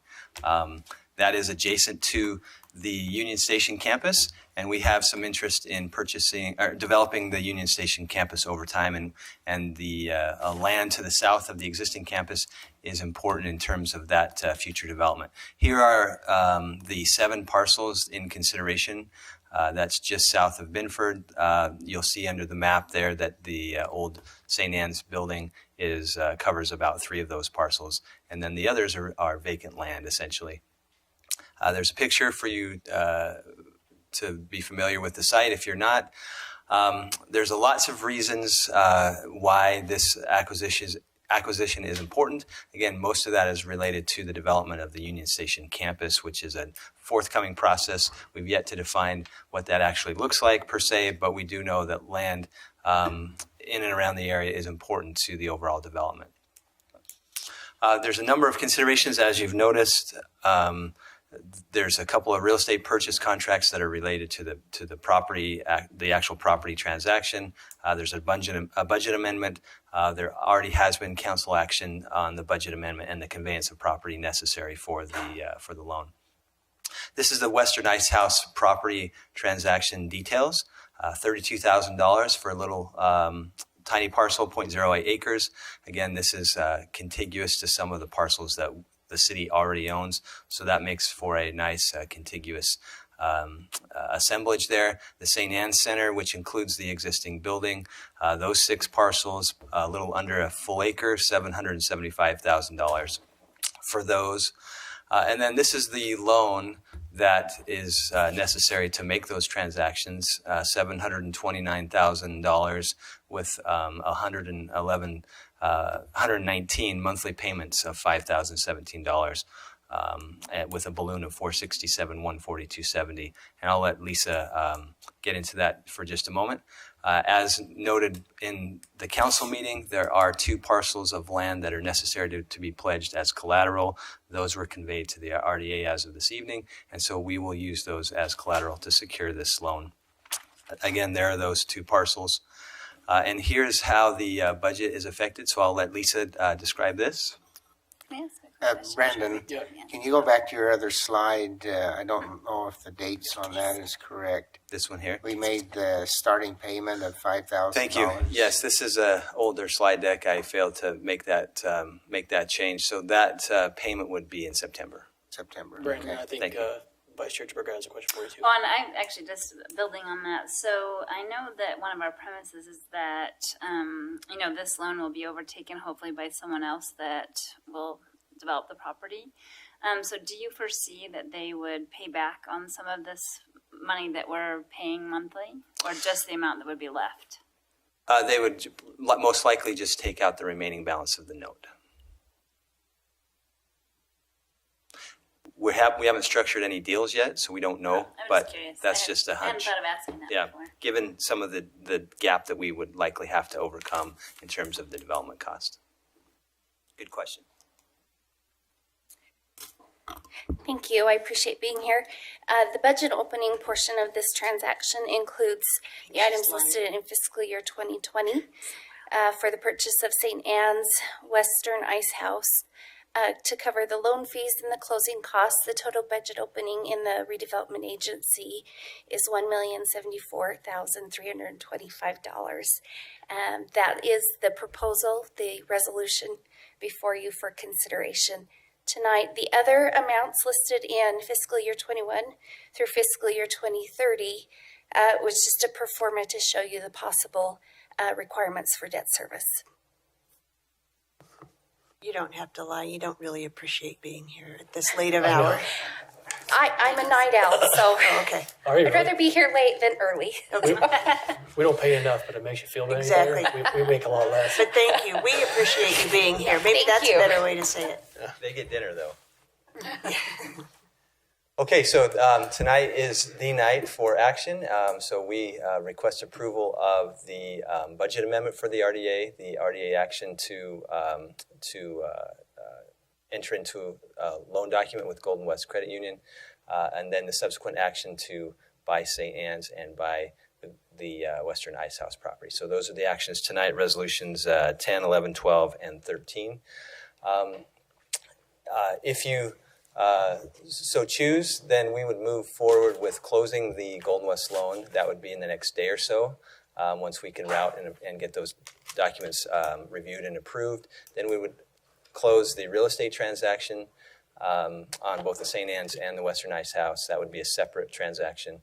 We would move to abate any asbestos in the facility at the St. Anne's Center, and then we would open up a public solicitation for bids for demolition.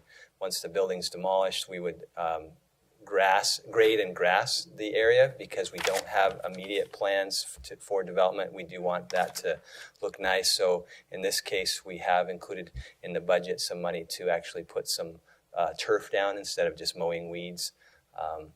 And then those parcels would then be included in our Union Station planning efforts, which is starting tomorrow for those of you who are joining us.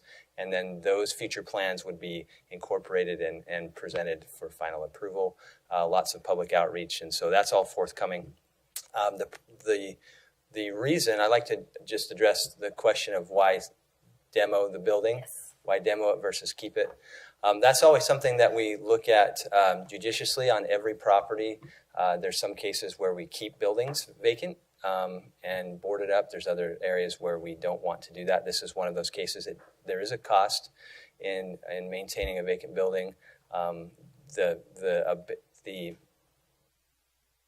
mitigation of the transient vandalism and trespassing is a significant concern. And so most of the time we elect to remove these buildings.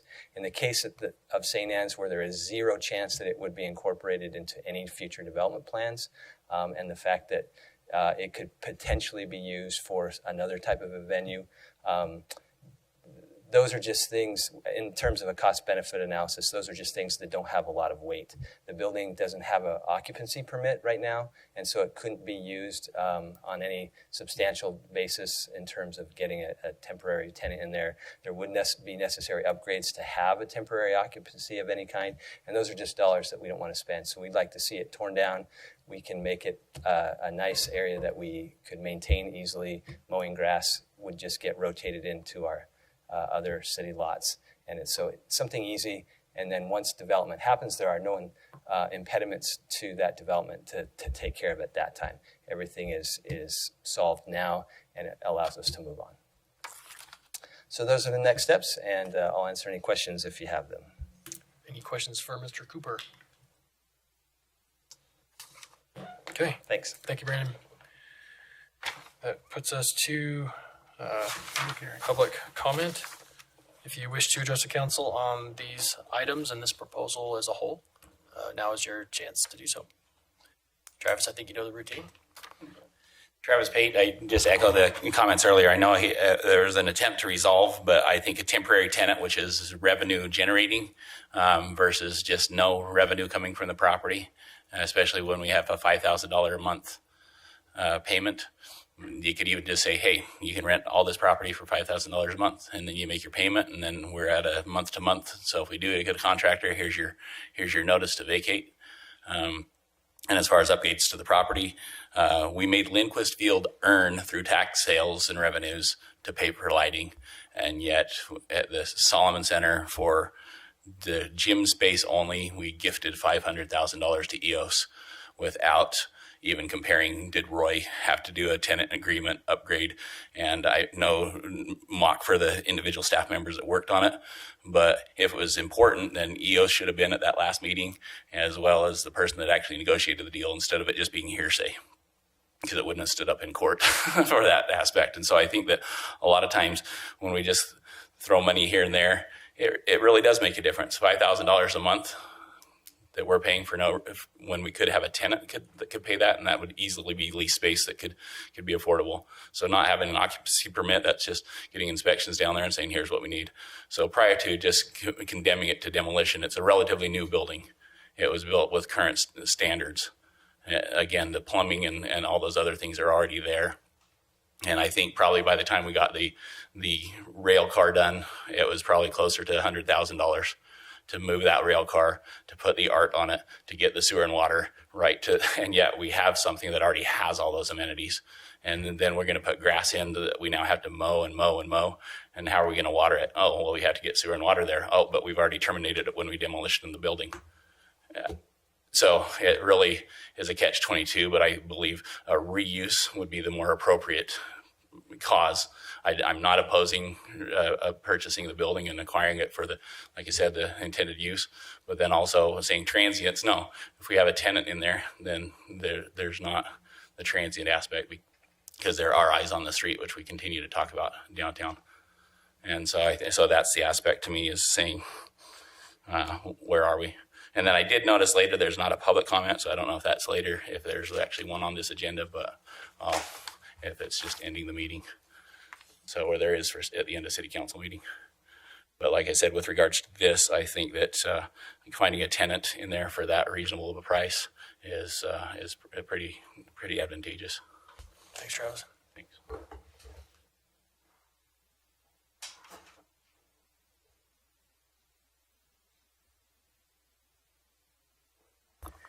Angel Castillo. I am not opposed to the purchase of this property. I see how it fits in with the vision with the city, but I do, however, really don't like spending demolition money or money on a property when we don't have a signed development agreement in place. We have lots and lots of things to pay for within the city, and I was opposed to the demolition of the $600,000 being put into the hostess building without a development agreement. I think we can look at empty buildings that we own in a more creative fashion by working with nonprofits, utilizing that particular space, having them pay insurance and utilities, and knowing that it is a month to month, saying what could we do with an empty building in the community to provide someone with an opportunity for low-cost childcare, low-cost micro incubation for businesses. I mean, there are any of the major nonprofits we have in our community that are really successful have property that was given to them. So while we may not give this property, perhaps we could let them use this property for insurance and utilities at a super low cost, knowing that they have to vacate within 60 or 90 days when we do have someone who's going to purchase the property. I encourage you to think more creatively with what we're doing with all of the empty properties that we have, and what they could be within our community, and what nonprofits can do with space and an opportunity at a sub-market rate. Thank you. Anyone else care to comment on this item? Okay. See no motion, I'll entertain a motion. Mr. Chair, I'll make a motion then that we adopt Resolution 2019. Yes, sir. Close the public hearing. Oh, I'll make a motion to close the public hearing. Second. Thanks. Getting a little late. You're welcome. Yeah. We have a motion by council or board member Heyer, second by board member Blair to close the public hearing. This is a voice vote. All in favor, say aye. Aye. Any opposed? That passes. The public hearing is closed. We can entertain action on the. Chair? Yeah. Can I ask Mr. Cooper a quick question? Yeah. Absolutely.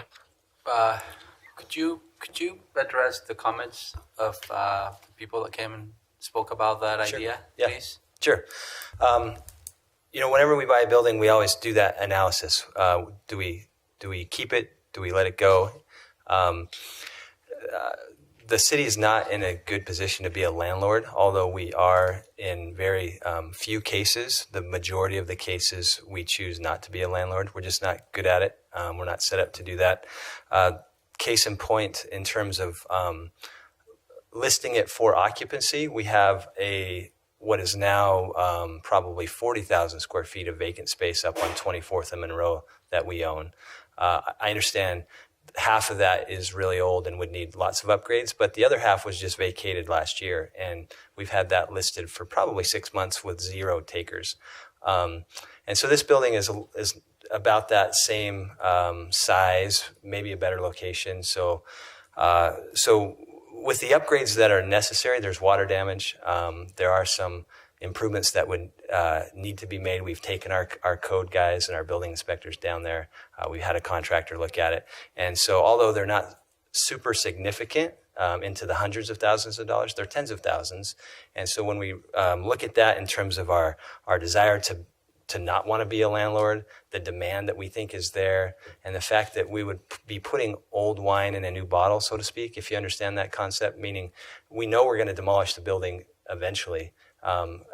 And so when you look at the number of years that could be used beneficially based on the amount of money that would be necessary to do that, it just doesn't make any sense for us to do that. In this case, St. Anne's. I'm not saying that's for every case, but in the case of St. Anne's, it makes more sense. When we demolish the building, water would remain. We'll still have a house meter that would be left so we can tap into the water.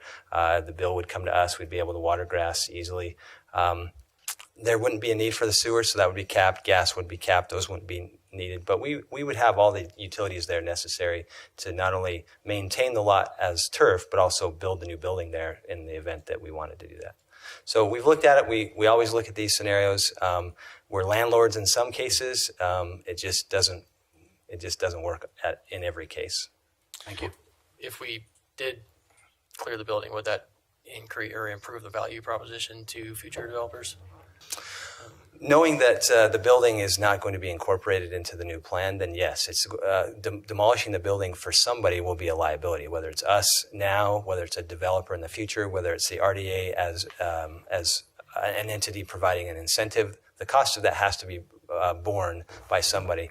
And the rent that would be received in the interim just wouldn't be enough to justify pushing that off, nor would it be justify the expense that would be necessary to get it occupiable right now. Again, we have vacant buildings that are open and ready to be occupied by folks, and they just stay vacant. So adding one more under our watch where we are responsible for maintaining it is just not smart in our analysis.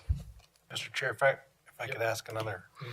My dad used to use a phrase. He says, talking about horses, they've been rode hard and put away wet. Does that apply to this building?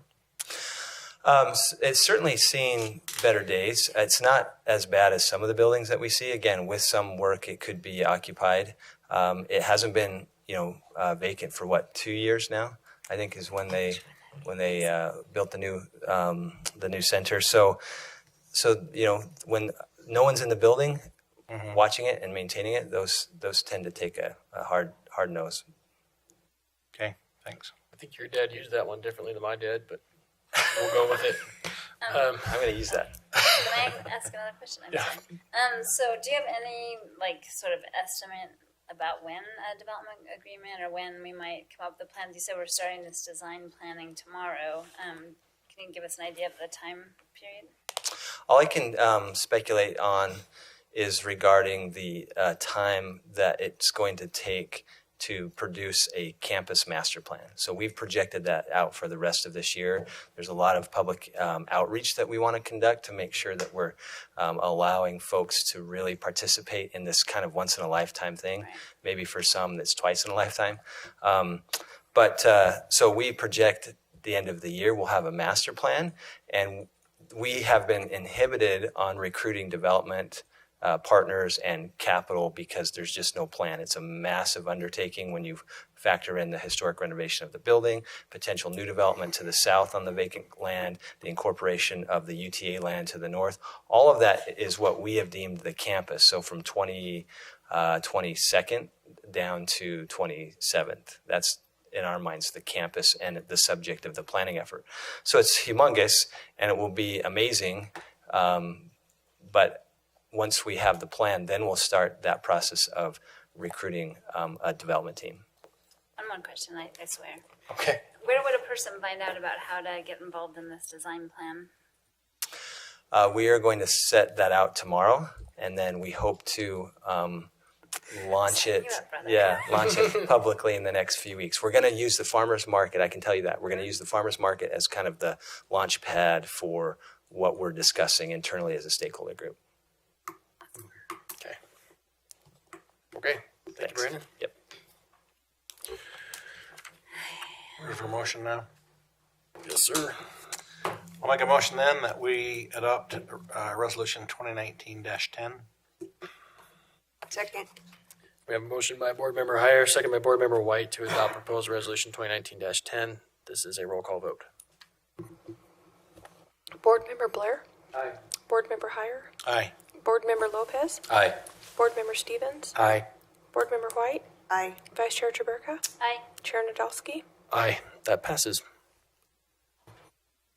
I'll make another motion then that we adopt Resolution 2019-11. Second. We have a motion by Board Member Heyer, second by Board Member Chaburka to adopt proposed resolution 2019-11. This is a roll call vote. Board Member Heyer? Aye. Board Member Lopez? Aye. Board Member Stevens? Aye. Board Member White? Aye. Board Member Blair? Aye. Vice Chair Traburka? Aye. Chair Nadolski? Aye. That also passes. I just waited for somebody else if they wanted to turn, but I'll make another motion that we adopt Resolution 2019-12. Second. I have another motion by Board Member Heyer, second by Board Member Blair to adopt proposed resolution 2019-12. This too is a roll call vote. Board Member Lopez? Aye. Board Member Stevens? Aye. Board Member White? Aye. Board Member Blair? Aye. Board Member Heyer? Aye.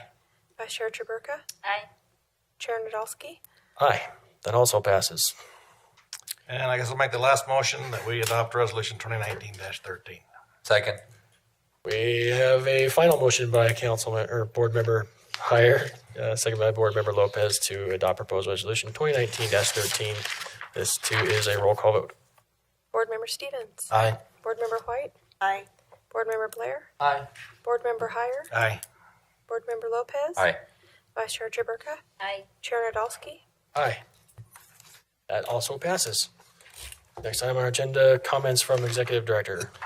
I would just add, this is a lot more than just a real estate transaction. I know that Mr. Cooper, you and company have been working on this whole project plan for well over a decade. So I want to congratulate you on it. I know how dynamic it's been, and we appreciate the hard work. Thank you.